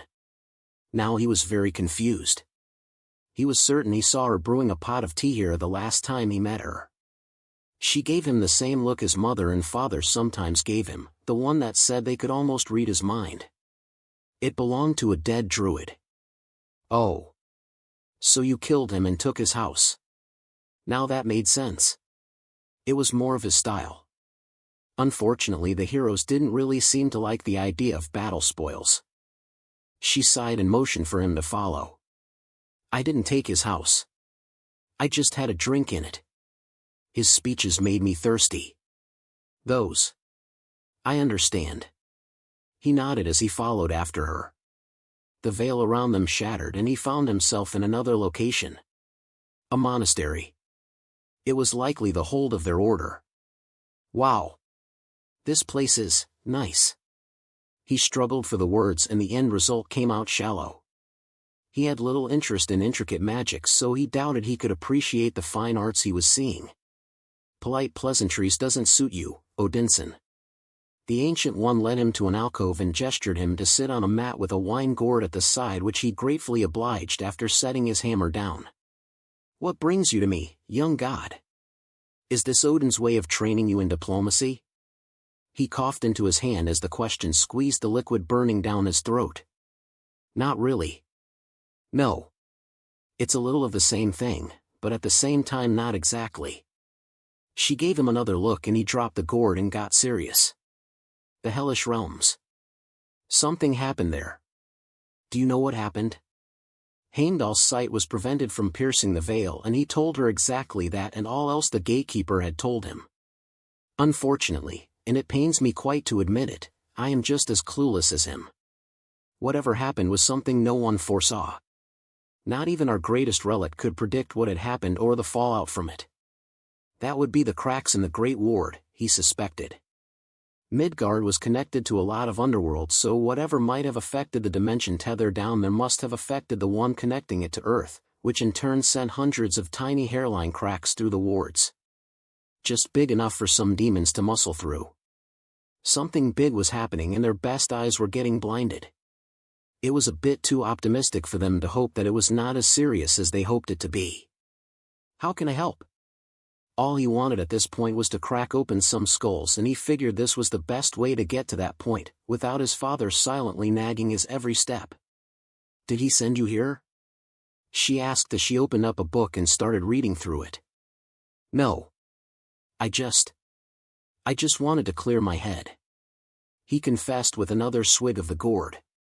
And you think bashing skulls in is the best way? It worked back then, no reason for it not to work now. Fortunately for you, Odinson, you seem to have arrived at the best times. I could use the extra effort, she said with the smoke of a smile even as her eyes remained in her book. Now then, what can I do for you? Thor chuckled, half confused. I already told you. He patted his hammer for emphasis. Thor, she called his name for the first time. Most people come here for personal reasons, not for permission to perform a duty. Heimdall was the one who actually recommended this through an indirect comment after he noticed Thor's unwillingness to speak to Odin at the time. Other than this and talking to his father and mother, his only option was to brood out the depression. He pointed at his head and said only one word which she seemed to understand. Doubt. If that is the case, then maybe bashing some skulls will actually help you. If it doesn't, well, I have other ways. She admitted. What other ways? Thor asked curiously as he emptied the last drop of wine in the gourd. She laughed. If nothing else, then you'll probably be using that famous Asgardian gold of yours. The worst part about being retconned, as Clint had so aptly put it, was that Natasha currently had nothing to her name. Fury and Coulson were already calling it a timeline mesh rather than a timeline rebrand, and that settled another feeling inside her. Before, her entire identity was an outline, or a folder, and she liked it that way. It summed up perfectly who she was and what she did for a living. Now, her entire identity was nothing more than a deliberating label. No notes, no annotations, no marks, no nothing. She thought that it would have been perfect for someone like her only to quickly find out how much she hated it. She couldn't even talk to another S.H.I.E.L.D. agent without them looking baffled at her. She did not have an apartment, safe house, or a bank account in her name, or names, not even a boarding ticket, or a phone number, or an email address. There was nothing that pointed at the fact that she ever existed. The worst of it all was the emotional blow. No one remembered her. Not Hill, not Laura and the kids, not even her former teammates, who were no longer her teammates. In fact, everything about her life remained the same except that nobody knew who she was, and also she now had her sister back. Honestly, that alone made this all worth it, even if she was having trouble showing it. She never thought she would see Elena again. She had long made peace with the fact that her sister was dead only to find out that she suddenly got her very alive sister back for free. Well, not for free. She had to spend some time as Bird Feather in exchange, quality Bird Feather. Now she was Agent X, the widow. No name, no face, no trail, no mission data available on any intelligence market. If the Winter Soldier was real, then she got him beat. But that was not where her problems ended. In fact, they were only just beginning. With the existence of the Merchant, Fury once again started Phase 2, but unlike Phase 2, he made this a controlled and limited expedition. The existence of the Merchant, as well as the insinuation that there were more like him, possibly in other galaxies and spatial sectors, made the planetary arms race even more dangerous. There was no mistaking the fact that Isaac was a literal agent of chaos. Someone with such power and weaponry, choosing to come to a black water planet like Earth to sell them for cheap, no matter how Fury thought about it, didn't bode well for them. Always the pessimist, he thought, and they all agreed. Isaac's emergence and the nature with which he introduced himself coupled with Thor's opaque warnings meant that something akin to a universal war was about to begin, and as the profit mongers they were, the merchants were agents who were trying their best to muddle the waters as much as possible. It was a galaxy-wide lottery event and they intended on cashing out big. Who cares if a planet or two destroyed themselves, right? She abhorred the thought of it. Now they got magicians and demons showing up every now and then, some muttering shit like how hell isn't safe anymore. She didn't even know where to begin with all that. Everything was pointing at something that would make an alien invasion look tame in comparison. God, she hoped they were all reading this wrong. She hoped it wasn't as bad as everything seemed to be saying it was. Right now she was on a mission, well, not really, and while she wanted to punch Fury for it, she couldn't because, well, it was her job. She was the only unknown in S.H.I.E.L.D. as everyone thought she was just a new recruit. Only the Avengers knew who she was, not fully, and that was because she knew she, and Yelena, could trust them with it, so no eyes on her yet. As for what she was doing, going back to the goddamn shop, of course. If nothing else,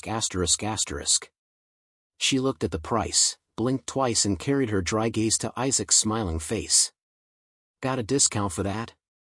As it just so happens, I'll shoot past 3 different quotas if you make the purchase. I'll tuck in a 19% discount coupon with it. Right. I'll send the remaining bill up to Fury.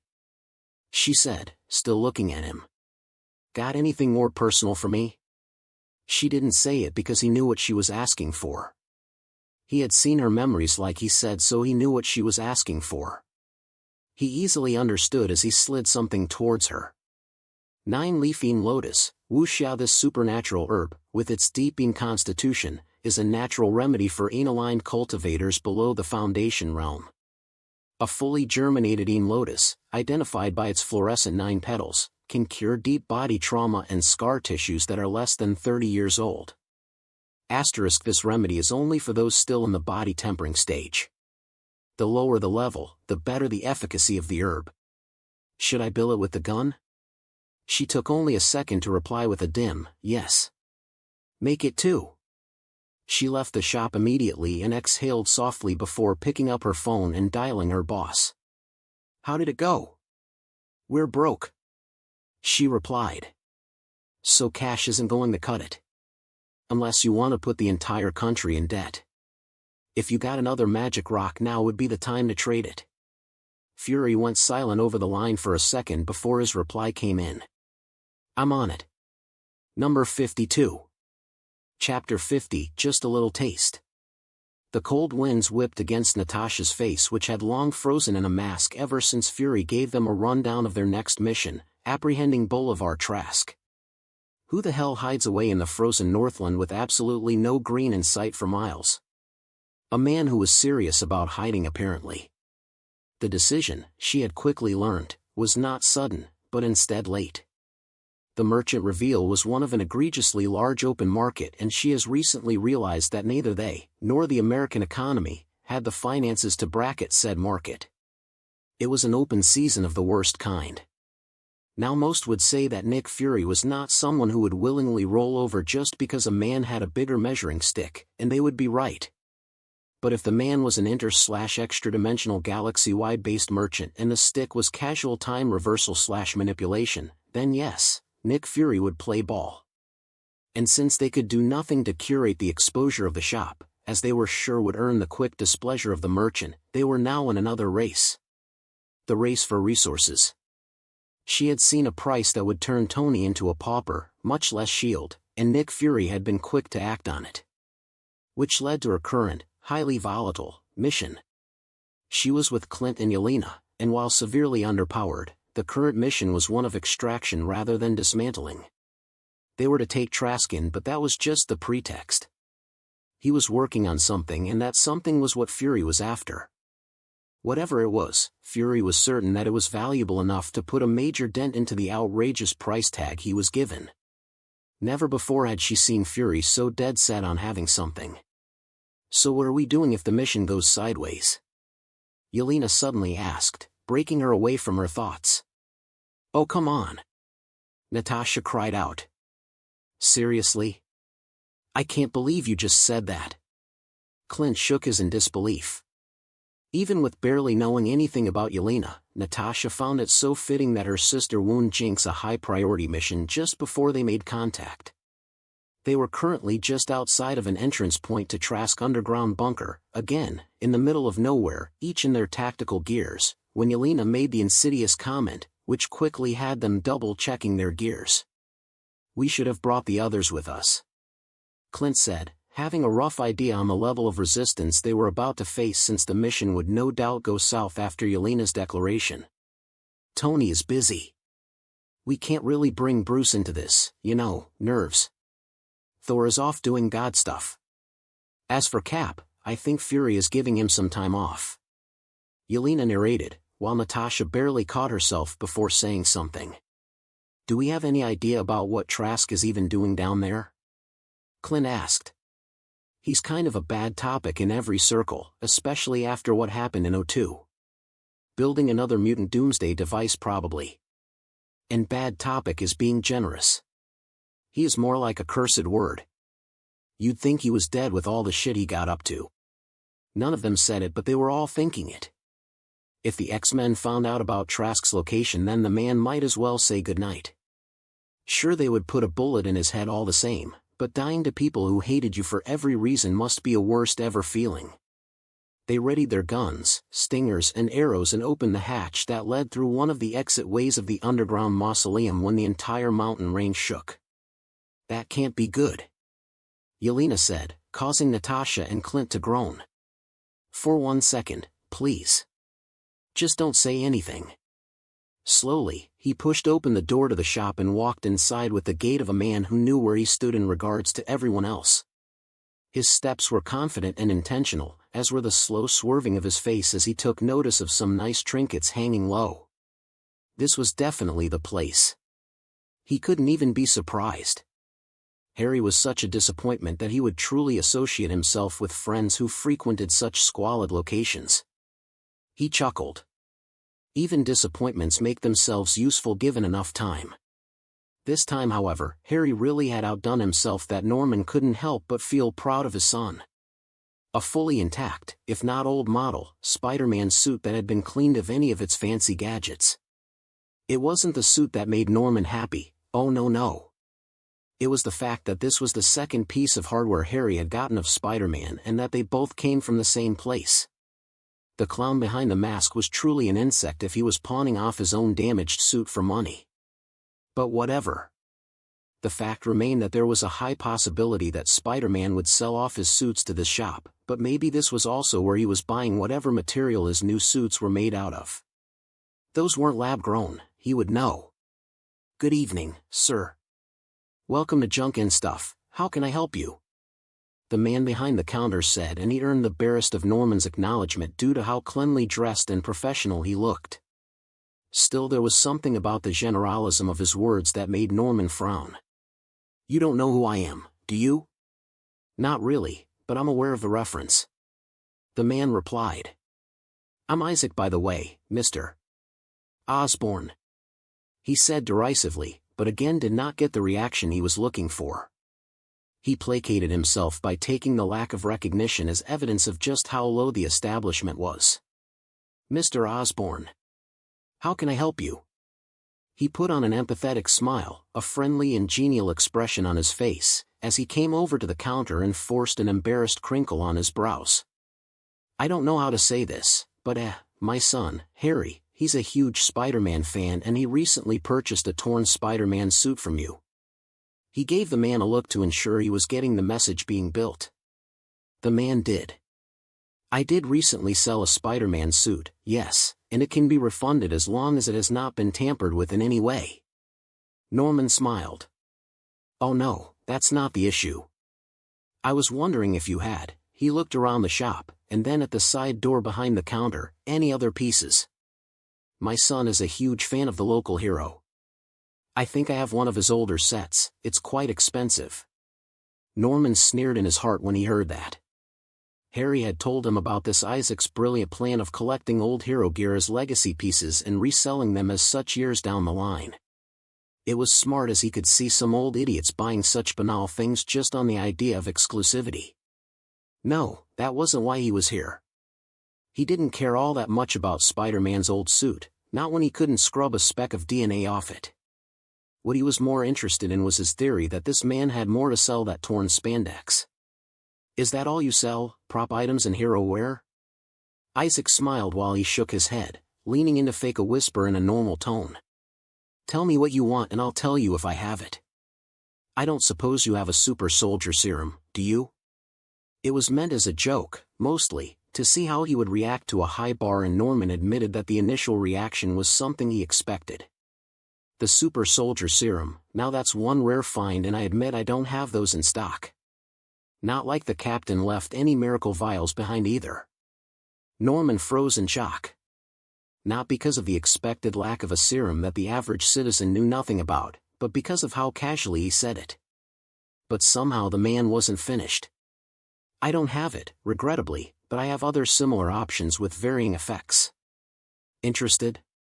"Show me." His greed almost split out into a manic grin, but he controlled it and gave a composed reply. He rolled out a catalog and presented it to Norman, and while he still remained doubtful, he read through it.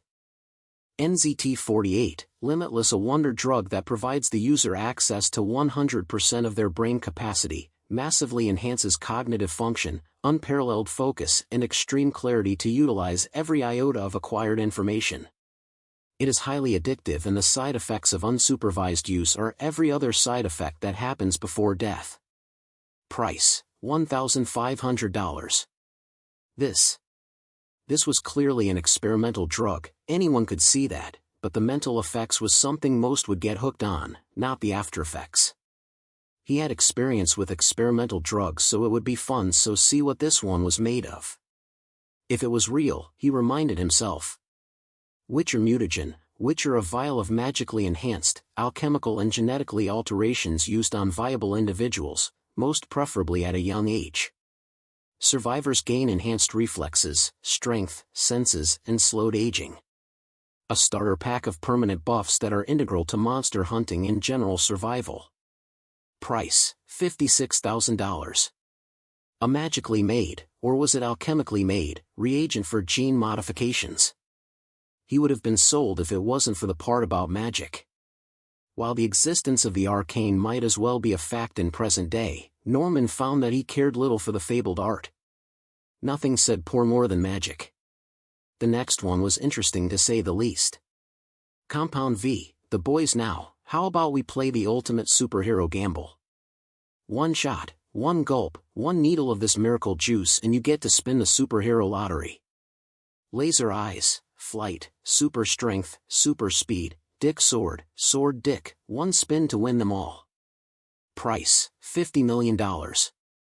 So far the few ones that had caught his eyes were on a heavy tipping scale, but he couldn't say anything about them as the super soldier serum was also known to be highly unstable, except for the perfect integration in one Steve Rogers.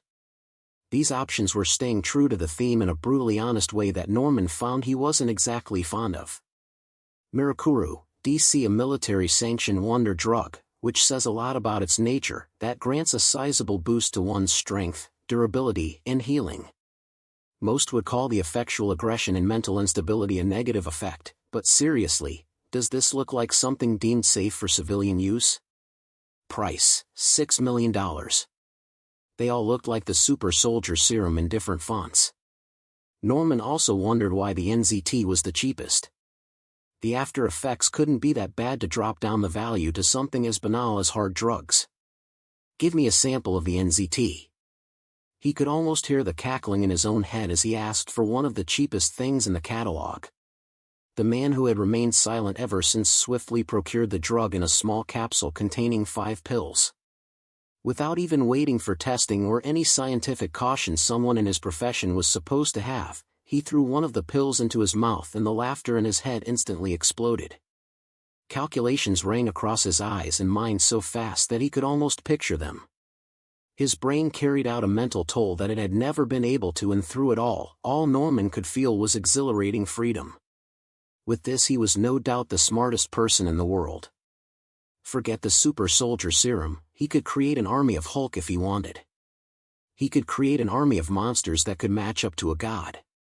This was evolution. He looked at the man behind the counter and his grin split wide. There was no hiding the mania this time. Number 53. Chapter 51, One Small Step for Man. The 3 spies rushed down the hatch as the vibrations grew stronger, and already they could hear the heavy booms and explosions that told of the escalating fight already going on. Call for standby. Clint called out as they lasered their way out of the vent into the facility. Already did. Yelena said, her face twisting into a frown as the explosions grew heavier as they got closer. An arc of lightning tore through the floor carrying a lump of metal with it. Fuck. They slowed down, having an idea of who exactly was doing the fighting, but that did not mean they relaxed. Clint looked at Natasha and gave her a nod, which the widow returned before making her exit. With Natasha off to do whatever, Clint and Yelena moved with trained precision until they came across the remnants of the fight. Well, looky here. Quite far from ya ends, eh? Logan, the Wolverine, only looked amused when 2 sights trained in on his head. We could say the same about you. You don't do weather like this. I like the cold. Logan remarked. Not this cold, Yelena tittered with an amused snort before dropping her guns as Clint lowered his bow. Why the excursion? She asked. Logan's ears twitched as he caught some movements and briefly ignored the question as he tracked it down.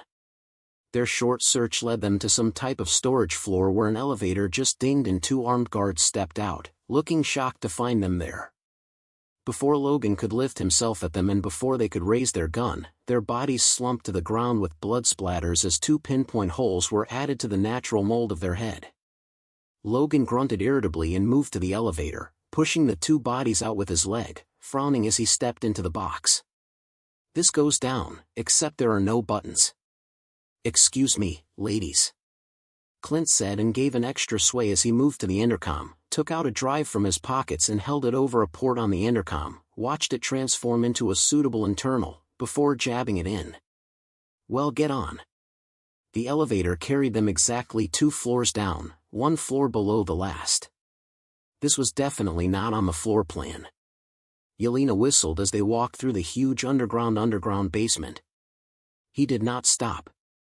It was an idle observation given the fact that robots' parts and other pieces of unidentified machinery littered the place. There's nothing here. Logan hissed and walked away. The sight kindled a certain type of forgotten hatred within him that all but pushed him to drive his claws into something, preferably someone. The 2 of them said nothing as they watched Logan leave. Clint knocked an arrow and shot it at the head of a broken bot while Yelena paced around, marking and tagging things. Let's leave.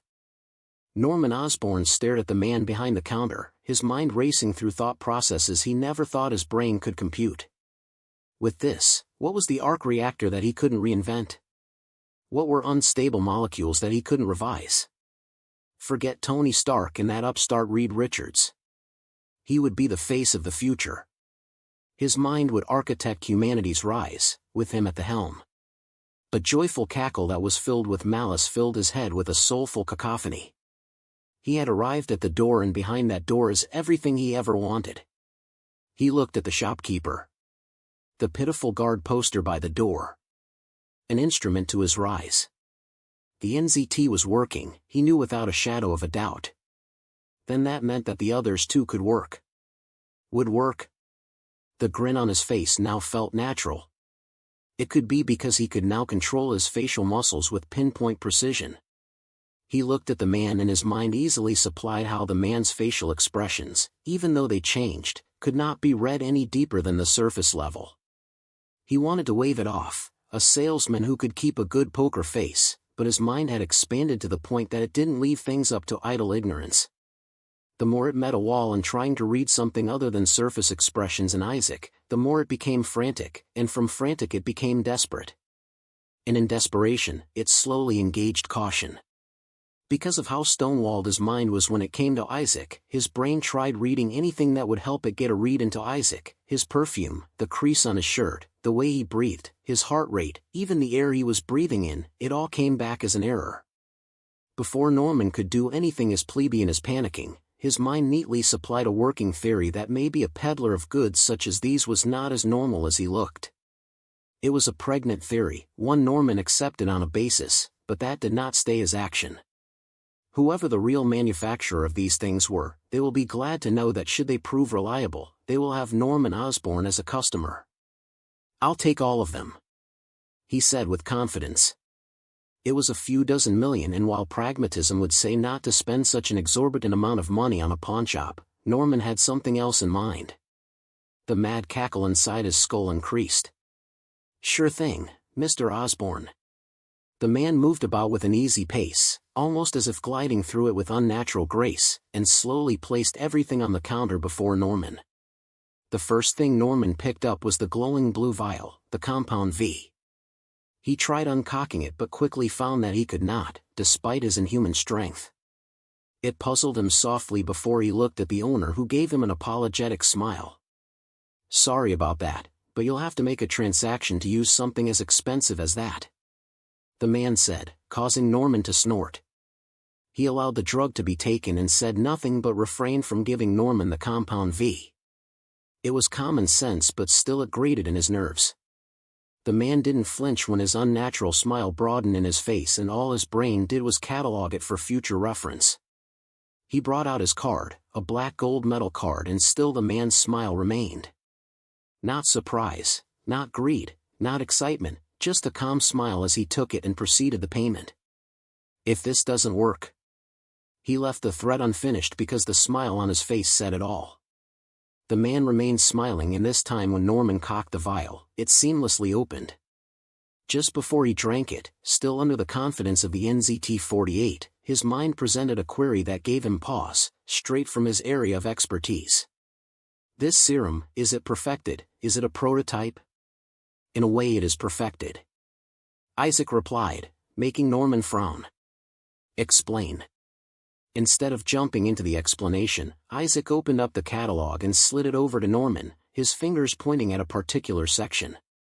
"Compound V is experimental in nature, and while the one you hold in your hands is the more baseline strain for adults, plus its unnoted side effects, it is not the perfected version of it for the fact that there is no perfected version of it. However, to magnify the effects of Compound V, as well as the side effects, you can consume the V1 strain, the original serum." Norman ears heard every word being said as his eyes and brain painted a complete picture of what he was reading. He already saw it before Isaac spoke it. The side effects. The madness and deteriorating mental instability. As an added effect, not only does it enormously magnify every effect of Compound V, both good and bad, it also grants biological immortality by halting the aging process. He looked up at Isaac. This was so far beyond whatever the military could wave around to lobby billionaires into doing their dirty work. This was beyond what the country had in terms of biological ammunition. The premise of such a serum would turn Erskine's work into an outdated fable. As for the side effects, it never stopped them since 1940, why would it stop them now? Even as his greed swallowed for both vials to be in his hands, his mind kept it in check, and with the new information made available, focused on the single thing it had been unable to solve since injection. "You're not completely human, are you?" he asked with narrowed eyes. Adjacent enough, physically speaking at the very least. It was a non-answer, but it was something, Norman supposed. How much? He forgot everything, his mind temporarily setting it aside, and focused on the only thing that mattered, immortality. He didn't care how much it would cost. The price of immortality would not come cheap, but he was determined to pay it. $150 million. He blinked. It was cheap. It was dirt cheap. Immortality in a bottle, and it cost less than $200 million. The side effects, his mind helpfully provided. Isaac nodded. "I know my target audience." "You do, don't you?" The composure remained. It was a non-issue. With the NZT-48 he could reverse engineer both the drug and the serum and get rid of the effects. And that was if he deemed it necessary. He downed the serum with one greedy gulp, his body and mind having been craving for it since he held it in his hands. He could feel it. Oh, he could feel it. It was like the serum was unlocking something deep within him, something he already was, and his mind catalogued everything. Every change. Every feeling. His vision changed, and the way the air pricked his skin felt different. Everything was coming alive, and all he could do was laugh. A sick, demented laugh. Side effects? What side effects? He was fine as is. Other than a few tweaks and checking for cellular instability, he couldn't see what was wrong with the serum. He could feel the power flowing through his veins. He could shatter that bug with a flick of a finger. "I need a batch of NZT-48. And 2 of both compound V and V1, he barely managed to say as it felt as if electricity was brimming in his blood. As for killing the owner and taking it all for himself, oh, he thought of it, but his mind said caution, at least for now. Let him draw out the manufacturers first, and then he would do away with him. He wasn't afraid of explaining the money he had spent, because the returns he would get from it would be stupendous. He would streamline the compound V, but only for himself. As for the Mirakuru, well, the military were fond of their hard drugs. He did not expect to be spending a sizable amount of his fortune in a pawnshop, nor did he expect it to seamlessly go through, adding another layer of questions. He finally managed to compose himself, and all that was left in his body was an undeniable urge to gulp down the V1, but he restrained himself, barely. A few $100 million spent in immortality was in hand. He was no longer doubting the authenticity of his purchase, not with what he was currently feeling. "One more thing," he said, not even bothering to hide the ear-splitting grin on his face. "Spider-Man. You know who he is, don't you? Client confidentiality." The man replied, still unbothered despite the fact that Norman had ingested the compound V right in front of him. Norman still couldn't, forget the trick with the vial. His mind was the only thing keeping everything he wanted/planned to do at bay. He nodded, easily accepting the reply. I can get behind that. After all, the spider just became low priority. He had more important things to do. He would still kill the spider. He took his card, the small box of his purchases, and left the shop feeling like a new creature. Even the air tasted different as he went back to his car. "Where to, sir?" his driver asked. "Just take me home, Hector," he said with a soft smile. "I want to spend the day indoors for once." "Of course, sir." "Yes. This could work." His mind was already running simulations as he reclined into his back seat. Part 3, and now comment your favorite part and like this video.